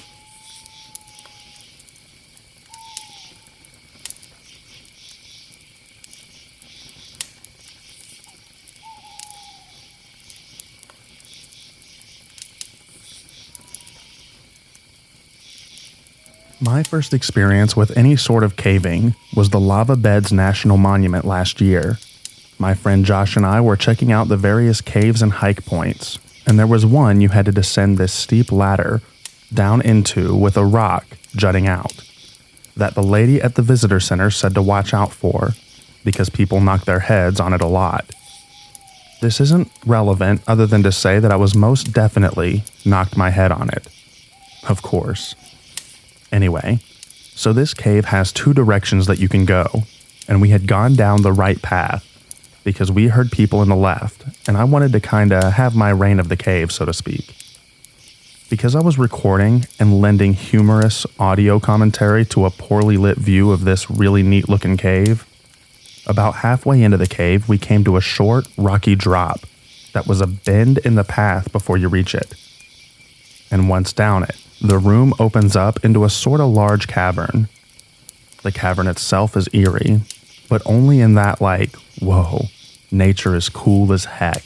And also, I'm underground and it's really dark kind of way. My trusty new headlamp is casting light on the walls, and there's sparkling gold from something. I don't remember what. The guide had told us, but I'm kind of spacey, and it's been a year. Again, this isn't really relevant other than me wanting to share how freaking sweet this cave was. So, we sat and ooh and ah at this for a little while before turning back, because the terrain starts getting more work than our little ill-prepared selves are capable of. I'm in the lead because I have the new headlamp, and it's easier for me to navigate than it is for Josh. And also, he has the balance of a deer on ice, so I'm trying to lead us over easier terrain. Well, this is the point in the story when I say that down in that room it was quiet, and save for the occasional water drip or general cave noise, you can't hear anything other than your own breathing, and whatever talking you're doing yourself. We didn't hear anyone coming down the path, We didn't hear voices. The only people in that cave were clear on the other side of it.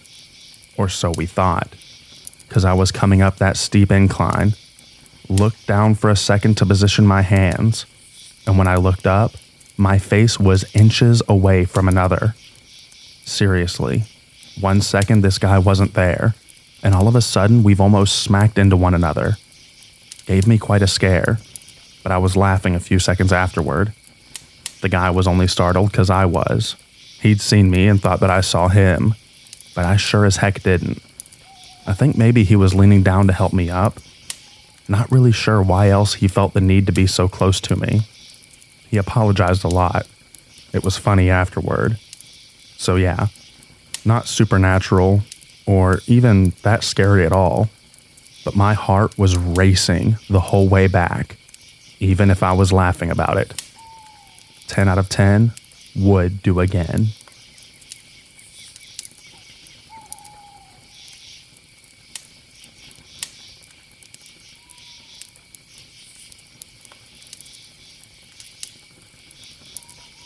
Growing up in the LA suburbs, my brother and I used to explore the storm drain ditches and tunnels.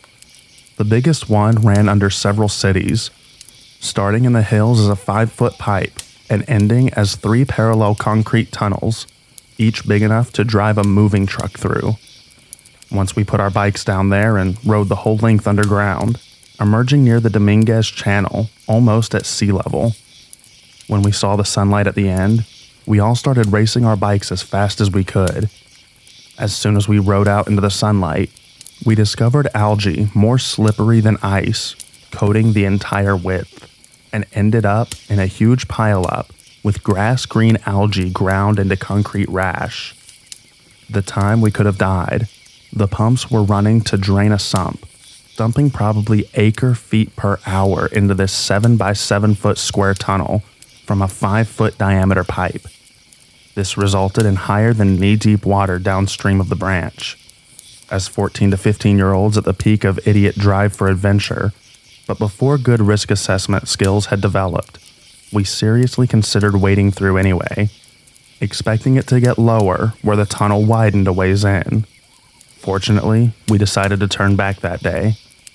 As an adult, I've explored a lot of old mine shafts in the mountains and deserts. In several, there were stopes or steep shafts going straight down 30 to 100 feet, with only a few rickety old boards across one side as a bridge. Falling down one of these is a common cause of mine explorer death.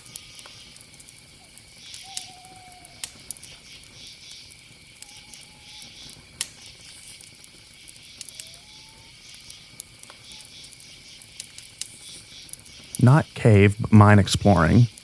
I was exploring an old lead mine.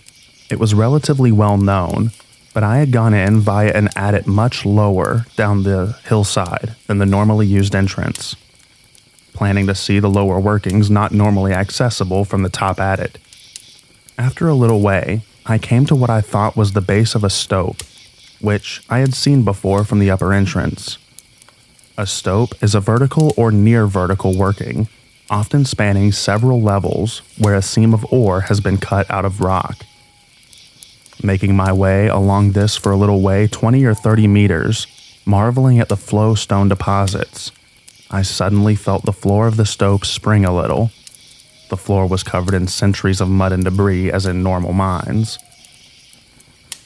I froze and scraped the mud on the floor with my boot. Wood. Old, rotten wood. It wasn't the base of the stope. I was on a wooden false floor. God knows how far down it goes. Could be 4 feet, could be 40. I've never known fear like I did then as I tried to gently retrace my steps back, putting my feet on my old boot prints until I cleared the stope. 100-plus-year-old water-soaked wood was all that was between me and what could have been a massive drop onto God knows what.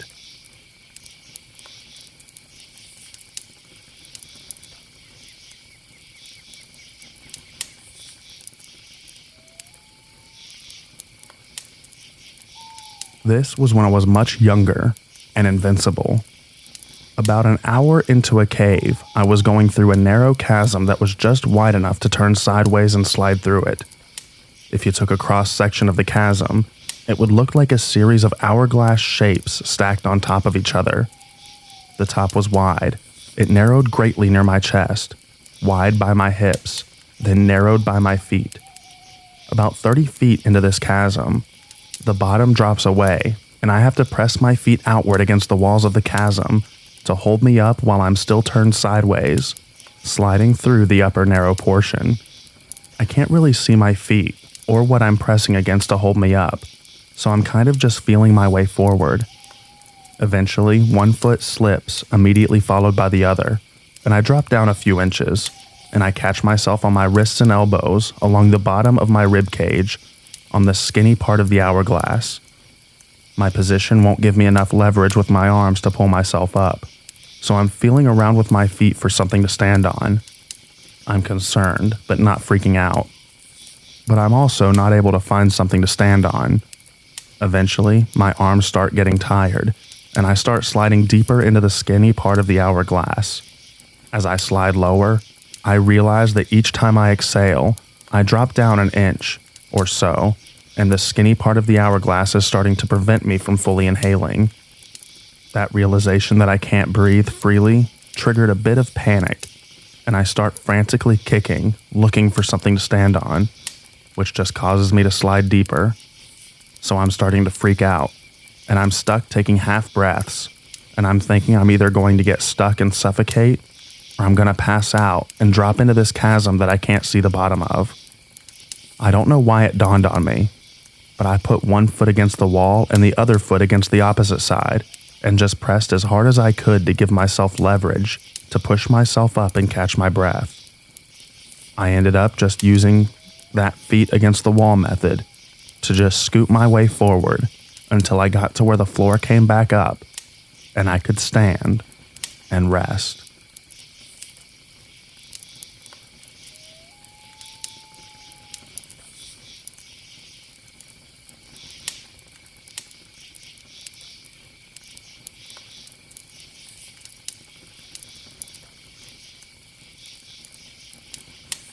Hello everyone, and thank you for joining me for another restful episode of true, scary stories to help you fall asleep. Today, we are going to be reading true, scary, crazy X stories. I hope you enjoy them. So without further ado, lay back, relax, and enjoy these true, scary stories.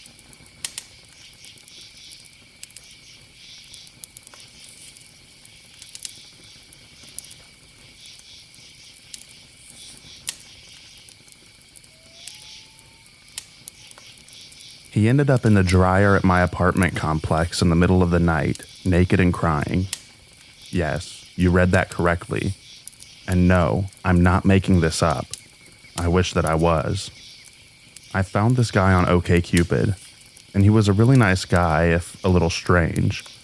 Good looking, too.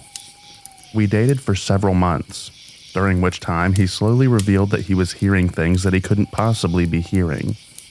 His upstairs neighbors or my roommate were talking stuff about him, even though I couldn't hear a thing, and he started to get paranoid. This all came to a climax one night when we were at a comedy club with some of my friends. He had been acting strange all night and thought that my friends hated him and were all talking crap about him from a couple of feet away. They weren't. I was sitting between them. They had even told me previously that they liked him. He left before the show started and I didn't see him again. Until 8 months later, my roommate was getting ready for work one morning. She gets up around 5:30 a.m. She heard strange noises coming from the laundry room, which shared a wall with the hallway of our apartment.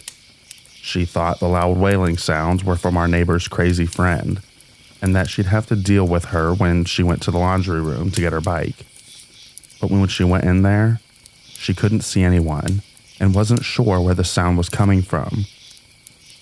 She searched around and was looking under the table across from the washer and dryer when she heard the dryer door being pulled shut. I know, horror movie stuff right there. She was about to open the door, but thought better of it and went to wake up sleeping me. I work in mental health. I got up and could hear the crying, so I went out to the laundry room and opened the door. At this point, the person who had previously occupied the dryer was lying face down and naked on the linoleum floor. I asked if they were okay, not knowing who it was at that point, and there was no response. I told my roommate to call the police, and while she was on the phone, this person gets up. He was actually wearing mirrored aviator sunglasses, and walks past us and into our apartment. He sat on one of our chairs and proceeded to give me a death stare while my roommate was outside speaking with the cops, and her work explaining what was happening. He was in our apartment over the course of an hour while the police and later the paramedics checked him out, and he did not say one word. The most he did was make a guttural growling noise while he gave whoever was speaking that hate-filled stare. Finally, the paramedics took him to the hospital, and I never saw him again.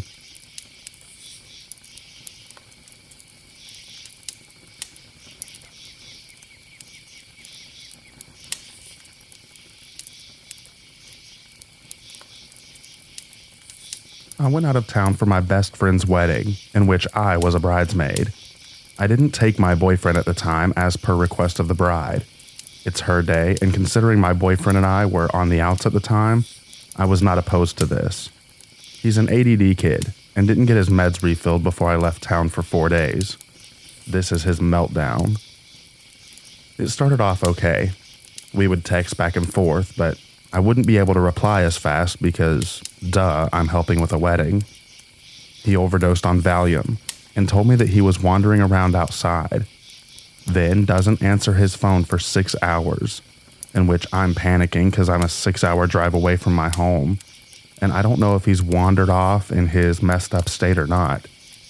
I break down. My best friend's stepdad, an ex-cop, sits with me and lets me know some options on what I can do from far away.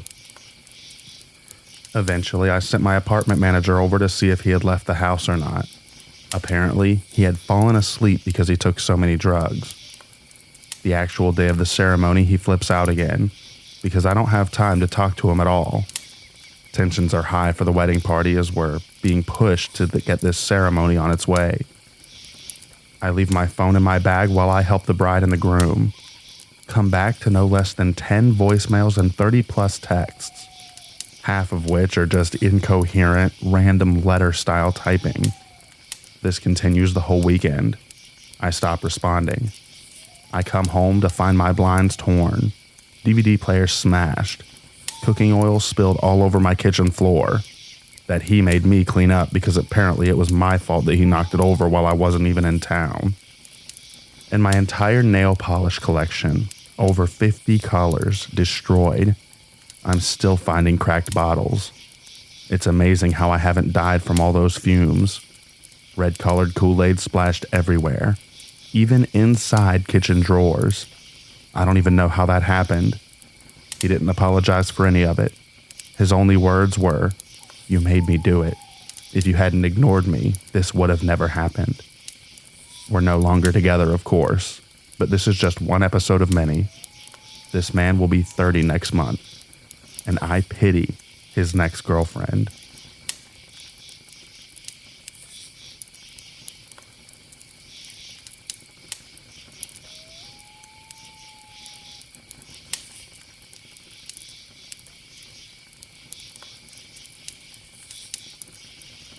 This is my first time ever posting on Reddit, and I'm not a writer, and I'm writing this on mobile. This is something that happened to me a long time ago, and I am now a much older and wiser woman. I was 20, and I moved from northwestern England to live and work in London. I had no real experience of relationships. On the outside, I appeared extroverted and quite tough, but on the inside, I had no self-confidence. I looked in the mirror and all I could see was a fat, ugly, aggressive, and unlikable person. I now see that none of that was true, but it meant that I was vulnerable. I met a man, Robert. He was 27 years old. We dated, and 6 months later I moved into his flat. There were loads of red flags which I stupidly ignored until I was living in a nightmare. It started with control and emotional abuse.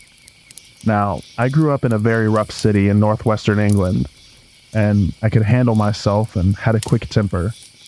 So at the beginning, I gave as good as I got, but it escalated to him cheating on me, physically assaulting me, locking me in the flat, isolating me, mind games, and taking my money. There were too many incidents to write about here, but suffice to say, in that 12-month relationship, he terrorized me until I hardly recognized myself. I was desperate to escape, but deep down, I always knew that when I left him, I would be in danger, so I just kept putting it off. One day, he started another fight, but this time, he told me to get out. I didn't need to be told twice. I packed my stuff and was gone within 10 minutes. I had no close friends because he would be so vile that nobody stayed around for very long. I rang a girl that I used to work with and begged her to let me stay with her for the night. She gave me her address and she let me stay with her for a month in her flat, which was about a mile away from his flat in northwest London. This meant I had to use the same tube station to get to work. It started one morning when he was waiting at the tube station. He escalated it from that point onwards. He would be at the tube station waiting for me a couple times a week. He would stand behind me as I got my ticket and would verbally abuse me. He would never shout or draw attention to himself, but he would call me names and threaten me in a low tone of voice that made my stomach heave. I never reacted because I knew that's what he wanted. I foolishly hoped that he would get fed up and just leave me alone. Then, he started to show up in the neighborhood around my workplace in West London. I told my manager and colleagues, but this was before mobile phones were commonly used. Other than keeping an eye out for him, they couldn't really do much to help me. Sometimes I would see him at a distance standing in a corner, or catch a glimpse of him in a local market, and then he would vanish. I thought I was going mad or developing paranoia. I moved out of my friend's flat into a shared house about 1.5 miles away from him. I don't know any other areas of London, and I had made some friends in that area, so I didn't want to leave completely. I used the same tube station, and as I stopped seeing him there, I thought he was starting to move on. It took me a couple of weeks to notice the white van with blacked out windows that was permanently parked across the road from my flat. I thought it belonged to a neighbor. I was horrified when I realized it was him, and he would sit in that van day and night, watching me and tracking my movements. One day, soon after the van appeared, he approached one of my housemates to give me a message and asked for the telephone number. I wasn't that friendly with my housemates, so I hadn't told them what was going on. They thought that he was a friend and gave him the number. From then on, he rang every night all through the night. Eventually, I told my housemates what was happening, and they promised not to let him, and unplugged the phone that night. He started to leave gifts and cards on my doorstep. My room was on the ground floor, and a brick was thrown through my window. I'm phobic about birds and keep finding dead birds on my windowsill. I was a nervous wreck, flinching at shadows and jumping at the slightest sound. Thought about moving again, but I knew he would find me through my workplace. I went to the police, who said because he hadn't actually done anything, then there was nothing they could do. This was before stalking was a criminal offense in the UK. I would come home and find typed letters posted through the door, asking me why had I been to a certain shop or cafe or theater on a certain day or night. The letters would ask me why I had visited a certain address and who lived there. It was relentless, and I knew that he was letting me know that he was there watching all the time. I wanted to leave London and go back home, but I couldn't tell my family what was happening, as my mother was seriously ill, and I didn't want to worry my dad and my siblings, as they had enough to deal with. In desperation, I decided to pretend that I left London by packing a couple of suitcases and taking them back to my home city. I knew he would be watching me, and I hoped that he would be fooled. I totally underestimated his lunacy. I would stay at my best mate's house when I returned home. I thought I saw him once, but I thought I was just being paranoid. The night after I arrived, I went out for a couple of drinks with my best friend Diane and 2 other friends, Billy and John. We went to a couple of bars, listened to some music, then all ended up back at her house just drinking and chatting. Billy and John left around 3 a.m. A couple of days later, I returned to London. There was a note waiting for me on the doormat. I opened it, and to my horror, it contained details of my night out. It mentioned John. It named bars where we had drank, and even the name of the band. Then he rang the house phone, screaming and ranting words that made no sense. I saw one of his friends who told me that, unbeknownst to me, the crazy ex had drove 200 miles and gone straight to my best friend's house. He had watched me go out and waited for me to return home from the night out. Then he followed John and waited outside his house too. The following day, when John went to his local pub for a Sunday afternoon drink, my maniac ex followed John in there and made a point of chatting with him to find out his name, etc. This had gone on for about 4 months at this point. About a month later, I was on my way home from work. It was winter, around 7 p.m. and the streets were dark. He grabbed me on a side street, dragged me into the back of the van. I was petrified and crying in the dark, being thrown from side to side. All I could hear was the radio. He hadn't said a word. After about an hour, the van stopped and the back door opened, and I was in an empty car park with trees around it. He kept his hand on the back of my neck as he made me walk for about 20 minutes through what I guessed was a forest. He never said a word as I asked him where we were going and why he was doing this.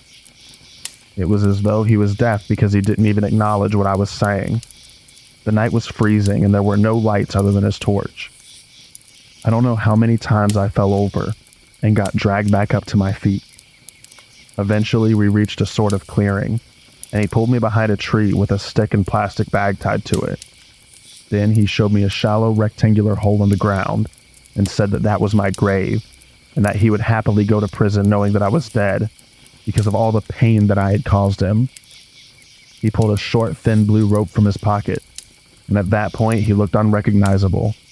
His expression was pure darkness, and all I could see was his crazy eyes staring right through me. He had his hand on my throat and the rope in his other hand. I swear I have never been so scared in my life. I was shaking with terror. I honestly thought that forest clearing would be the last place I would ever see again in this world. Suddenly, I knew with complete certainty that I had to stay calm if I was going to get out of this alive.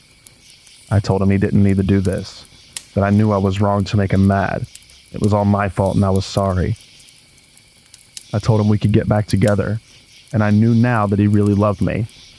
In the end, God knows how, but somehow I got through to him, and his eyes cleared and he spoke to me. He agreed to let me go and get my things to move back in with him. He drove me back to my flat and I ran inside and collapsed on the floor while he waited outside. He started beeping his horn, banging on the door, and ranting and raving outside the house. My housemate rang the police, but he left as they arrived in the street. I gave him his details and told them what had happened. He denied everything, and the police said that there was no witnesses, so it was my word against his. The police told me they had warned him, but ultimately they couldn't do anything without proof. I gave them the notes he had left, the van registration, the names of people who could verify what I was saying, but still, they said it wasn't enough to arrest him and charge him. They checked the van registration, but it wasn't registered to his name. And so, the stalking and harassment continued. I started carrying a R alarm, hairspray, a screwdriver, and anything else that I thought might protect me. I hadn't slept properly for weeks, and food stuck in my throat if I tried to eat. I was a shadow of my normal self. Friends of his came to see me, to tell me to leave London, as he was obsessed with revenge because I had been to the police. I went to a solicitor who wrote a cease and desist letter. I found parts of it ripped on my doorstep. About 6 months from the start of his terror campaign, I was asked out on a date by Gary, who was a friend of my friend's boyfriend Pete. I was trying to convince myself that I could carry on living with some semblance of normality. I agreed to go out with Gary if Pete came along too. After a few drinks, we went to the club. Pete, who wasn't drinking, said he would give us a lift home. We were in Pete's car, and he started the engine and drove for about 5 minutes. Then I heard Pete say, "There's something wrong with my brakes." Then he said, "There's a white van following us." My heart started beating 100 miles per hour. and my throat started to close as I asked him, "Does the van have the reg number 1234? To my horror, it did. It was him following us. I quickly had to explain to Pete and Gary that I had a lunatic ex-boyfriend who just happened to be stalking me right at that very moment. Pete was only driving at about 20 miles per hour. He pulled the car over, and we jumped out and ran through a housing estate of tenant flats until we lost him. We found a mini cab office, and as I was too scared to go back to my flat, I ended up sleeping on Gary's couch. Unsurprisingly, the potential new relationship ended that night. The next day, Gary rang me to say that he had been back to pick up his car, and the brake cable had been partially cut until it was nearly severed. I truly believe he tried to kill all three of us that night. Gary and Pete wanted me to go to the police, but I had lost all faith in them. Every time I had asked the police to help me, they had done nothing, and it just made things worse by reinforcing how powerless I was. Enough was enough. I knew that he wasn't going to stop. I didn't even know what he wanted anymore. That same week, I gave notice on my flat and handed in my notice at work. I booked a 6-month air ticket to India. In my crazy mind, I thought, well, it's one of the most populated places on the planet, so he will never find me there. And I traveled around India on my own for 6 months. I did a lot of thinking and healing and returned to my home city. I never returned to London. And thank God, I never saw him again.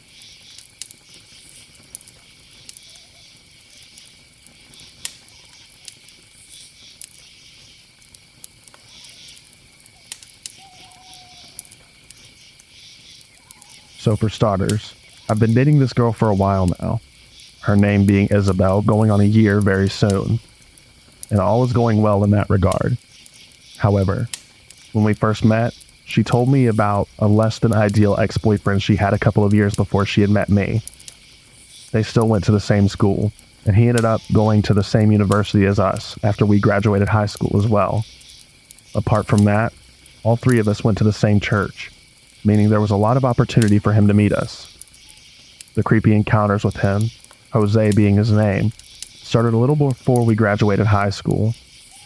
After he heard that we were dating, he was furious, even going as far as to say I was abusive on Twitter.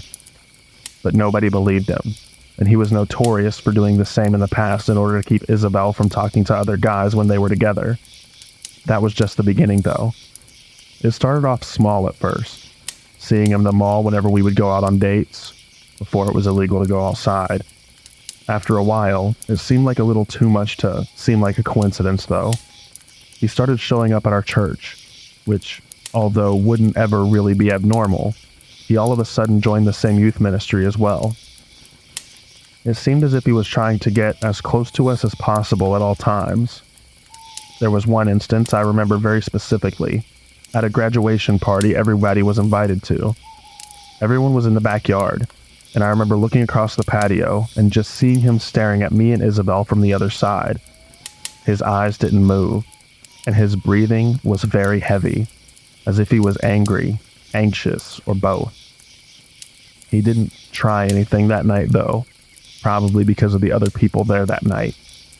After I left the party and dropped off my girlfriend at her house for the night, I saw a black car following me for a majority of the way home, which I really didn't think much of. And not to sound like that guy or anything, but I wasn't too worried about it either. I'm fairly well built, and I've done martial arts for a little over 6 years. The next day, that same car was tailing me almost the whole day while I was running errands. Things got a little heated in the afternoon, though.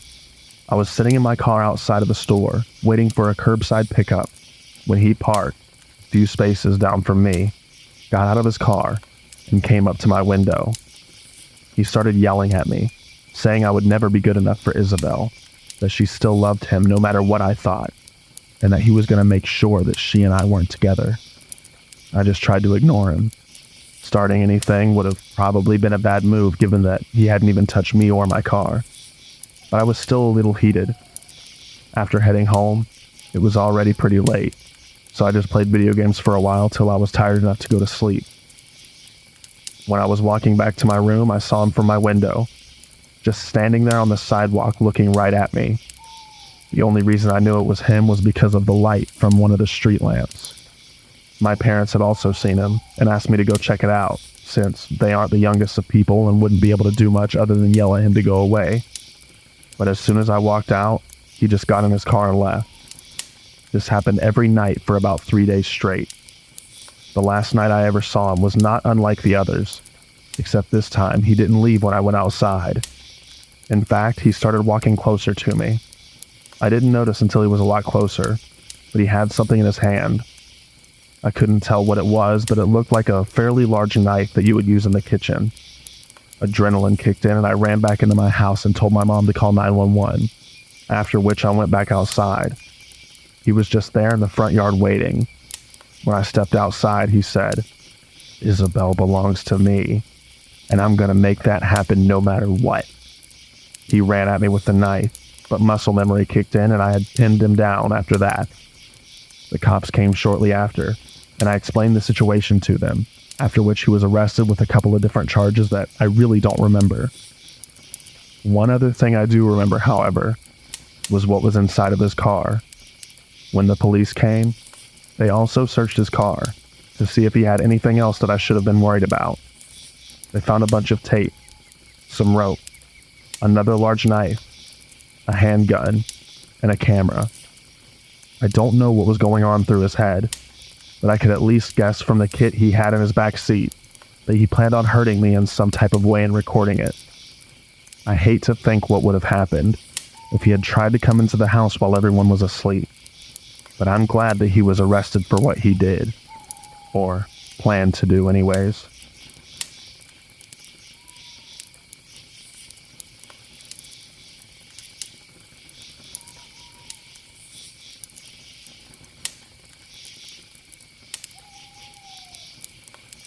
Some context.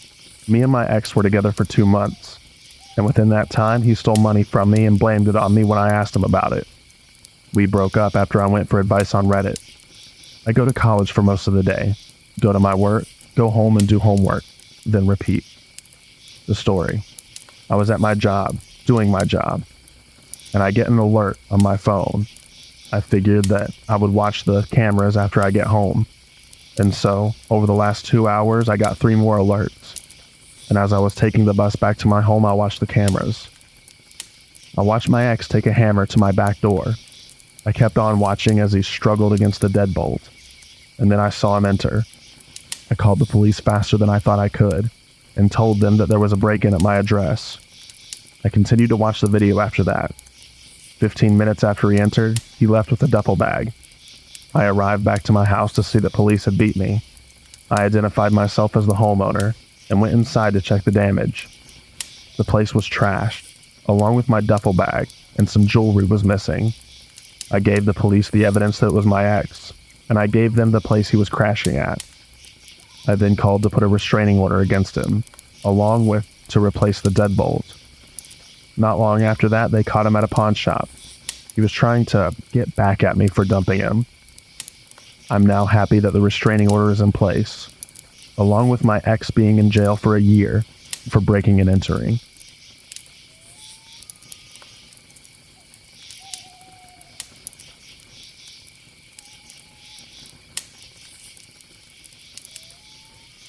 Hi everyone. I'm going to start this post by saying that I haven't told anyone about the whole story, mainly because of fear, but also because the guy I'm going to talk about is the son of one of my dad's best friends, and I just know for a fact that my father will inevitably end up blaming all of this on me. Anyways, I'm currently a senior in high school, and I live in a pretty nice town in North Carolina. It all started a year ago when I was 16. At the time, I was working at Starbucks as a barista. It was Thursday, and surprisingly, the cafe was almost empty. A few minutes before the end of my shift, one of my colleagues informed me that a cute guy is here to see you. I was kind of confused. I didn't have a boyfriend at the time, and I'm pretty average, so I couldn't imagine that a guy could be interested in me. As I turned around, I recognized the boy instantly. Henry, my dad's best friend's son. He's 3 years older than me, and for a reason that I wasn't aware of, he enjoyed making me feel miserable, calling me fat, ugly, and all the other sweet things that you really want to hear as an already insecure teenager. So, for obvious reasons, seeing him at my workplace didn't fill me with joy. Now, on a completely objective point of view, he's a very good-looking guy, blonde hair and blue eyes, but he knew that he was attractive, which made me want to punch the smirk right off of his handsome face. I know it sounds like some Wattpad type of story, but it really isn't. Henry was actually here to apologize for being a complete douchebag, and confess that he actually really did like me, but didn't know how to act around me because I radiate such a powerful energy. It's really destabilizing. Weird timing, but okay. Being the dumb girl that I was, I accepted his apologies, and from that moment on, we kept in touch every day. He would send me good morning and good night texts, give me cute nicknames, and whatever else couples do. However, he never asked me to be his girlfriend, but would introduce himself to others as my one true love. I should have seen the red flags from the start. He would show up at my place without asking me at least once a week. I live alone with my dad, who actually really liked the boy, so my old man didn't care about his constant presence at home. After a few months into our relationship, I decided to call it off. He was being really possessive. He was jealous of my girlfriends, and I discovered that he was in contact with his previous girlfriend, and he kept on telling me not to worry about it. Yeah, did that ever truly work for anyone? Didn't think so. His reaction wasn't what I expected. He shrugged and was like, okay, whatever you want, babe. Don't get me wrong, I didn't want him to hurt because of me, but he seemed nonchalant about this that it was almost worrying. I thought the story would end here, but oh boy was I wrong. Even after the breakup, he kept on coming over and taking naps on my bed while I wasn't home. When I confronted him about it, he would respond with, I came to see your dad, or we're still friends, I don't see what's bothering you. I tried to tell my dad that Henry and I weren't together anymore, and that he had no right to come over and make himself at home in my own room. He just laughed and said that I was being a drama queen, so I guess you understand why I'm kinda stuck at this point. What I didn't know was that Henry was basically following me everywhere. I noticed it a few weeks ago, but I'm pretty sure that it's been going on for quite some time now. He would follow my car as I was going to school, park his truck in the Starbucks parking lot whenever I was working, and he would peek through my bedroom window and leave handprints. How did I not notice it before? Well, as a horror movie fan and true crime podcast enthusiast, it's not unusual to feel observed or spied on. Plus, his truck was pretty common, so I couldn't tell if it was him or not. Until a few weeks ago, my car had a problem with one of the tires, so I had to take the bus for a while. One morning as I got out of my house, I saw his truck, and immediately made out his face as he was sitting in the driver's seat. And that's when I connected the dots. My gut feeling, going in a frenzy whenever I was out. 3 of my tires being slashed, the handprints on my bedroom window. When the realization hit me, a shiver ran down my spine.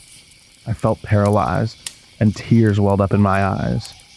I felt nauseous, and decided that I needed to talk about it to somebody, because I've read enough stories about it, and trust me when I tell that crazy ex-boyfriend plus helpless girl don't work out together. I made up my mind and told my friend Tyler, who's 5 years older than me and is studying law, the whole story. And he unfortunately told me that I couldn't do anything because I didn't have any concrete proof, and it would be my word against Henry's. Now I'm stuck, because I don't know what to do. I tried to take pictures of his car, but due to the lack of light in my neighborhood, I never managed to snap one in which we could recognize him. Whenever he's parked in front of my house and we make eye contact, he usually just starts the truck and drives off. I haven't seen him in 3 days. However, my gut feeling is still making me go crazy. So crazy, Henry, let's not meet again. But I know eventually you will show up.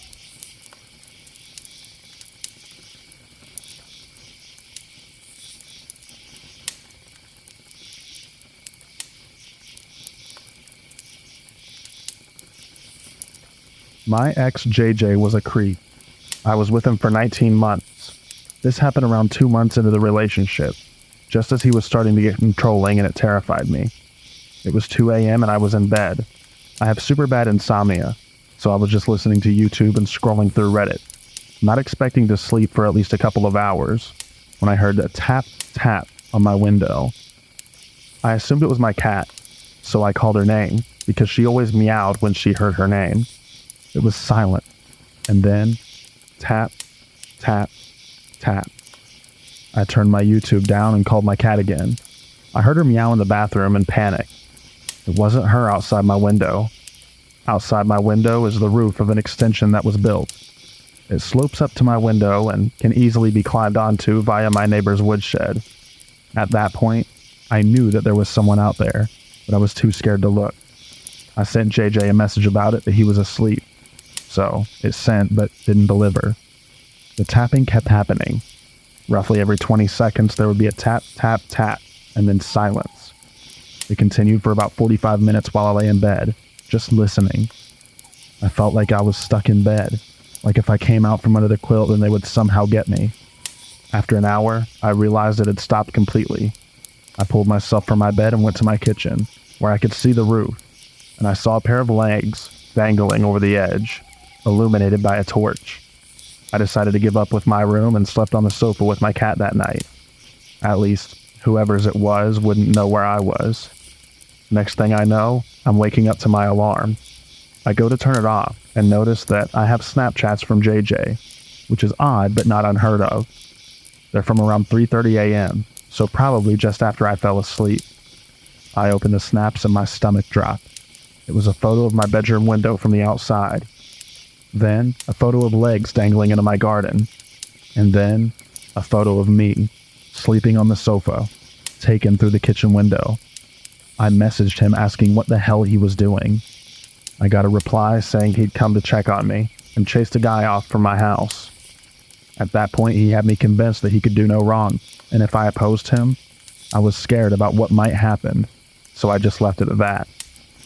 From then on, it happened a couple more times, and every time I just tried to ignore it. But with the joy of hindsight, I know that I shouldn't have. I should have told someone or broken up with him, but I was too scared of what he might do. I have a lot of stories about JJ. I might write some more. I've been considering putting it in a book somewhere, but I'm not sure.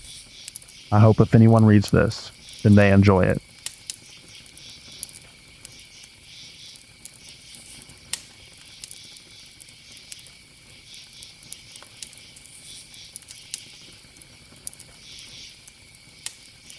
I would like to make something abundantly clear in the beginning of this. I was very naive in my youth. Very naive. While my ex was emotionally, sexually, and mentally abusive, he was smart enough to never lay a hand on me physically. He used gaslighting, manipulation, and carefully hidden sadism to control me for 8 years. I forgave him for every slight against me, every instance of cruelty, every mental assault, and every sexual attack. I forgave him because I thought that he loved me and that I was his property because we'd been together for so long and I wore his promise ring. In my mind, I was dealing with actions that would eventually go away with age. I was 17 when I finally got the courage to leave him. And since then, he's left me messages on Facebook, my phone, my email, and called me from texting apps to be a breather. It's always the same message he leaves. I'm still here. Every month, like clockwork. Same time, same day, same message. He has done this for 6 years, and I could do nothing about it. He wasn't breaking any laws, so I couldn't report him, and nobody cared about it anyway. So I blocked each account and continued on with my life. But 2 months ago, the messages stopped completely, and I know why. I got engaged to another man the same day he messaged me for the last time, and posted about it on Facebook. And magically, the messages stopped. He stopped because I'm going to marry someone else, and in his mind, I'm no longer his property. This is the only thing that makes sense to me, that he believes I belong to the new man and not him. But I have the feeling that I've not seen the last of him.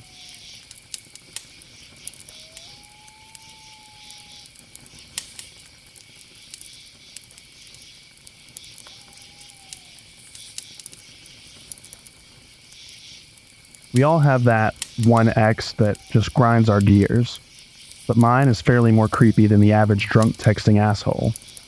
About 3 years ago, I was in a long-distance relationship with a younger man, meaning he was only 17 at the time, while I turned 19 in the relationship. His name is Peter. Peter was not a nice person, to say the least. He thought that first impressions he made on people were the only ones that he needed.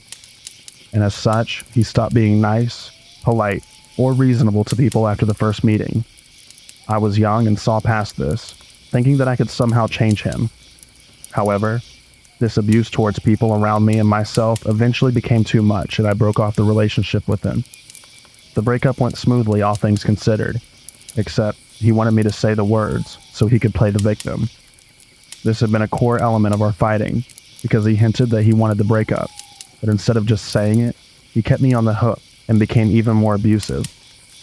I'm getting sidetracked, but the point was that I thought of the matter as resolved and entered a loving relationship with my current boyfriend shortly after this. Then came the day where Peter wanted to get his belongings back. I texted him a list of everything he had left in my apartment, and he okayed that it was everything. We also made an appointment for him to stop by my apartment around 3 p.m. the following Thursday. I have no intentions of letting him back into my home, nor being alone with him, since he suddenly seems to have many mood swings after seeing me in another relationship. He's been blocked from my Facebook account, but somehow still knew that I was in a new relationship, which was a major red flag to me and my boyfriend. Thursday came, and I felt eager to just be done with it. My boyfriend and I are walking home from school when my phone rings. It's Peter.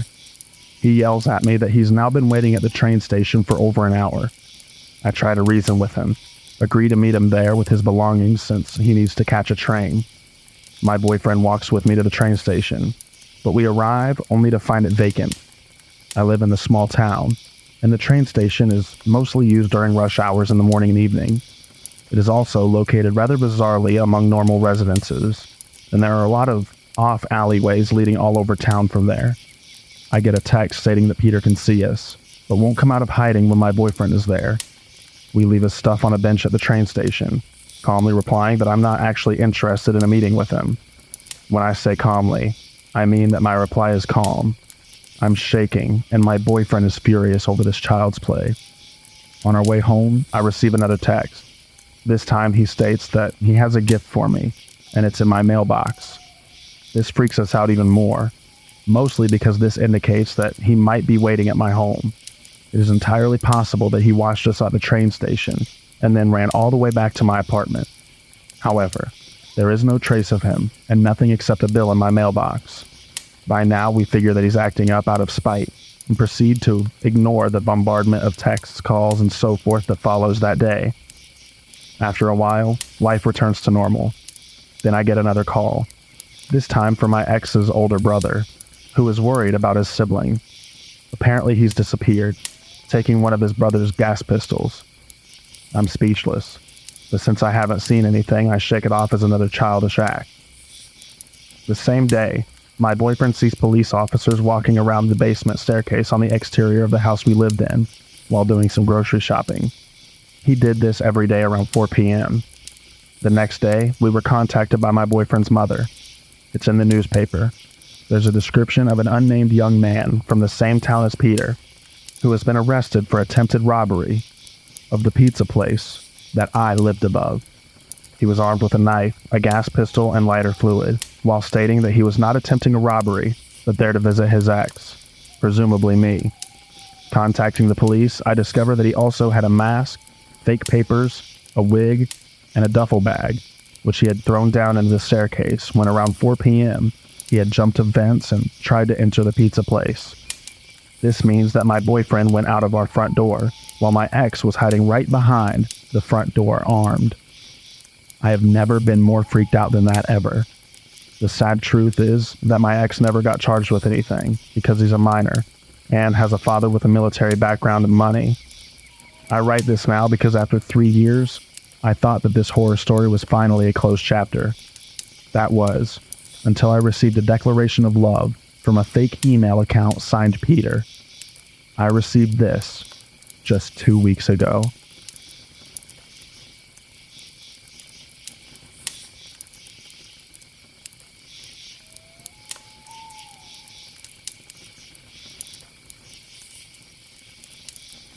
This happened yesterday, after I finished the night shift at around 3 a.m. I work at a store of a big fast food chain to pay for my university. Our staff changes frequently because of a lot of students and migrants working at our place, so you don't get to know each other very well. Everybody has their own social life, and it's very, very rare for coworkers to establish friendships outside of working hours. Still, you know the people on your shift, and the night shift has particularly few workers. One of my coworkers, Jasir, started to get interested in me. Not that I noticed. I'm young and dumb. Like being friendly and important for later, I have a hard time saying no. In December 2019, our store threw a Christmas party at a pub. I went and had a great time, but I also made plans for later that night. Because of that, I wanted to leave early, which made Jasir also want to leave early, despite the fact he neither needed nor planned it beforehand, which made me uncomfortable. Unfortunately, he didn't know how to get to the train station, and I did, so I couldn't say no and just let him tag along. When we arrived at the train station, it came to light that there was no train that he could take to get home. None. He did not check beforehand. He did not ask me. He just wanted to tag along with me. That made me super uncomfortable. Instead of taking the train to the main station, he got into my train and only got out when I insisted he change his trains at another big station. But oh boy, that was not the train of the title. On January 2020, Jasir asked me out for coffee and I agreed. I thought, he just wants friends. He doesn't have any and can only rely on his coworkers. If something happens, I can just nope out. So I went. First it was okay-ish. We mostly talked about work-related stuff because we don't share any hobbies. We're not the same age and we don't have the same mother tongue, language. Jasir didn't like talking about work and nothing more. He started talking about how different I was from the other coworkers, how nice of a person I am, and how good my charisma is. Then, he asked if we could get to know each other better. I genuinely didn't want to, and still don't.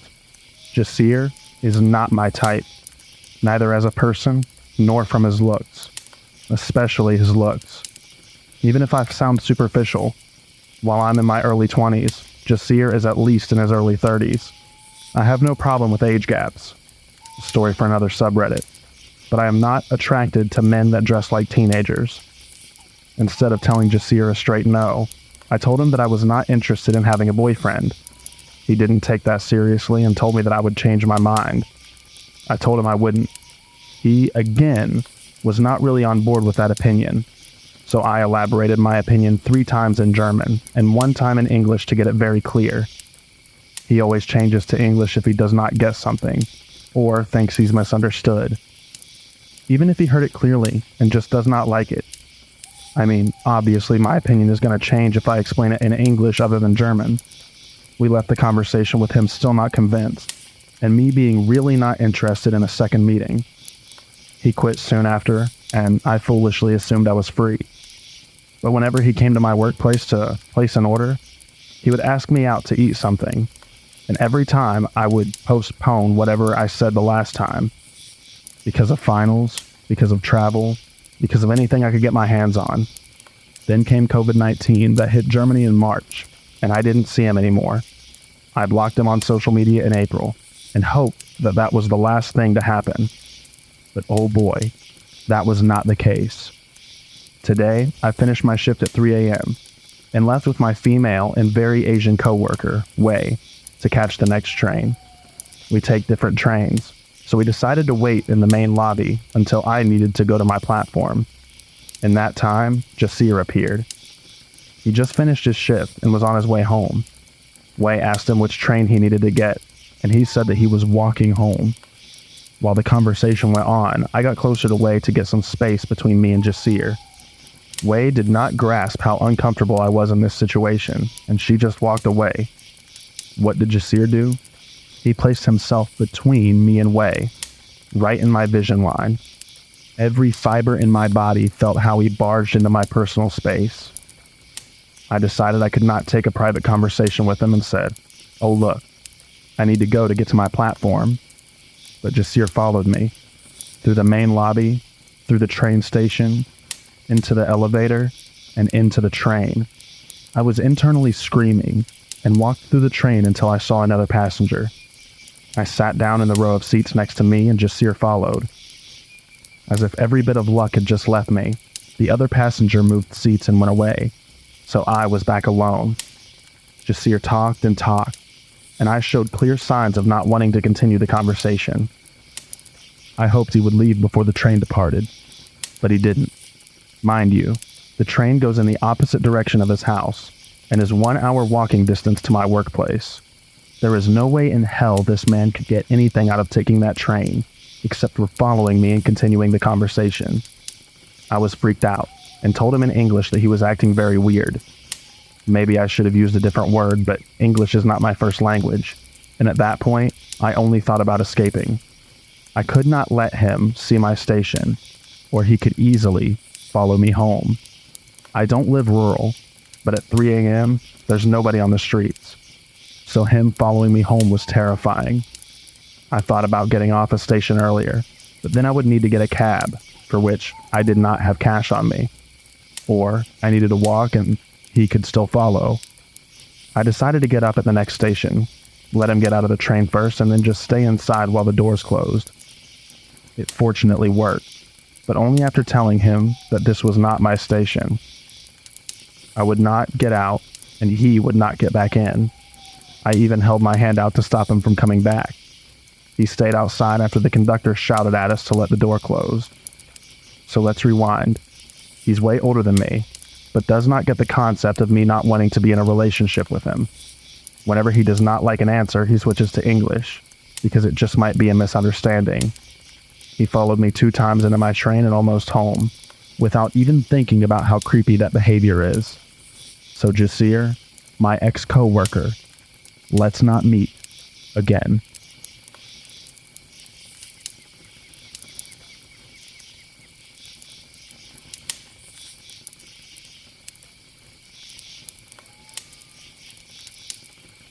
My ex-housemate was potentially a serial killer. This is a convoluted story, so bear with me as I try to convey everything I can recall about what led me to the conclusion that my ex-housemate could have potentially been a serial killer, or a serial killer in the making. It was the summer of 2015 when I moved in, and at first appearances, my housemate/landlord Mike was somewhat normal, if not a bit socially awkward and dysfunctional. When I was signing the papers, he was adamant that I should never go into the basement, which I thought was odd, but I really needed a place to stay, and, well, people have their little quirks. So I just chalked it up to that at the time. As I got to know Mike, and our cohabitation continued, I learned more about the depths of his dysfunction. Firstly, that he used meth.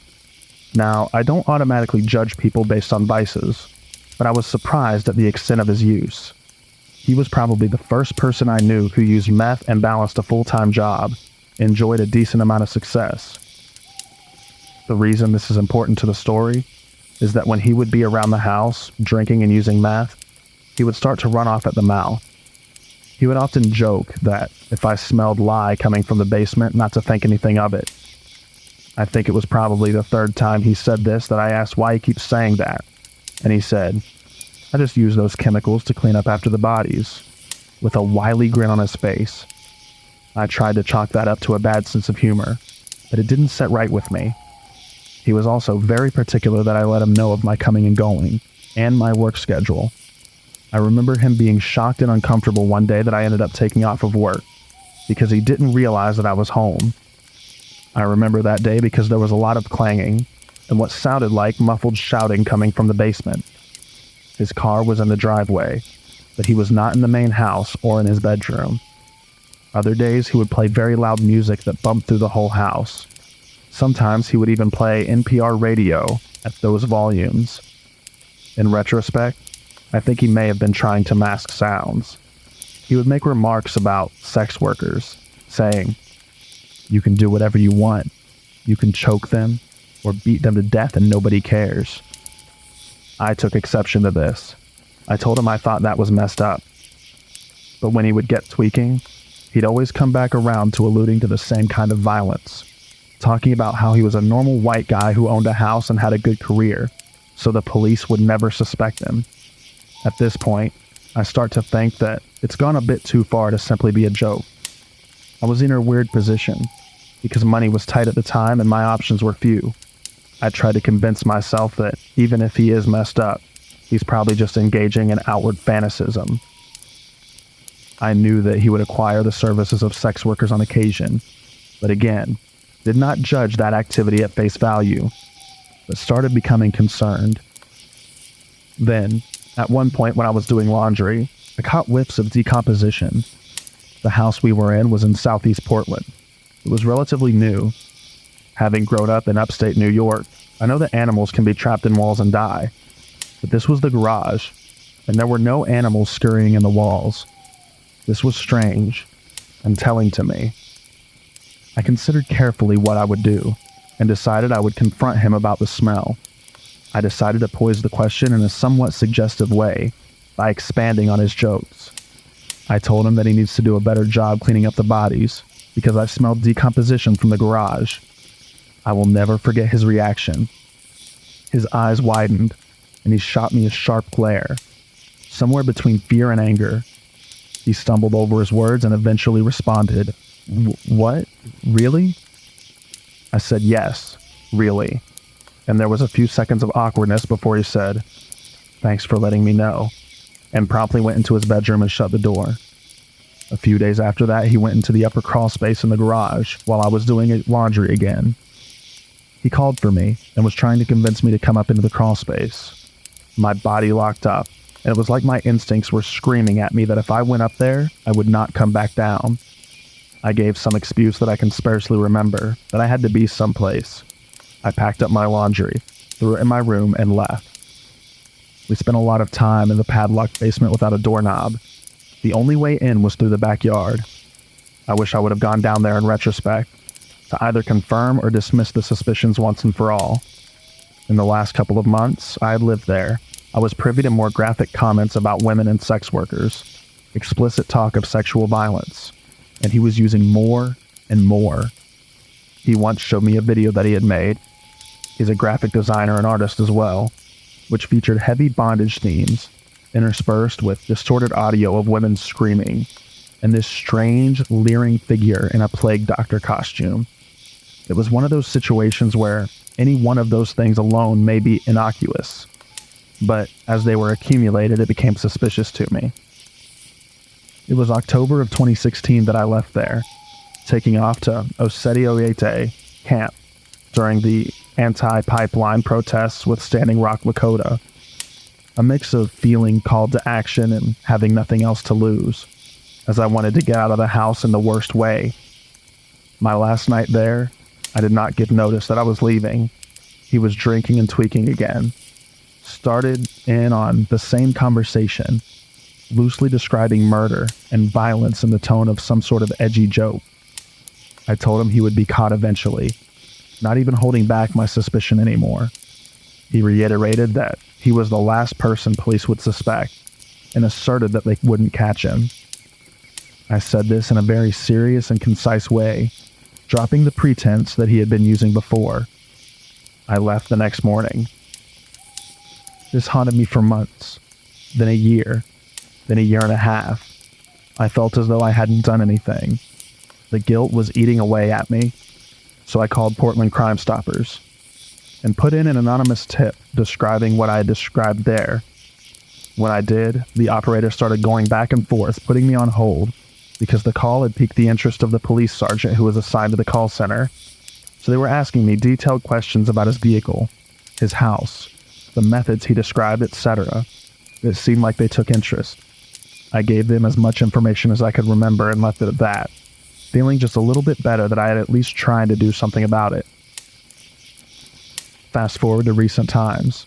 I told my mother about all of this, and she became interested, asking what house this was, and she ended up pulling it up on Google Maps. She put it up on Street View, and I noticed that there was a large enclosed trailer in the driveway that wasn't there when I was. I could theorize why it might have been there. but cannot put together a practical reason for it, or why he'd be using it, unless it was moving, or using it to haul things to discard. Admittedly, that is pure conjecture, but I couldn't help but wonder. I doubt that I'll get closure, or have my suspicions validated unless he does finally get caught and arrested. And I read about it. I've grown up poor, and been around the lowlife a lot. I've interacted with many sketchy and unsavory people in my time, but none of them have ever made the impression that Mike made on me.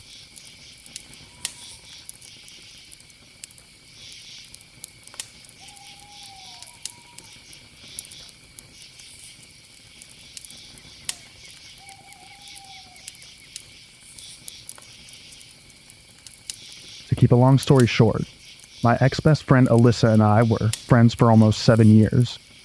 We had a good, healthy relationship. She was my ride or die.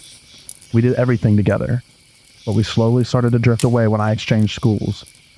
We saw each other after school, so it was cool. Well, a year passed and I started to notice Alyssa hanging out with the wrong crowd, and I didn't want any part of that. I started to notice how Alyssa would pick on me about my appearance and clothing, but she used to dress like me. We used to be dripped in anime merch, but ever since she started to hang out with more mature college people, she changed. She would constantly tell me that I'm fat, ugly, or nobody loves me at all. That type of stuff. And my last straw was when she called my family poor. I lost it because my family has helped her with financial problems and even gotten them out of debt. So I stopped being friends with her, and I started to hang out with new people and get to know myself more. I've made a new best friend and everything was great, but I couldn't shake the feeling of being watched from every corner. I always felt like someone was there, but I ignored it. Months passed by and I still can't shake the feeling of being watched. And that's when stuff started to happen. My car would end up getting keyed. My tires were popped. And weird letters I had to decipher started to show up on my front porch. But I'm dumb and just decided to ignore the problems. A year later, I decided to hang out with some old friends from the group, and that's when I found out everything. Alyssa was the one doing those things to me, and every letter she sent was a death threat. My friend Tori, the one who witnessed everything, told me how Alyssa would stalk me and get mad that I replaced her with a guy. That's not what creeped me out. Turns out, Alyssa copied everything. I got a 2018 Nissan Sentra, and she got the same car. Inside my dashboard on my car, I have My Hero Academia figures and South Park figures, and she went as far as to get the same type of figures online and put them on her dashboard. She would wake up at 6 a.m., drive to my house, and wait for me to wake up and get out of the house so she could follow me. She tried adding my friends on social media and tried to convince them to leave me for her because she's a better friend than me. She even got the same clothes as I did. According to Tori, when she would visit Alyssa at her house, Alyssa would have the same anime posters. I didn't believe her at first until she showed me pictures. Everything was the same, as if Tori was seeing double of everything. Lucky for me, Alyssa was forced to move up north with her father. Her grandma kicked her out of her house, and everything went back to normal. For now, I'm just scared when she comes over for holidays and starts to stalk me again.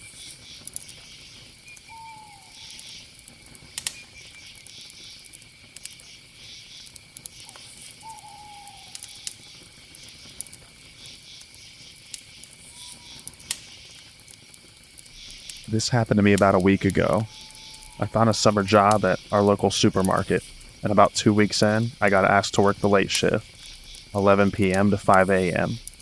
I accepted since I was in need of money, and I never sleep early anyways. Everything was fine and dandy until about 3 a.m., when a shirtless, scarred-up guy came in the store. After lingering around the store for a while, he quickly came up to the counter, making intense eye contact with me. As I was about to ask him if he needed any help, he whispered, "Don't you dare move." I didn't hear him at first, so I asked him if he could repeat that. At that point, he got agitated and yelled, "Make another sound and I'll cut you up." In a swift motion, he vaulted over the counter, going to the alcohol section, trying to grab a bottle of whiskey. Thankfully, the owner has hid a baseball bat under the counter. The moment he turned his back to me, I took the bat and swung full force at his knee. He winced in pain and tried to get up. I winded my bat again, acting like I was going to hit him again, just to see him pull out a homemade shiv of some sort. I let him get up, and the moment he got up, he swung his shiv at me, lightly lacerating my wrist. I pushed him back with the bat, and he ran for the door and got out. The day after, I called the cops and showed them the security camera footage, but they haven't contacted me since. I think it's safe to say I won't be working the late shift again for a very long time.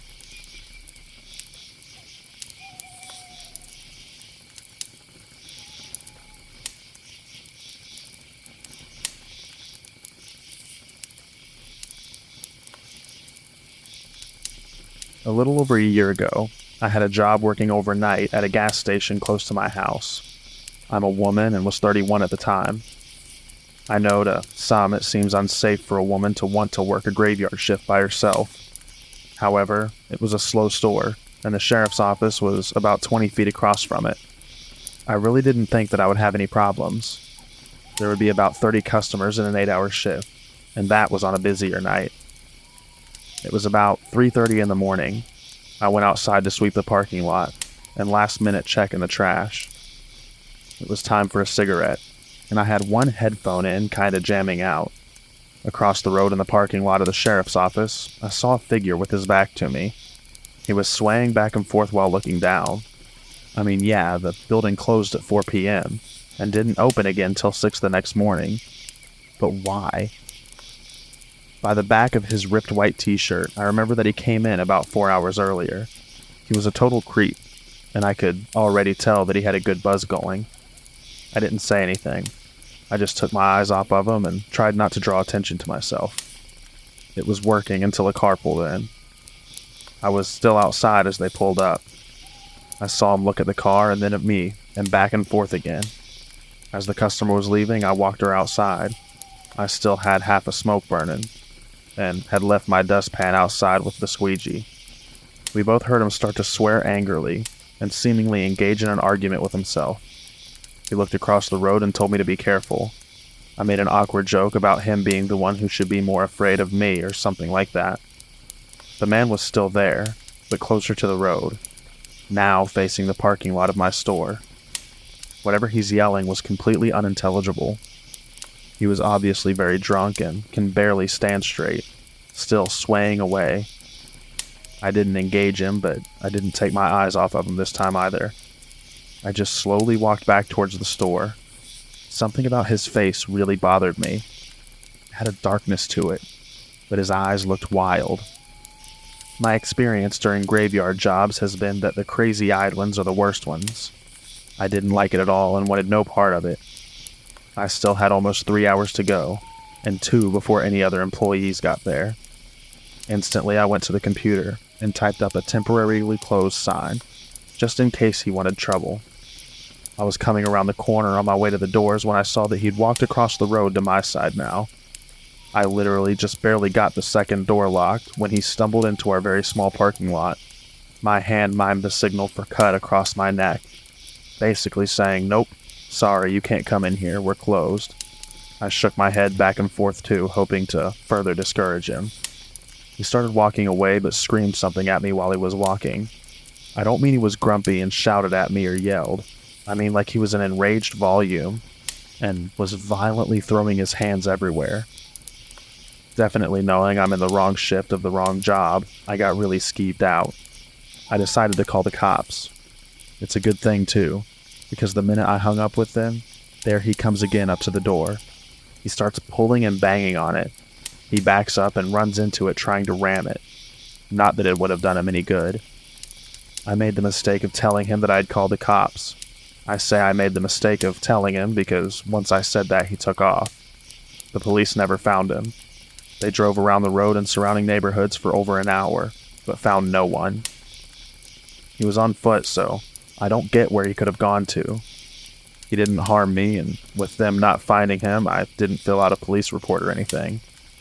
I was safe behind thick glass doors that were locked for the rest of my shift. It just sucked. Maybe if I didn't warn him ahead of time, I wouldn't have had to spend the last 3 months of my job constantly looking over my shoulder.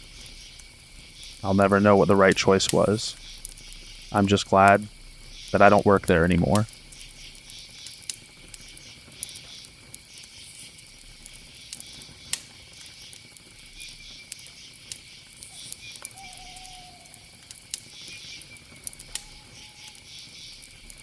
So this happened a little over 2 years ago now, and I wanted to post it somewhere just to look back on it one day and never forget the lesson that I learned. It was 2016, and I had just started a new job at a motel.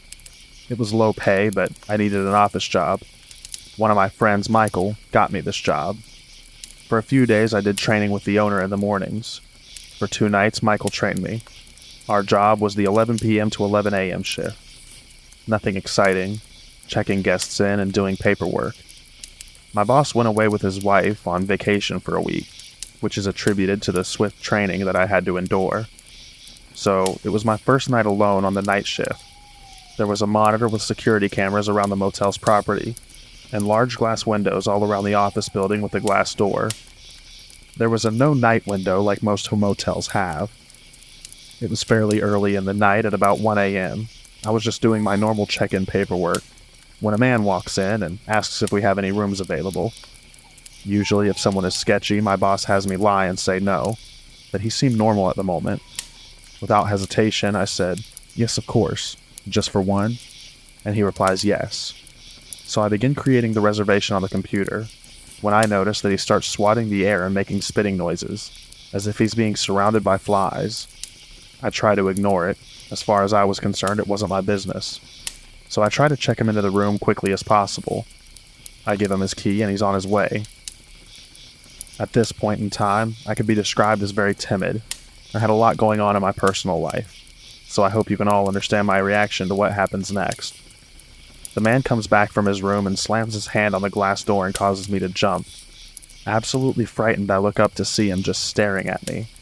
He cracks the door and puts his head through and says, "I can't get into my room. Why won't you let me into my room?" And my only defense is trying to be helpful, so I replied, "Maybe there's something wrong with your key. Let me give you another one." The look he had in his eyes was inexplicable. I felt like I was in absolute danger. I handed him his new key and he went back to his room. I tried texting Michael because he is the one who trained me, though it was in the middle of the night and he was asleep. I needed some guidance. With no reply from Michael, I noticed the man trudging down the stairs to come back. I go into absolute panic mode. I run into the back office and lock the door, and I pull out my pocket knife. It's important to keep protection when working at night. I hear the man in my office yelling, "Hello? Hello? Why won't you let me into my room? Why do you not like me?" Me being an absolute idiot, not standing my ground and calling the police when I'm feeling scared, I decided to take this situation on alone. I reply, "I'm just on the phone. I'll be right out." I then start calling Michael over and over for help. No answer. I decided to take a few deep breaths and then step out of the office. The man was not there. He was in the bathroom. I start hearing him talking to himself, angrily saying, "Kill her. Kill her." My heart sank. Still being an idiot and not calling the police. He comes out and I say, "Your key was broken. I'm sorry. Let me escort you to your room." Thankfully, he agrees. I was wearing a long-sleeved sweater, so my arms down, I was able to hide my knife in my hand while holding it. I began to walk outside, and he seemed insistent to walk behind me.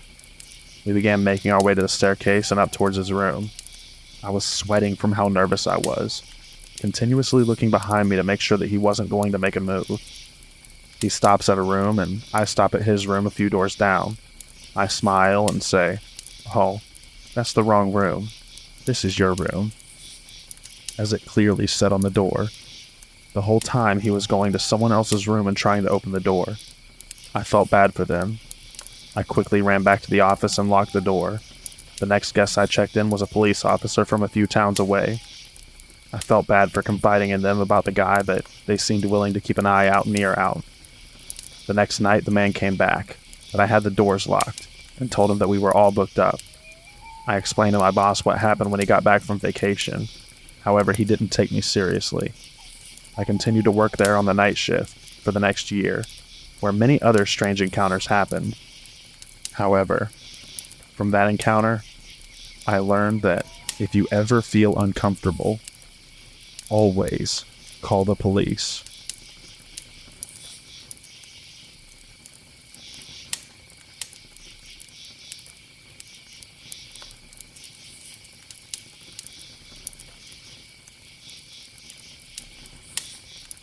This encounter happened to me a couple of days ago, Friday night. I was so shocked by it I forgot to post it to the subreddit after it happened. It was a normal Friday night just like any other, watching some late night TV. We've all been there. But when I went to go get some snacks for my viewing, I noticed my cupboard was bare. So I decided to make a quick run to the local gas station to pick up a cheap midnight snack. It was late, and it was the only place within walking distance that was open.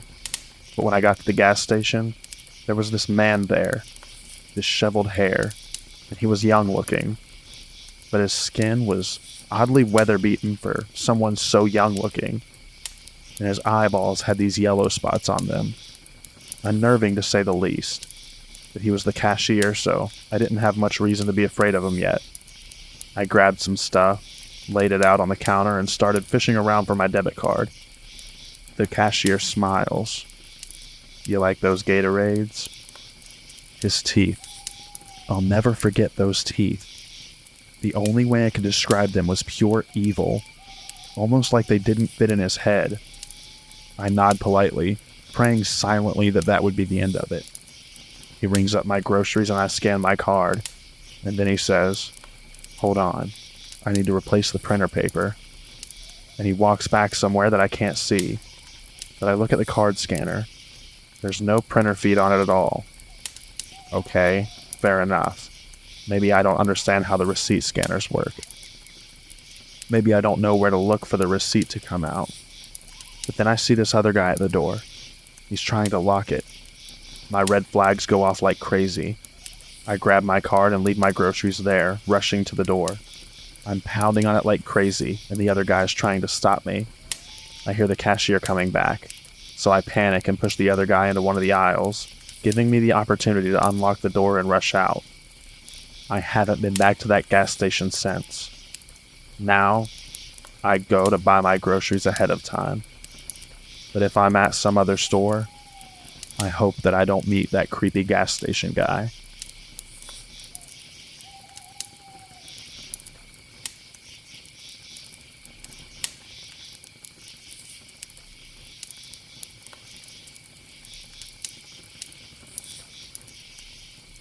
It was winter of 2012, and I was 18 or 19 at the time. I was working in a gas station in an average-sized town in England. It was an okay job, good money for somebody who was at college, and at the time, it was just a shame it was a weekend job. So while my friends were getting drunk and having fun, I was in a gas station serving taxi drivers and the occasional drunk. Anyway, back to the story. It started off like any other night. Serve people, clean up, do stock, the average night shift work. Since it was winter, the night was really dark, and you could only see faint outlines of people walking back and forth, even with streetlights. The place where I worked was situated across the road from a pub, and had an alley running beside it that led to a housing estate. Around 3 to 4 a.m., as I finished cleaning a set of shelves, I noticed a figure standing in the alley just out of the light, but just enough to hide his face.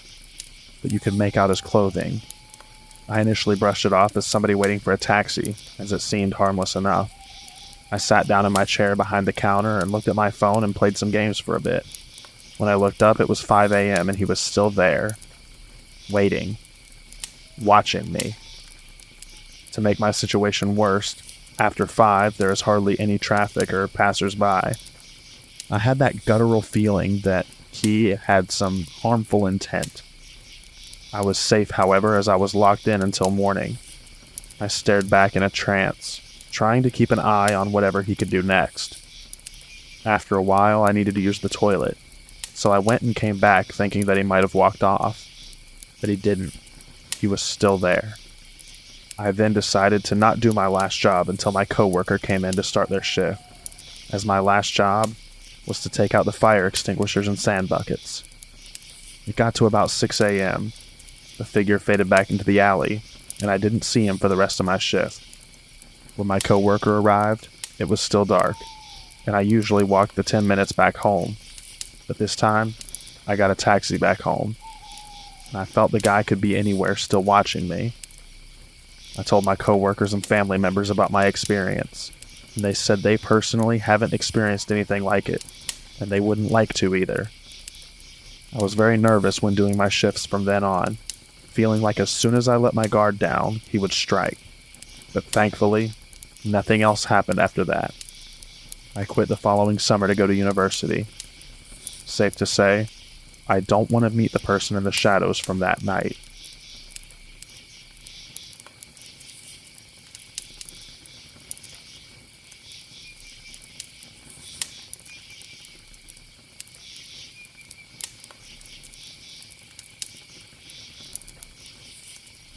I work in a fairly busy hospital downtown in the NICU. I usually work at night, and I kid you not, this happened to me less than 5 minutes ago. I figured it would be good to get this down in writing before I forgot. It's also a way for me to have some sort of proof in case something comes of it. During orientation, we are taught to be observant to the signs of a possible abductor. We're taught to look for oversized clothing, bags, and shifting behavior. Luckily, I've never encountered a strange individual until just now. It's currently 2:59 a.m., and I've been sitting at the front desk since 11. I'm a nursing student, so I usually just do clerical work around the unit. I also watch the cameras to make sure that no one is here that isn't supposed to be here. It's usually pretty quiet at night. However, I've already had a lot of weird night, so this just adds a cherry on top of it. The NICU and most of the second floor is a locked unit. This means that in order to gain entrance, you have to pick up a phone, which then rings to the desk. Usually it's parents wanting in to see their babies, and family members who are lost.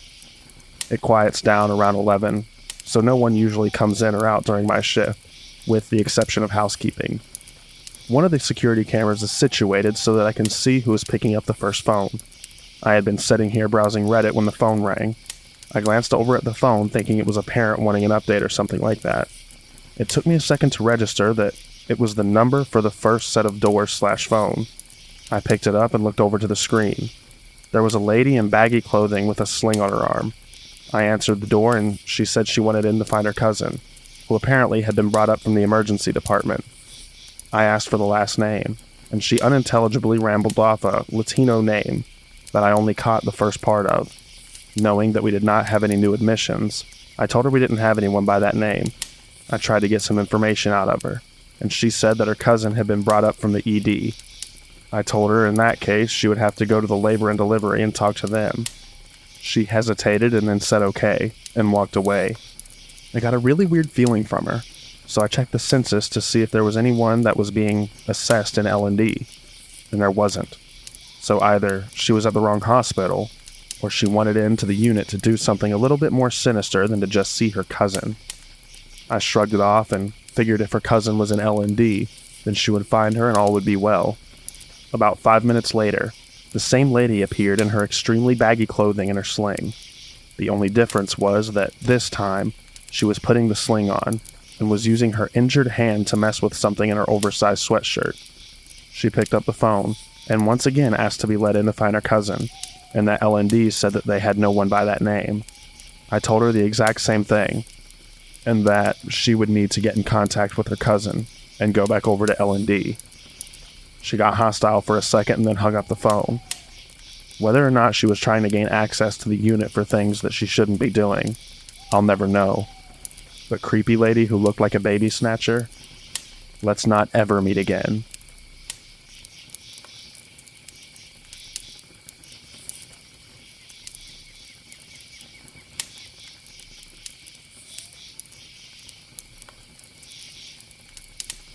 I was inspired by someone's story of an event while being an EMT, and it made me flash back to some of the weird things that occurred on night shift in a highly populated SoCal city. So here's one of my creepy EMT encounters. I worked on an ambulance that does both 911 and generic transport. So for this call, my partner and I, both females, took a lady back home from the ER. Now, this neighborhood is kind of sketch, and we drive down a block away from the known hooker/pimp street so we can finish our paperwork and clean equipment. We're parked opposing traffic on a curb in the ghetto suburbs at 1 a.m. I had just finished cleaning, and I'm standing at the passenger side with the door open, while my partner is sitting in the passenger seat still finishing her report. All of a sudden, we hear a girl's voice a few doors behind us screaming, "No, no, let me go," while a guy yells, "You can't take her." Partner and I look at each other, and then down the road, because now we hear some ricer revving like an angry lawnmower. All I see is headlights coming my way. I take a flying leap into the cab across my partner's lap as she slams the door behind me. Just in the nick of time, because the car comes within literally inches of our rig. I'd have been crushed if I didn't have almost cat-like reflexes. As the car goes by, we see that a bald, tatted-up Hispanic guy is the driver, and he's just casually flicking a cigarette out the window. In the back seat is a girl in her skivvies, desperately pounding on the window. Meanwhile, on the outside of the car is a dude in his tighty-whities. He has some weird Spider-Man grip, with one hand holding onto the roof and his feet braced against the door. He's also punching the window. I flick on the lights and sirens, hoping to scare the driver, and my partner gets on the radio telling dispatch a brief rundown and to send cops to our location. They GPS track us. Driver isn't fazed in the least by our display. He stops at the four-way, as one does in such a situation, looks at us in his mirror, flicks the cigarette, and takes off. Naturally, we, two unarmed females, give chase. The driver is cruising, weaving this way and that, trying to shake Captain Underpants. We see the dude fall and run after the car. A moment later, the girl comes flying out of the car in a very ungraceful tuck and roll. The two take off behind one of those giant power breakers you sometimes see on city streets, while the driver finishes his Mario Kart impression and floors it around a corner. We follow around the corner ourselves and stop to check for plate number, but alas, he's sporting a lemon lot ad. Since he's gone, we presume it's safe to get out and actually do our job. Take care of those injured. We hop out with the aid bag and my partner keeps watch while I run to the giant power thing, but the nearly naked duo is gone. At that moment, 5 squad cars pull up.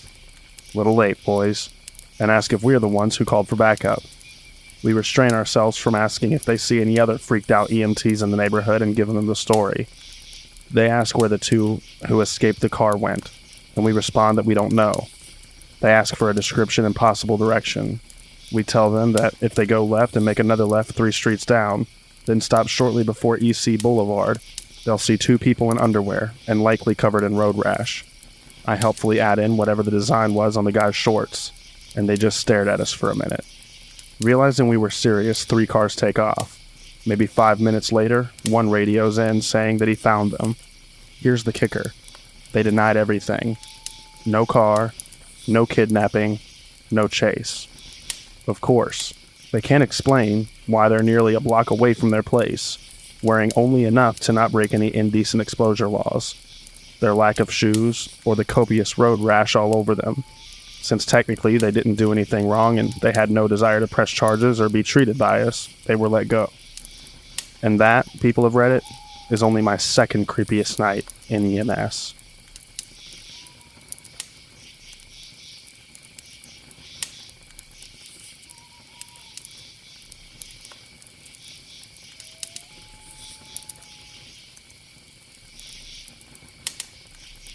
Since I'm at home now because of my fibro disability, I've got a lot of time to read these chilling tales. It also gives me time to look back at my own past and remember some of my own scary moments. I have several more stories to tell and share. This was one of those memories that I remembered and wanted to share. Back in 2007, I started a tech job with an IP, phone, VoIP, DT1 long-distance company. The company is no longer around, and honestly, I don't know how they stayed in business as long as they did back then. It was really a pyramid scheme, but thankfully I was on the IT side of things, so I didn't have to sell anything. It was a small, typical tech support call center. The customers would call in and say that DT lines were down, or tell us about outages, etc. I was the only female on my team, having to prove myself and show that I can do anything that my male counterparts could. It didn't take long, and the customers respected me for being able to handle things. After making my mark, I decided to take the 10-hour night shifts. I worked Wednesday to Saturday from 1 p.m. to 12 a.m., an hour lunch, and after 6 p.m., I was completely alone in the whole building. The rush to get out of the office by 6 p.m. was insane. I couldn't blame them, but I decided having 3 days off was better than 2. Like I said, I was by myself for most of the night. I would have to keep an eye on emails and make sure I answered calls. It was a very slow shift. I would get a lot of video game, reading, schoolwork, and writing done during this time. But sometimes, I would just wander around the building, walk all around just to get away from my desk for a time. I would have the VoIP phone system connected to my cell phone, so no calls would be missed. This allowed me to get a soda, go get food, and so on. One time, while I was up away from my desk, I was going down to the lunchroom to grab a soda. The vending machine was on the basement floor. The basement had a wall of windows and one set of security doors. Same for the main entrance, only there was one camera facing that door. Nothing else really made you feel very safe. I didn't like going to the basement much because the back of the building faced an acre of woods. There was a walking path to the woods, but for some reason they didn't install lights for the walking path. Never really sure why that was, but it didn't help the creepy factor. Sometimes I would see animals run past, but other times I felt like someone was watching me. I always tried my best to make it fast when getting a soda or snack, but sometimes it didn't feel fast enough. So, one night I was making my way down to the basement of the building to get a soda. It was a slow, dragging night, and I needed a little caffeine for a pick-me-up. I counted my money as I walked to make sure I had enough to get in and out quick. But out of the corner of my eye, I saw something dart from the glass door back into the darkness. I stopped dead in my tracks and tried to scan the forest, but like I said, it was just blackness. I felt a bit of unease, and everything told me to turn on my heels and go back to my desk. But it was 9 p.m., and I had a fair bit of time left on my shift before I could blow this pop stand. I tried shaking the feelings off and briskly walked over to the soda machine and made my selection. The soda dropped, and as I bent down to get it, I heard a loud ping noise. It was as if someone had hit the glass with something. I stood straight up and felt the hair on the back of my neck stand up. I slowly turned around and was scared to see someone out there. And as I made the full turn, I saw once again nothing but darkness. I thought this was a good time to book it back up to the main floor. I didn't bother with the elevator. I went up to the stairs and ran up them. My heart was already racing from having to go down there in the first place. Then the loud bang and now running up 2 flights of stairs. Once I was back at my desk, I sunk down in my chair and tried to calm down. It was just one noise. I was in a building with locked doors and locked inner offices. I kept saying over and over in my head that it was nothing. I was relieved by that. But out of nowhere, I got that feeling of someone watching me again. I peeked up over my cubicle wall and looked around my office. Nothing seemed out of place until I turned to face the front of the building. Outside the first set of doors was a slender, tall, dirty male. He was cupping his hands around his eyes to try and see past the reflection of the lights inside. I dropped back down in my cubicle before he caught sight of me. He didn't look like anyone I have ever seen at the office, and it was a little past 9 p.m. There is no good reason why he is checking out my office. As I sit in my chair, I hear the doors shake. I slowly stood up and watched him pull at the handles of the doors. They didn't budge to my relief. But as I watched him, he turned to face me. His face looked bruised or dirty. I couldn't tell which. Once his eyes locked onto mine, he started to bang harder and smacked the glass. I was so scared. It was the middle of the night. I was by myself and out in the middle of this office building complex. I grabbed my headset and dialed 911. While getting the operator on the line, the guy was walking back and forth from one side of the glass doors to the next.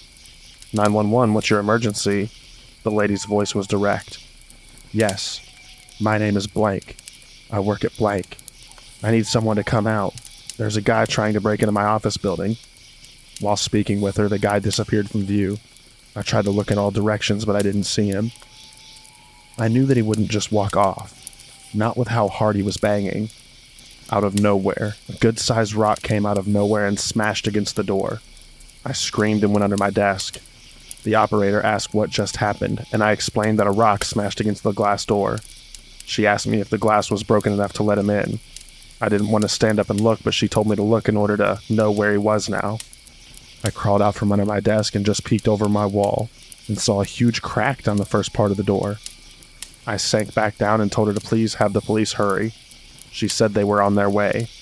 I've read many of these stories on this subreddit, and when people say that the cops can't get there fast enough, they aren't kidding.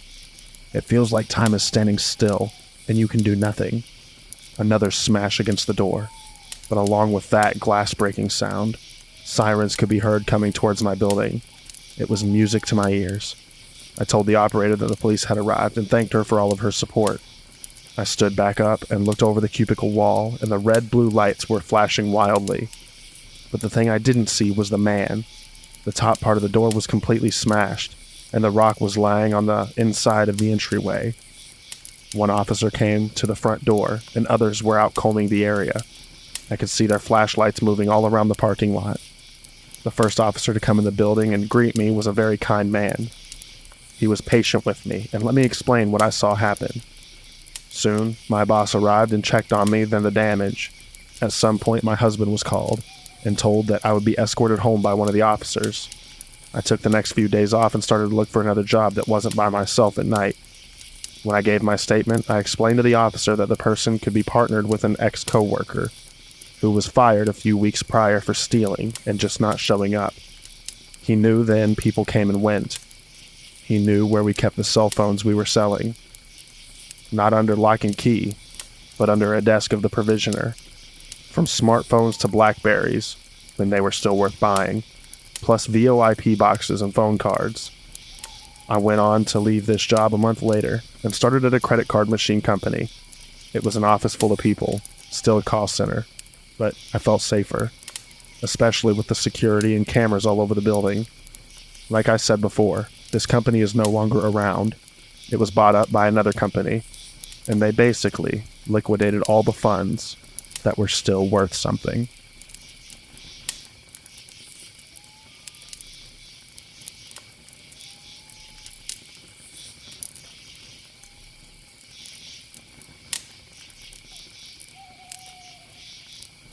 My story is definitely not poop your pants scary or anything like that, but it's left me shaken and very uneasy about working late shifts. Anyways, I had just finished my year of university, and I had taken up a position as a taxi dispatcher with my boyfriend's cousin's taxi company. For the first week and a half, I worked mainly day shifts, until the owner decided to extend the hours to 24/7, and I was the lucky employee who would be covering 3 to 4 of these shifts per week. The next week, I was working my first night shift alone. The driver would be out all night looking for fares, which meant a lot of the night would be just me. I wasn't uneasy working such a shift by myself since I had worked a 24-hour coffee shop and was used to midnight shifts. It was also a Wednesday or Thursday night, so I wasn't very busy. The best part about the job was that my boss let me use the internet to play video games on my laptop in the office. From the computer desk in the office, I could see the front door, a portion of the desk, and most of the front windows, so I could keep an eye on what was happening outside. Plus, the bell above my door always alerted me to a new customer, so I wouldn't be caught off guard if I got too into my game. On this particular night, I was working with a taxi driver named Dave. Dave is about 6'3" and 300 pounds. Plus, he suffers from severe health problems, one of which made all his movements slow and painful. He definitely wasn't Mr. Fitness, or the type of person who would be able to defend themselves, or others very easily. Sometime during the early hours of the morning, around 1:30 to 2 a.m., Dave gets a call to go pick up someone in a town 15 minutes away. He gathered up his stuff and drove into the night, while I headed to the office and continued playing my video game. About 15 minutes later, I caught something over the top of my laptop. My mind froze. I could hear panting, and in the reflection of the window, I could see someone sitting in one of the waiting chairs. I walked to the doorway that connects the front room with the office. Some guy with a massive rat tail had managed to ninja his way into the office, and was now sitting in one of the chairs with his face buried in his hands, panting heavily. He was dirty, sweaty, and sounded like he had just run a marathon. Now, the rat tail should have tipped me off, but I found it more hilarious than frightening.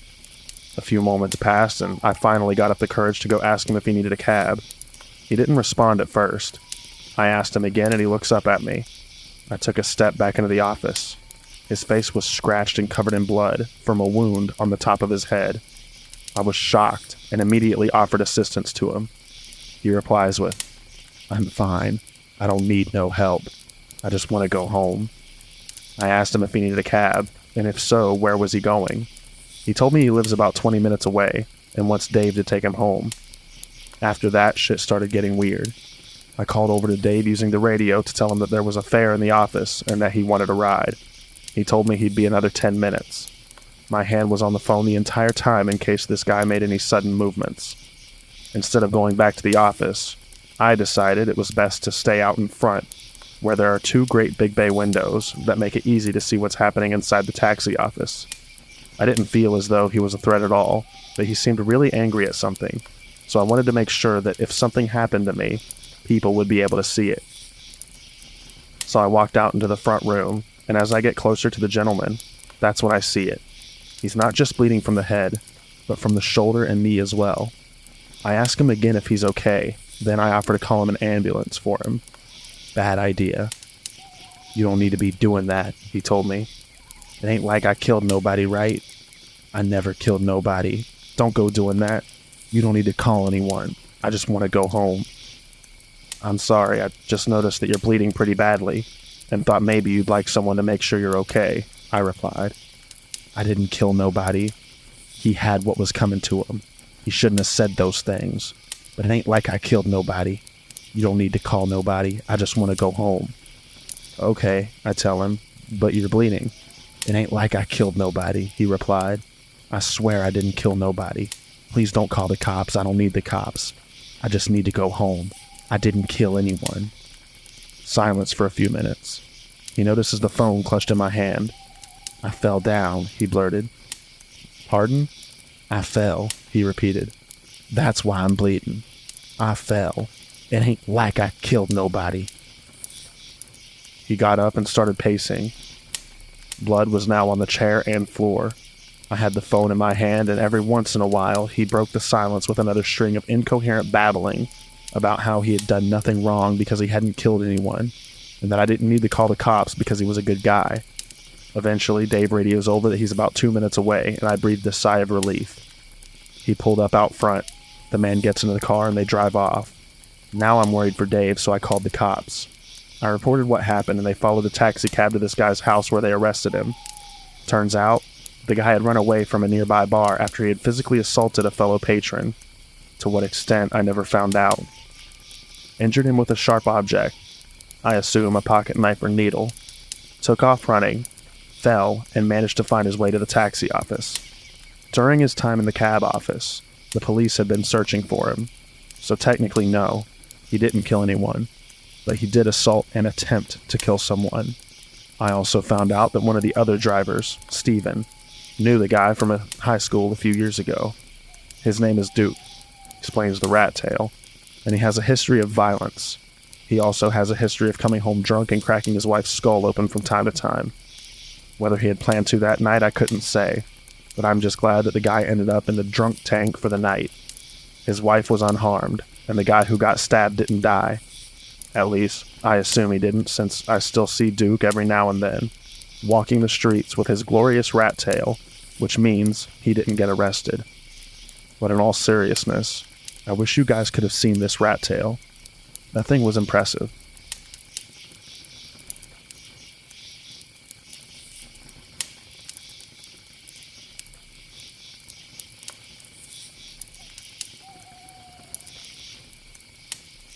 This is a true story that happened to me a few years ago. I'm from Germany and worked in an old people's home in a little German town at that time. The facility was in a rural area on the outskirts of town. One night, I had a shift with a new coworker that I'd never worked with before. He was in his mid-50s, wearing little round glasses, and for some reason seemed a little strange to me on the first sight. There's always only 2 workers alone in the facility at night, and our job was to watch after over 100 rooms on 3 floors. and make control rounds throughout the facility. We weren't allowed to use the elevators for security reasons at night and had to use the stairway instead. I remember the strange weather that night. It was stormy and wild outside when my shift started at about 10 p.m. At this time, most of the personnel was gone. Only one older nurse was in the station room on the second floor, where we had our headquarters at night. She wasn't used to the newer PC programs, and it took her longer to finish her writing stuff. Me and my coworker started our first round through the house. Using the stairways, which had heavy doors, we had to close slowly and carefully every time to avoid noise. Everything was quiet. Most old people were sleeping already, and after we checked all the rooms, we sat down on the second floor station room and finished some paperwork. The old nurse was gone, all doors to the outside shut, and the house was completely quiet when we were sitting on the table. After about 15 minutes, sitting in the quiet, suddenly, a heavy door on the stairway was smashed hard. We looked at each other without saying anything and immediately run in the stairway. I run up the third floor, and my workmate sprinted down to the ground floor. We saw nothing, and nobody. We even checked the stairway windows. All were closed. Someone must have been in the stairway, we concluded. As we found nothing, we continued our tour, starting from the third floor down to the ground floor. From there, I could not stop thinking who the hell would sneak around the floors in the middle of the night. It was about 2 a.m. when we had to change the double sheets from an old invalid man who pissed his bed. I stood in the corner of the room beside the bed, backed up against the wall. My co-worker was on the other side of the bed. I remember that I was watching the door, waiting for someone to peer in the room. While I was concentrating on the door and lost in my thoughts, suddenly my coworker freaked out, screaming at the old man, out of nothing, ripping around the sheets and tossing around the old man. His face got an angry, creepy look, and I was totally shocked and not able to say or do anything. I just watched this creepy guy in front of me with the totally black windows behind him and the door leading to the dark floors where some freak sneaked around unseen. I stood there, pressed on the wall in the corner of that room, and felt totally lost, surrounded by psychopaths. We finally reached the ground floor and everything was quiet, only the wind blowing around the house.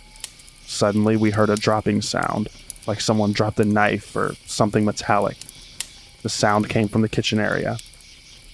We run to the closed glass door where the sound came from. It was a long, dark hallway, with a back door leading to the trash cans and parking lot at the end. We opened that door and searched every single room. I felt extremely uncomfortable and expected an attack every moment. Again, we found nothing. Some hours later, we started our last tour for this night. We split it up this time, and I checked the rooms like usual. When I looked in one room, an old lady was awake and sat on her bed. She asked me if I was in her room 5 minutes ago. I said no, and that we just started our tour. She told me that 5 minutes ago, she clearly heard someone enter her room. She asked, "Who's there?" but didn't get any answer back. Then the door was closed again. I got a creepy feeling while listening to the old lady. I told her to push the alarm button next time something like this happened. I think it's unnecessary to say how I felt for the next hours of the night. Every time I entered a room or walked around a corner, I expected some stranger standing there every time. I was more than glad when this shift was over. Some days later, I met an old nurse who left the facility late at night and told her the story. She told me that the back door to the kitchen area was wide open when she went to her car that night. She reached the open back door from the parking lot and called if somebody was there. Suddenly, she got a very bad feeling, turned around, ran to her car, and drove off fast. She was totally scared and tried to reach and warn us, but didn't find out the number. I told her that the back door was definitely closed when we checked the area. We never found out what creepy freaks sneaked around there that night, and many night shift workers reported similar experiences the following month. The co-worker I had to work with that night was fired after more and more complaints about this person emerged over time. Anyway, I'm glad I don't have to work there anymore, and never will I ever take a night shift job again.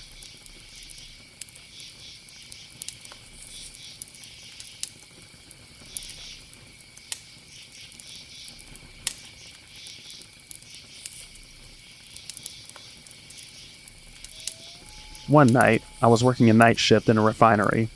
I was working a hold watch for my shift, which means I basically sit in an entrance and document anyone that goes in and out. Well, a guy showed up. I got his name and he gave me the company he worked for, so I logged him in. Everything checked out, so I'm waiting at the entrance for a few hours for the guy to come out. Now that's nothing unusual because most people that go in will stay there for 2 to 6 hours at a time, and every hour or two I yell up to make sure they're okay. I would yell, and usually the guys would whistle back or make a noise to let me know that everything is okay, and every time I check, I thought I heard a response. Later, a few more guys came up to go in. I logged them in and let them know there's another guy up there doing inspections. They go in and radio back, "Hey, there's no one in here." Immediately, I had a weird feeling, because I was at the only exit/entrance, and there's no possible way to get out the container without me knowing. The way the container is set up, you have to climb a ladder to get into it from underneath, using a scaffold to help. I was sitting in the scaffold far back enough to where, if anyone came out, they would drop down right in front of me, and the only way off of it was through the gate that I was guarding. So I radio my foreman and explained to him what happened. He got in contact with the company, and they had no one by that name, and no one scheduled to check that particular container. I was completely baffled at this point. Here I am, adamant as ever that someone went up in the container. I thought I was going crazy, and I was also a little weirded out. I had his signature on the log where they sign in, and I have to sign right next to their name also, acknowledging that I know that they are going in. For about 20 minutes, I'm in full panic mode and freaking out because I don't have an explanation as to what happened, or where he went, or who he was. And on top of that, I could have easily lost my job because of it.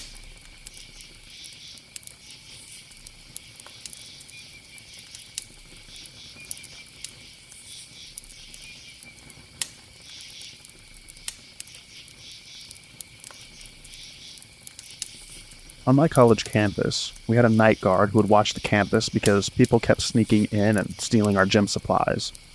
But one day, apparently the guard left and crashed through the gate, and later was found dead. So the college was offering free rent for our apartment, since we didn't have dorms. So a girl quickly took the job, but went missing. So I took the job. It was pretty simple. Watch the place till 4 a.m. until the staff arrived. So I went to class after and got 3 hours of sleep and then went to work. But when I checked the cameras, I saw something weird that looked almost identical to a skinwalker. I don't believe in them, so I grabbed the thing nearest to me, my hockey stick, and waited.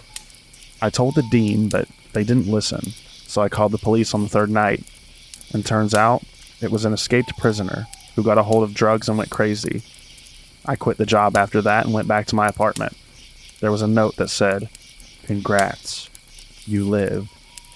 But it was just my girlfriend, so I was fine.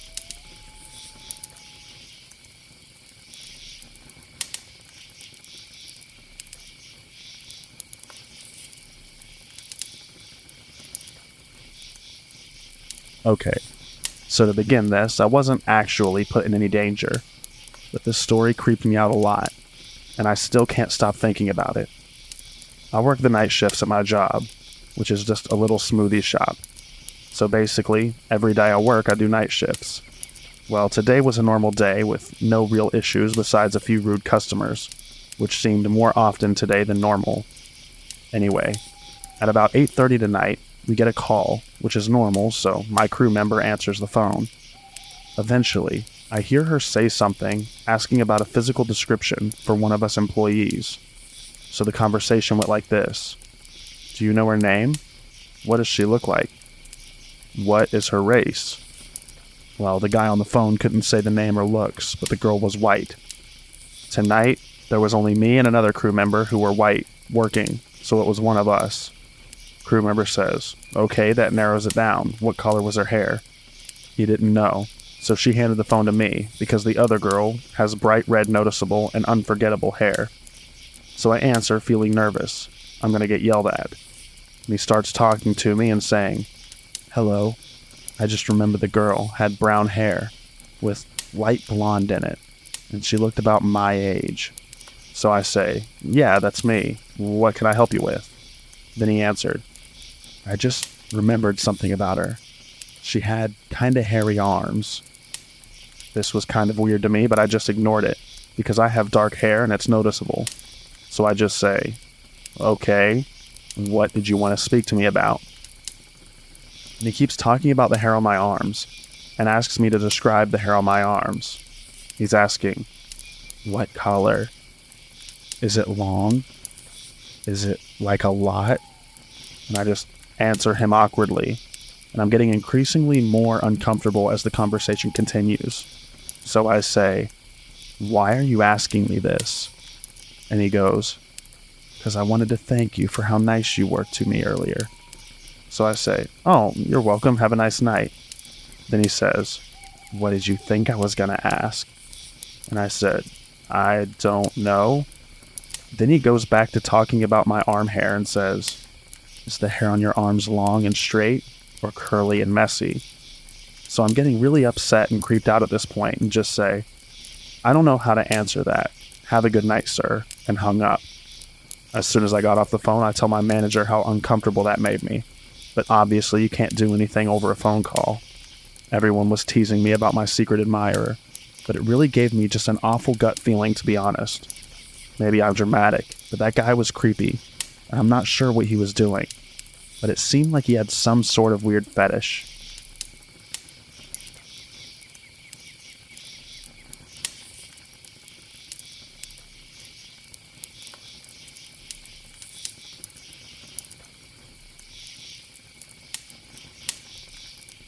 This happened an hour ago. I work in an upscale hotel in one of my state's most affluent suburbs. Like most hotels, we're struggling during the virus. Our rates have been slashed in half to get guests through the door, and our clientele has shifted from upper crusty business people to a mixed bag of multiple different characters. It's mostly been fine, with a couple of notable exceptions earlier on in the pandemic. Cut to tonight. I'm working overnight alone, 7 p.m. to 7 a.m. About 3 hours into my shift, I get a call from room 235. He has a strange voice. It's quiet, raspy, and maybe has an accent. He tells me that he can't figure out how to work his remote to his TV. I assume maybe the batteries have died, but he insists that the remote works fine. He just doesn't understand how to operate the volume button. I find this strange. I've worked in hotels for 5 years, and I've not once encountered someone who didn't understand the TV remote. I give him the benefit of the doubt. The volume button is like a Guitar Hero strum switch. You have to press a single switch up or down to navigate. Also, working in customer service, you come to realize that people are much, much dumber than what you believe they are. Since I'm alone at the hotel and not technically supposed to leave the front desk, I tell him that if he needs to come down to the lobby, I will gladly show him how it works. This upsets him. He grunts and starts complaining that our customer service is terrible, and what kind of hotel wouldn't have an attendant come to the room for something like this? I give in. He's only one floor up, and I can't possibly take long to show someone how to change the volume on a remote. Everyone is checked in. It's not worth the argument or the bad review later. I tell him I'll be up in just a moment. I knock on his door and do the customary call-out. Guest services. I can faintly hear him talking to someone, but it's muttered, and I can't pick up any distinguishable words. At first, it felt like he was instructing someone else to get the door, and I anticipated it opening shortly thereafter. The talking went on for so long that I wondered if maybe the people in the room hadn't heard me. I was debating knocking again when the deadbolt slowly unlatched. Normally, when I go to a room, the guest opens the door wide and stands to the side to let me in, or at the very least opens the door enough that I can fully see them, and they can fully see me. Not 235. He barely cracks the door. It's open maybe an inch. Even weirder, all the room lights are off. It's entirely dark, except for the very faint glow of his TV, which is on, but with the volume turned all the way down. His voice sounds exactly like it had on the phone, raspy and withered. He is standing behind the door, so I can't see him at all. Completely disembodied, he instructs me. "Come inside, sweetie." I say nothing and don't move. I guess now is the part where I tell you I'm a small-ish, 5-foot-tall woman, with a baby face in my mid-20s. Come on. come inside. He sounds more edgy, more insistent this time. It feels so obviously like a trap that if I wasn't absurdly on edge, I would have been insulted. How naive does he think I am? I push the door open but remain as much in the hallway as possible. I also take the opportunity to reach for the light switch just inside the door. The room lights up and I finally get a look at him. He's at least 60, white-haired and slim, but with a little gut. He is shirtless. He is wearing pants, but his belt is undone and the ends are flopping down. I'm not entirely sure because I try not to look, but I believe his pants were also unzipped. He appears to be completely alone in the room. The only piece of luggage is a small black duffel bag. I try to quickly explain the volume switch from where I'm standing, awkwardly in the doorway, but he isn't comprehending it, or at least he's acting like he isn't. I ask him to give the remote to me so I could show him, but he backs further into the room. You know, it'll be easier for both of us if you could just come inside, he tells me gruffly. For a brief moment, I think I see his eyes glimmer. Update. Made it through the night. My boss was very concerned and felt badly. He apologized if he had ever made me feel like I had to go to guest rooms while alone at the property, and made it clear that he wants us to not do that anymore. For the record, no one has made me feel like I have to do that. All of the front desk staff do it from time to time. I usually don't unless it's one of our regulars who just needs a new roll of toilet paper or something. I did in this instance, because it seemed like it would be quick, and while he sounded weird on the phone and I hated his voice, I didn't expect it to go as it did. You encounter a lot of weird people working in lodging. Usually I feel like I can tell the benign from the malignant. Obviously it was a bad call on my part and I was wrong in this case. I've learned my lesson. As for not calling the police or my boss right then and there, I felt like I was potentially going to be in harm's way while I was standing in the doorway, and he was actively being a creep. But when I got downstairs to my lockable office with my security cameras, which would have allowed me to see him coming, I was just really anxious and on high alert. I had decided if he called again, I obviously wasn't going up, and if he came to the desk, I would have 911 punched in on my cell just in case. We're 2 minutes from the police station, and there's usually a patrol car hanging out in our shopping center. They show up quickly any time I have had to call. Also, I like to think critically before I call the police for any reason. I've called them on someone for being similarly as weird, but in a slightly different way, and was told that unfortunately he hadn't technically done anything, and to call back if he does. I don't believe it would have gotten me anywhere. I didn't call my GM because he lives 45 minutes away, and I'm not sure what he would have done. Even if he'd offered to wake up and drive the 45 minutes to the hotel to replace me on shift, I would have refused because I needed the money. Anyway, thanks everyone for the concern, and for checking in on me throughout the shift. I wrote the post because I couldn't believe what just happened and needed to share it with someone, even anonymous people who don't know my location, to feel less alone and to process it a little. I also eventually got in touch with my girlfriend, so I had a real person with my real address keeping tabs on me as well.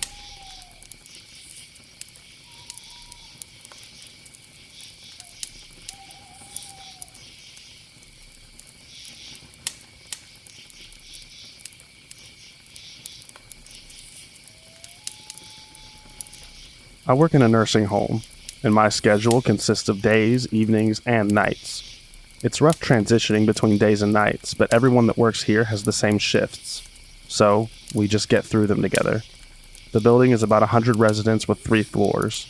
The building is shaped like an L, with a north and south wing, and the nurse station's in the middle. The floor currently only has a few residents living there due to construction, with one of the wings completely shut down because they're ripping out the walls. Due to only a few residents being on that floor, only one nurse is required to be on duty on that floor. I've worked the night shift alone on that floor many times, and never really experienced anything scary or weird. Sure, it's creepy and dark at night, but that was it. I've never believed in the paranormal, at all. I had the mindset that I had to see it to believe it. I'm a huge fan of true crime and scary movies and stories and paranormal documentaries, however. A few of my coworkers over the years had talked about how the 3rd floor is haunted. They'd hear knocks at night and see weird things. I was always intrigued to hear about it, but we would always just laugh it off. but that night a few weeks ago has really started to change my mind. I was sitting in the nursing station, watching movies and playing on my phone. I had just done my rounds and had answered a call bell. I had felt off that night, and constantly had that feeling of being watched. I also kept on thinking that I was seeing things out of the corner of my eye. The next part is hard to explain, but I'll try as best as I can. As I was sitting there, all of a sudden a shadow dropped from the ceiling and hovered over me. But by the time I realized what I was seeing, it was gone. My heart jumped and I jumped out of the chair. There was no way that anything would cast a shadow like that, or a car passing by, as the only window looks out into the forest, with nothing but trees for miles. After a few moments I calmed down, and left the nursing station to go check on my residents. Nothing seemed amiss, and none of them were awake except for the little old lady at the end of the hall, watching her TV shows. As I walked back to the nursing station, I swore I saw feet or a shadow moving under the crack of the door, leading to the wing that was closed for construction. I opened the door just to make sure it wasn't a wandering resident from another floor. This actually happens quite often. But there was no one there. I walked back to the nursing station freaked out, but still feeling like someone or something was watching me. I settled back into my chair and tried to watch TikTok videos to get my mind off of it. I was sitting with my back to the window facing the door. About an hour of watching videos, I glanced at the clock. It was 3:03. I remember being slightly annoyed as my coworker had promised to come up at 2:50 so I could have my break and go out to my car to have a smoke.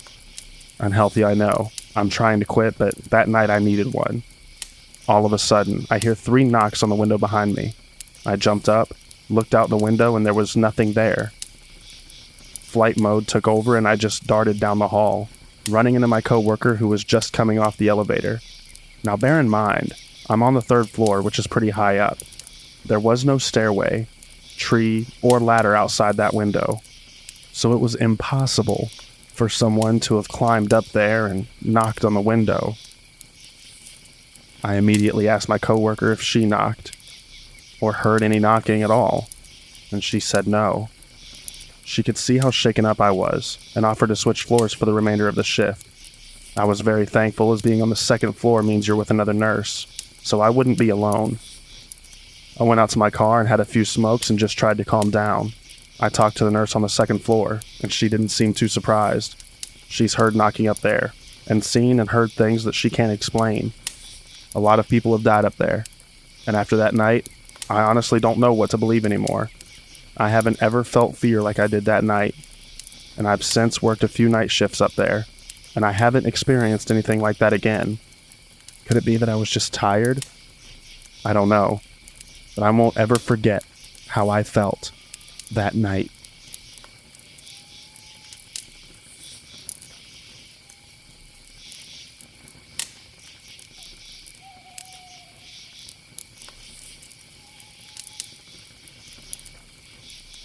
So this happened in 2020.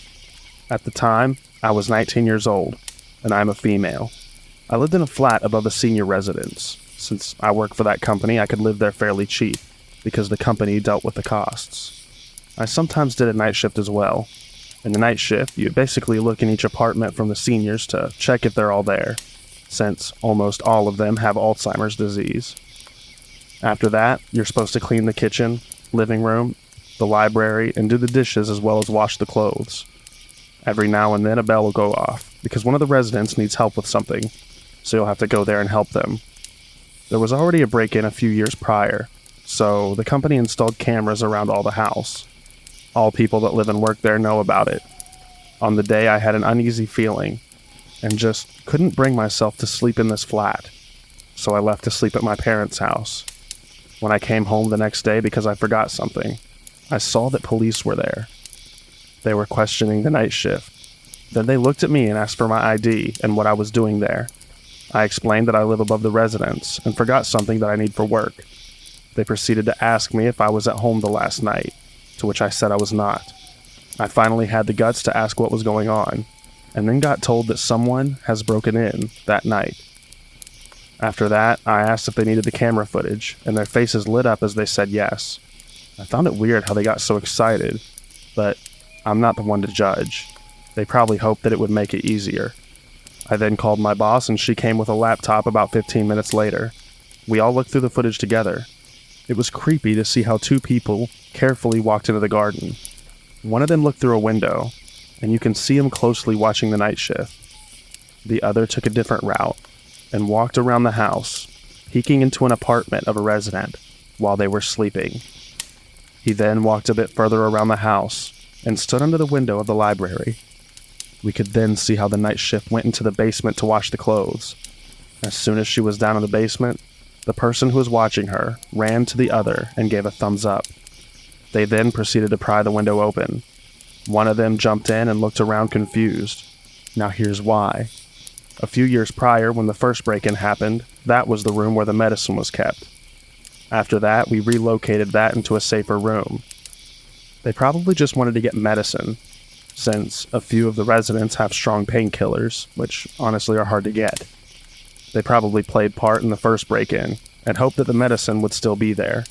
They got confused when the room looked completely different. They ended up stealing nothing and just running away again. As far as I know, they were caught about 2 weeks later. But it makes me wonder, what would have happened if I was home that night? Because this happened at a time where I would always go outside to take a little walk through the garden. I have insomnia and this helps me a bit. Would I have met them? If so, how would they have reacted?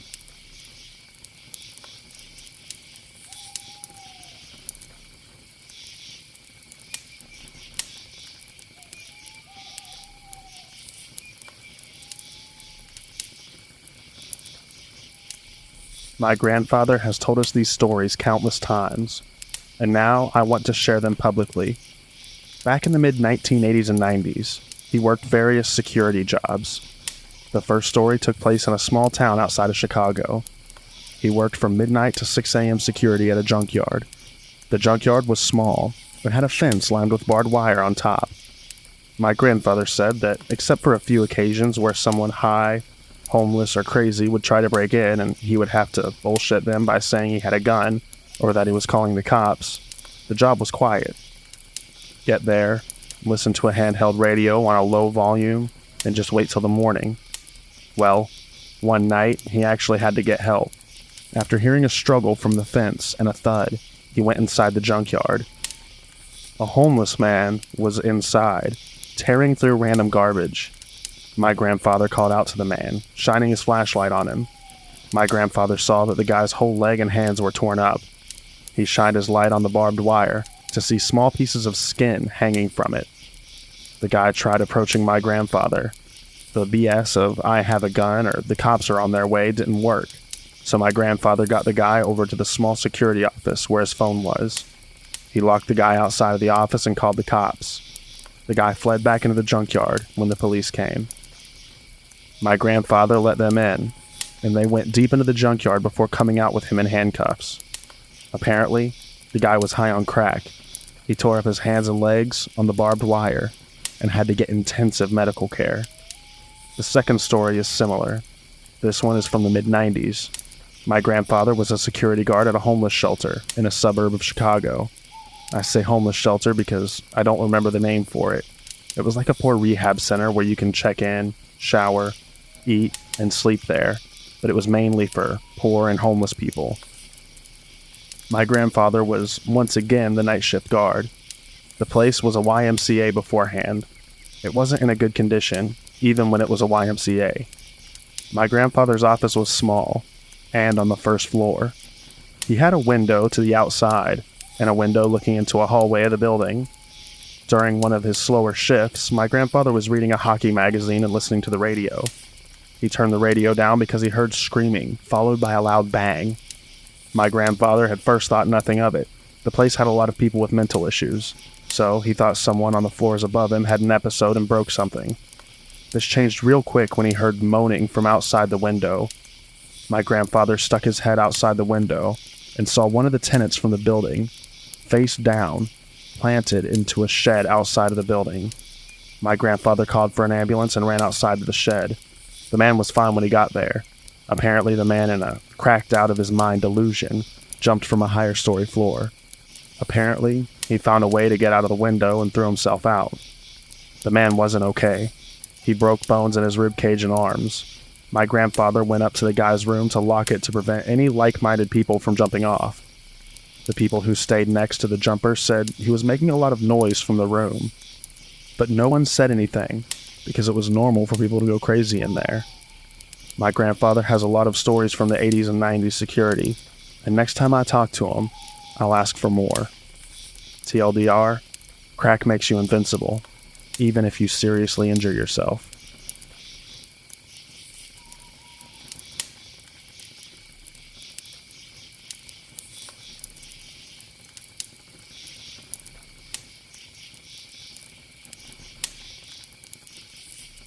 Back in the day, I worked at a chain store as an assistant manager, and that meant I almost always got the super early or super late shifts. Shortly after I was tired, the store extended its hours so that we closed at 10, but did all the cleanup and such after hours, so we wouldn't leave until 11. Nothing too crazy, but that late at night, things get a little sketchy. This was one of the worst times that I can remember. It was just before closing, and we had a short line of customers. It was a Friday night, so people in late getting drinks and snacks was pretty common.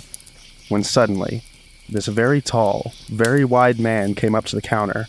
He had no items in his hands, so I asked if I could help him, and he said, "Yeah, I'm looking for this person." Now, I vaguely knew the person he had mentioned. Small town, and a guy with blue hair is hard to miss. But the way he said it made me nervous, so I told him I didn't know who or where he was. He was not happy. He leaned in real close and started to tell me how he really needed to find him, and how I just needed to tell him where he was and it would all be good. I insisted that I didn't know who the guy was. The man suddenly slams his hands down, telling me that if I didn't tell him where the guy is, I'm gonna be very sorry. Lucky for me, a few guys in line stepped up to scare him off. Over the next half hour, the guy just hung out in the parking lot, so I eventually called the state police who, after hearing his description, were pretty keen to send someone out. Only problem is that the department was about 45 minutes away. Well, I figured I will lock up and me and my other coworker can clean up early while we wait, as the last thing I wanted to do was leave that door unlocked for him to wander back in. I locked the doors and we proceed to go about our business. About 5 minutes later, the lights go out. I was standing at the back of the store with a mop and almost had a heart attack as the emergency lights came on, and I went towards the front to see what was happening. My coworker was equally baffled and said, "Maybe the breaker tripped." I was this close to stepping outside to go find the breaker when I saw the guy still standing in the parking lot. I have never booked it to the back room so fast. I grabbed my cell phone, locked me and my coworker in the back office, and called to see where the cops were. Sadly, by the time they got there, the man had taken off. We gave a description of the only car that we had seen in the parking lot, but we were told that this guy was apparently into drug trafficking, and the person he was looking for used to be involved with him before getting clean. He'd been wanted for multiple violent assault charges, and they hadn't seen a trace of him in weeks. I didn't work the night shift again for a long time, but I did see him once more at a glance in a grocery store. Not a fun time.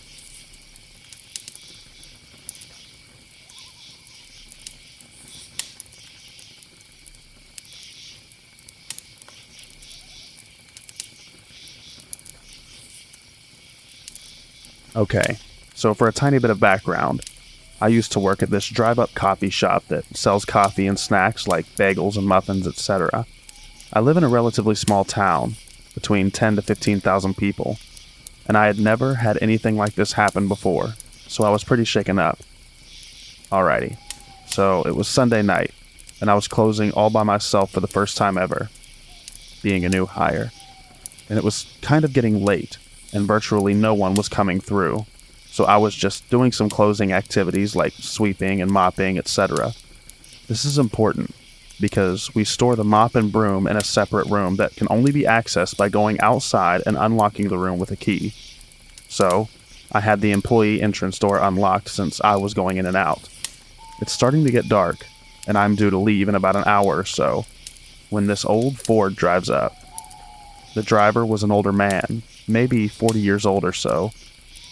I wasn't too fazed by it though, because a lot of people work on oil rigs in my town, and if they're on night shift, they'll stop by for a pick-me-up before making the 3-hour drive out to the rigs. I open the window, ask him what he'd like to order, etc. This is where it gets weird. He didn't order any coffee or food. No. He asked me, "Are you working alone?" I most certainly was working alone, and even both of my managers were no longer in the neighboring pawn shop that they also own, and I just feel my blood run cold. Thankfully, I'm smart enough to lie and respond with, "Oh no, my coworker will be back in a second, and my manager is coming here in about 5 minutes. He needs to take inventory."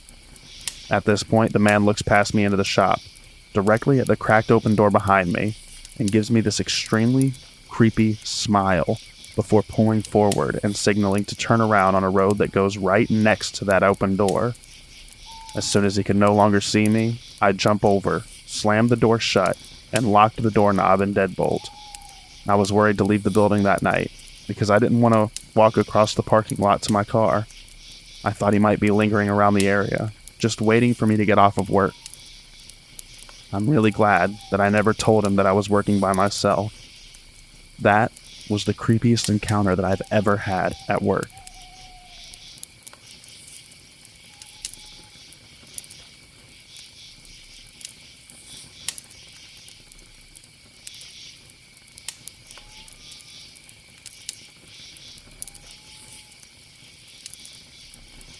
Hey everyone, this is my first post, so bear with me.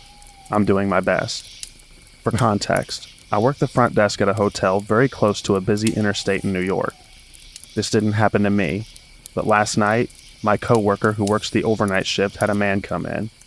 She said hello, and he immediately says, "I'm gonna come in that door and assault you, and you're gonna love it." Said door goes into the laundry room, which also has an entrance to the first desk. She was rightfully terrified, and called the police while telling him to leave. There are multiple exits, but one of them is right across from an entry door that goes into the back room that connects to the front desk, and that is, of course, the one he heads towards. She yelled back at him that he needs to leave through the front door, and thankfully he listened. The police arrived, told him to leave the property and let him go. They then proceeded to tell my coworker they got a call about the same man a couple hours ago for harassing, and saying the same terrifying things to women outside a gas station about a mile away. It infuriates me that they just let him walk away, and then left her all alone, knowing there was nothing stopping him from coming back. Thankfully, he didn't, and my coworker is safe. But holy cow, it was super scary for her.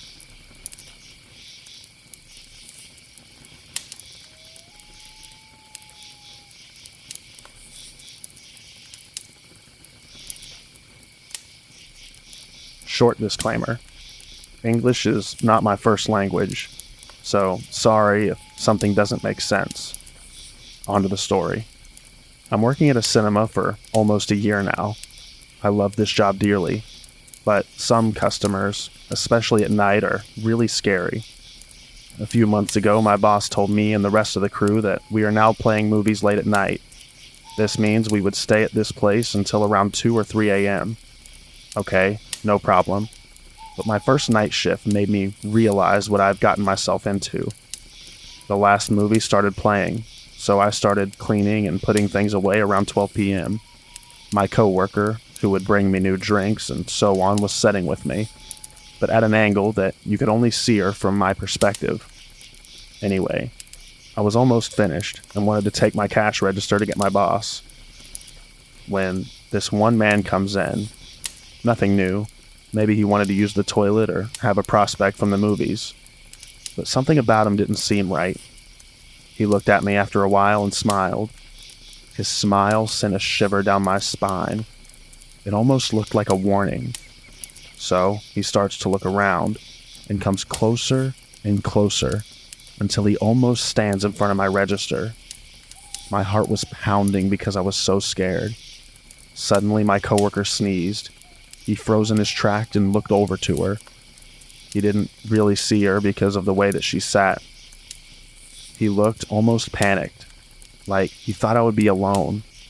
He looked back at me, nodded and smiled again, and almost ran out of the theater. My coworker and I looked at each other. This man smelled like danger.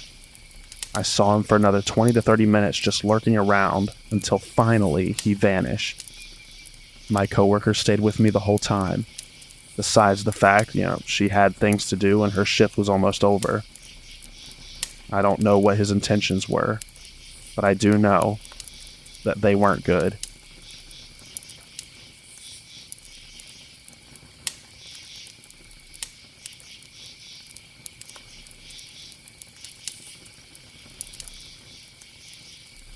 So, for context, I work in a radio station that has glass walls open to the public.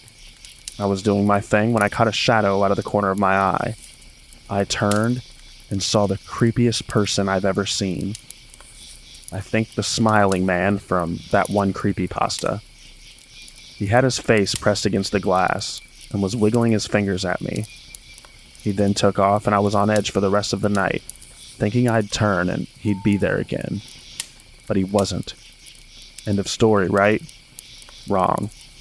I went to my bike after my shift and found a still-lit flashlight and a cocaine spoon in the basket. Probably wasn't the same guy, but to have 2 encounters in one night really unnerved me. Not to mention the guy that screamed at me for a couple blocks for being on the sidewalk with my bike. Overall, not a great day.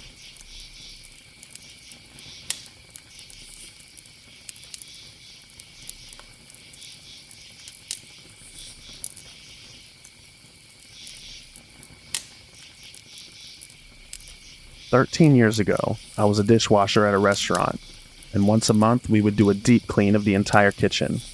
This was done overnight to avoid interruptions in service to our patrons. Naturally, everyone would call out for this shift, but I never liked to lose money, and it entitled me to work with headphones in. The only rule was that we needed to be wrapped up by 6 a.m. for the morning rush. Normally, there would be 3 of us in there, but that night it was only me. The manager asked if I was comfortable working through the night. I assured him that there was no issue, and the other guys, who were high school-aged guys, usually got in my way and wasted time. 10:30 p.m. All is quiet on the Western Front, as the door is locked behind the last member of the staff that leaves. The cleaning begins on one side of the building, working my way to the back door and dishwashing station, as to not track any undesirable grime or dirty mop water over clean floors. 12 a.m. I've moved the cleaning operation to the middle of the kitchen, working my way to the back. I've always been a heavy smoker, so at regular intervals of about an hour, I go out to the back door to burn one down.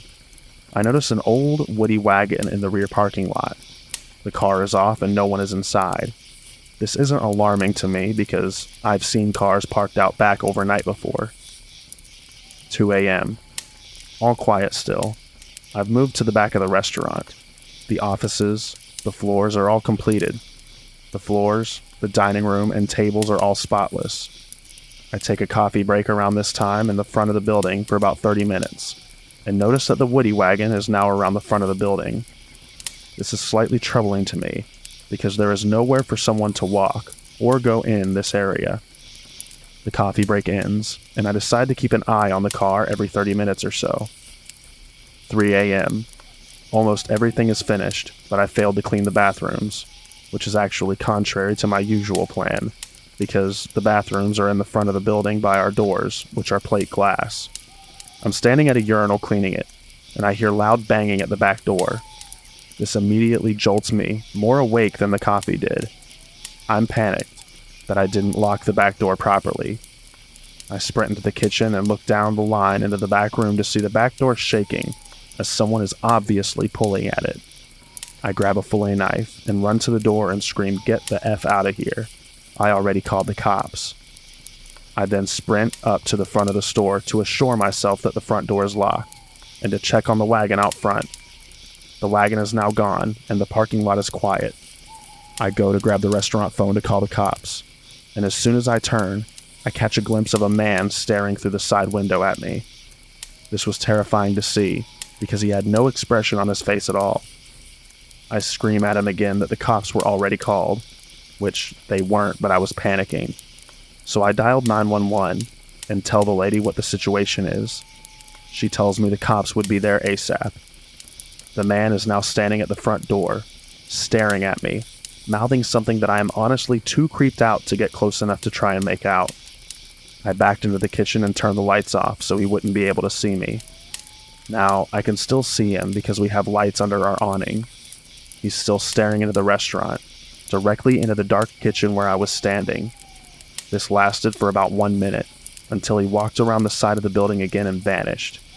In a matter of seconds, I hear an engine start, and he peels out of our parking lot and heads down the highway. 3:15 a.m. The police arrive.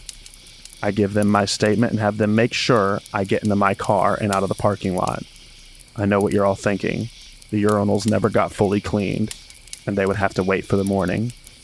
6:30 a.m. I go back into work to let the owner know what happened. After letting him know what happened, I went home for some more sleep. 9:30 a.m. The owner called me and asked if I would come in for a few minutes. I thought this was strange and I asked what for. He told me he'd rather show me. 10 a.m. I arrive back at work and go sit in his office. He spins the computer monitor around and shows me the security footage from the incident. What I saw terrified me. During my second smoke break around the corner of the building, the man was standing watching me. During various times of the evening, he walked around the building and pulled on the doors, and multiple times checked the door, very gently after my smoke breaks. Needless to say, that was my last day at work. Who knows what he was going to do if he was able to get in that building.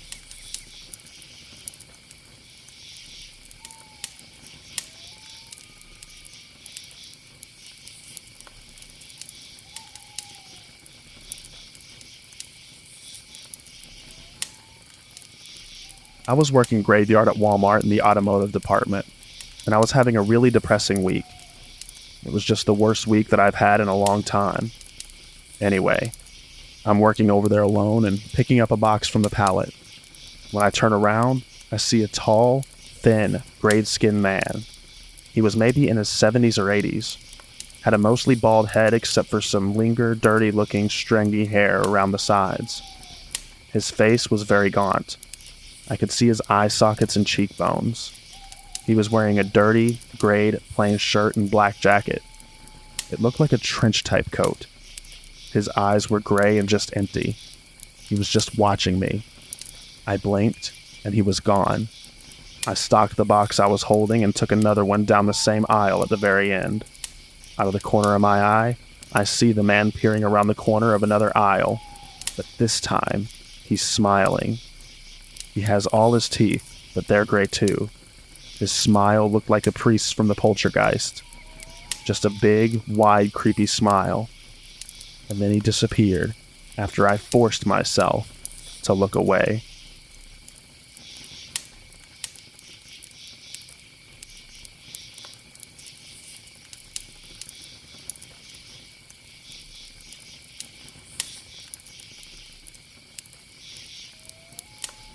When I worked graveyard at Walmart, it was my first night on the job, and this older guy, I'd say about 45 to 50-ish, came to me and lady who was training me and asked where the Just for Men was.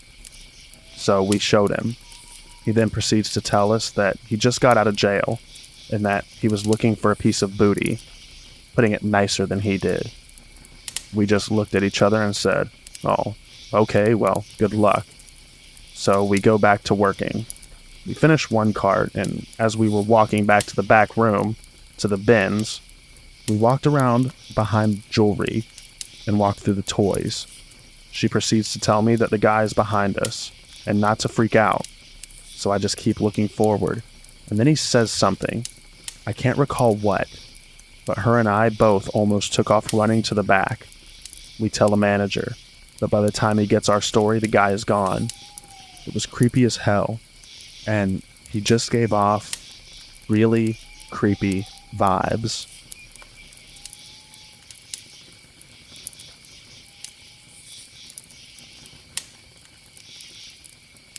Thank you so much for listening to all of the stories in this video.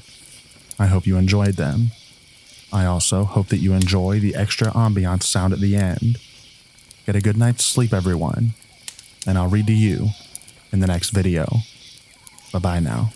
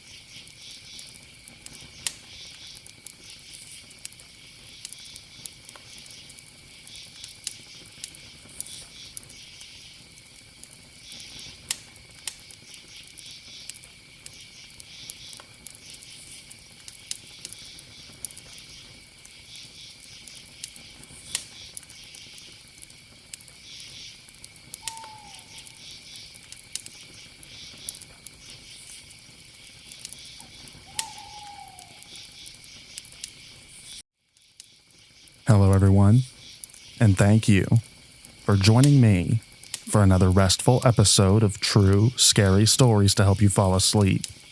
Today, we're going to be doing a compilation of true, scary stories. I hope you enjoy them. I'm going to be doing a couple of these compilations over the next couple of days. One, because of a lot of things going on, and compilations are the easiest way for me to get videos out to you all. And two, because I want to add some extra ambience in the background. That way you have more of a choice rather than just rain sounds on this channel. Anyways, I hope you enjoy. I also wanted to say, for anyone who hasn't seen the community post, that I want to read it to all of you all so that you kind of know what's going on and why uploads may be sporadic on this channel. Dear friends, family, and kind strangers, it is with a heavy heart that I share the difficult news that my wife, Mrs. Interscare, has been diagnosed with invasive ductal carcinoma. This diagnosis has turned our world upside down, but we are determined to face it head on, just as she always has faced life's challenges, with strength, grace, and courage. Mrs. Interscare is more than a wife and mother. Our 3 sons adore her. She's the foundation of our family, a dedicated partner, and the most loving mother to our children. Her kindness, warmth, and endless compassion have touched so many lives, and now we need your support to help her in this battle. The treatments she needs are located far from home. She's Native American, and we're trying to get her to a state-of-the-art cancer treatment facility in Washington, near where her tribe is located. Once we get there, they will provide her with top-of-the-line medical care. We're leaving everything and everyone that we know to try to save her, and the costs of travel and medical care are going to mount quickly. We're doing everything we can, but the reality is that we cannot do this alone. That's why we're asking for your help.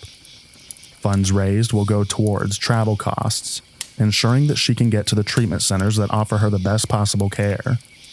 Medical expenses, covering treatments, medications, and therapies not fully covered by insurance.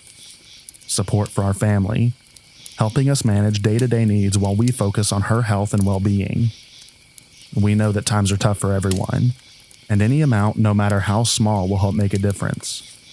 Even if you can't donate, sharing this page with others will be a huge help. We're grateful for every bit of support, whether financial or emotional, as we navigate this difficult journey. Your kindness and generosity will give Mrs. Interscare the strength to keep fighting, and the hope that she needs to heal. Thank you from the bottom of our hearts for standing with us in this fight. With love and gratitude, the Interscare family. We do have a GoFundMe set up to help cover things such as travel costs, medical expenses, and things of that nature. If you would like to donate, the link to that will be in the description down below. Even if you can't donate, because like I said, I know times are tough for everyone right now in this economy. But even if you can't donate, if you could share the link to your social media or anything like that, that would also be immensely helpful. I really appreciate each and every one of you. All of your support, your kind words, and your kindness during this time has meant so much to me and my family. We thank you, and we know that we aren't alone in this. We have all of you here by our sides, and we couldn't be more thankful. But anyways, everyone, without further ado, lay back, relax, and enjoy these true, scary stories.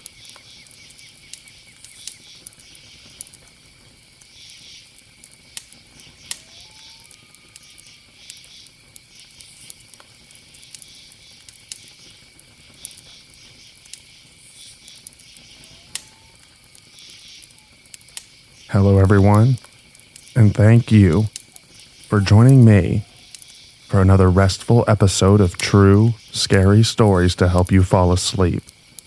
Today, we are going to be reading true, creepy, deep forest stories. I hope you enjoy them.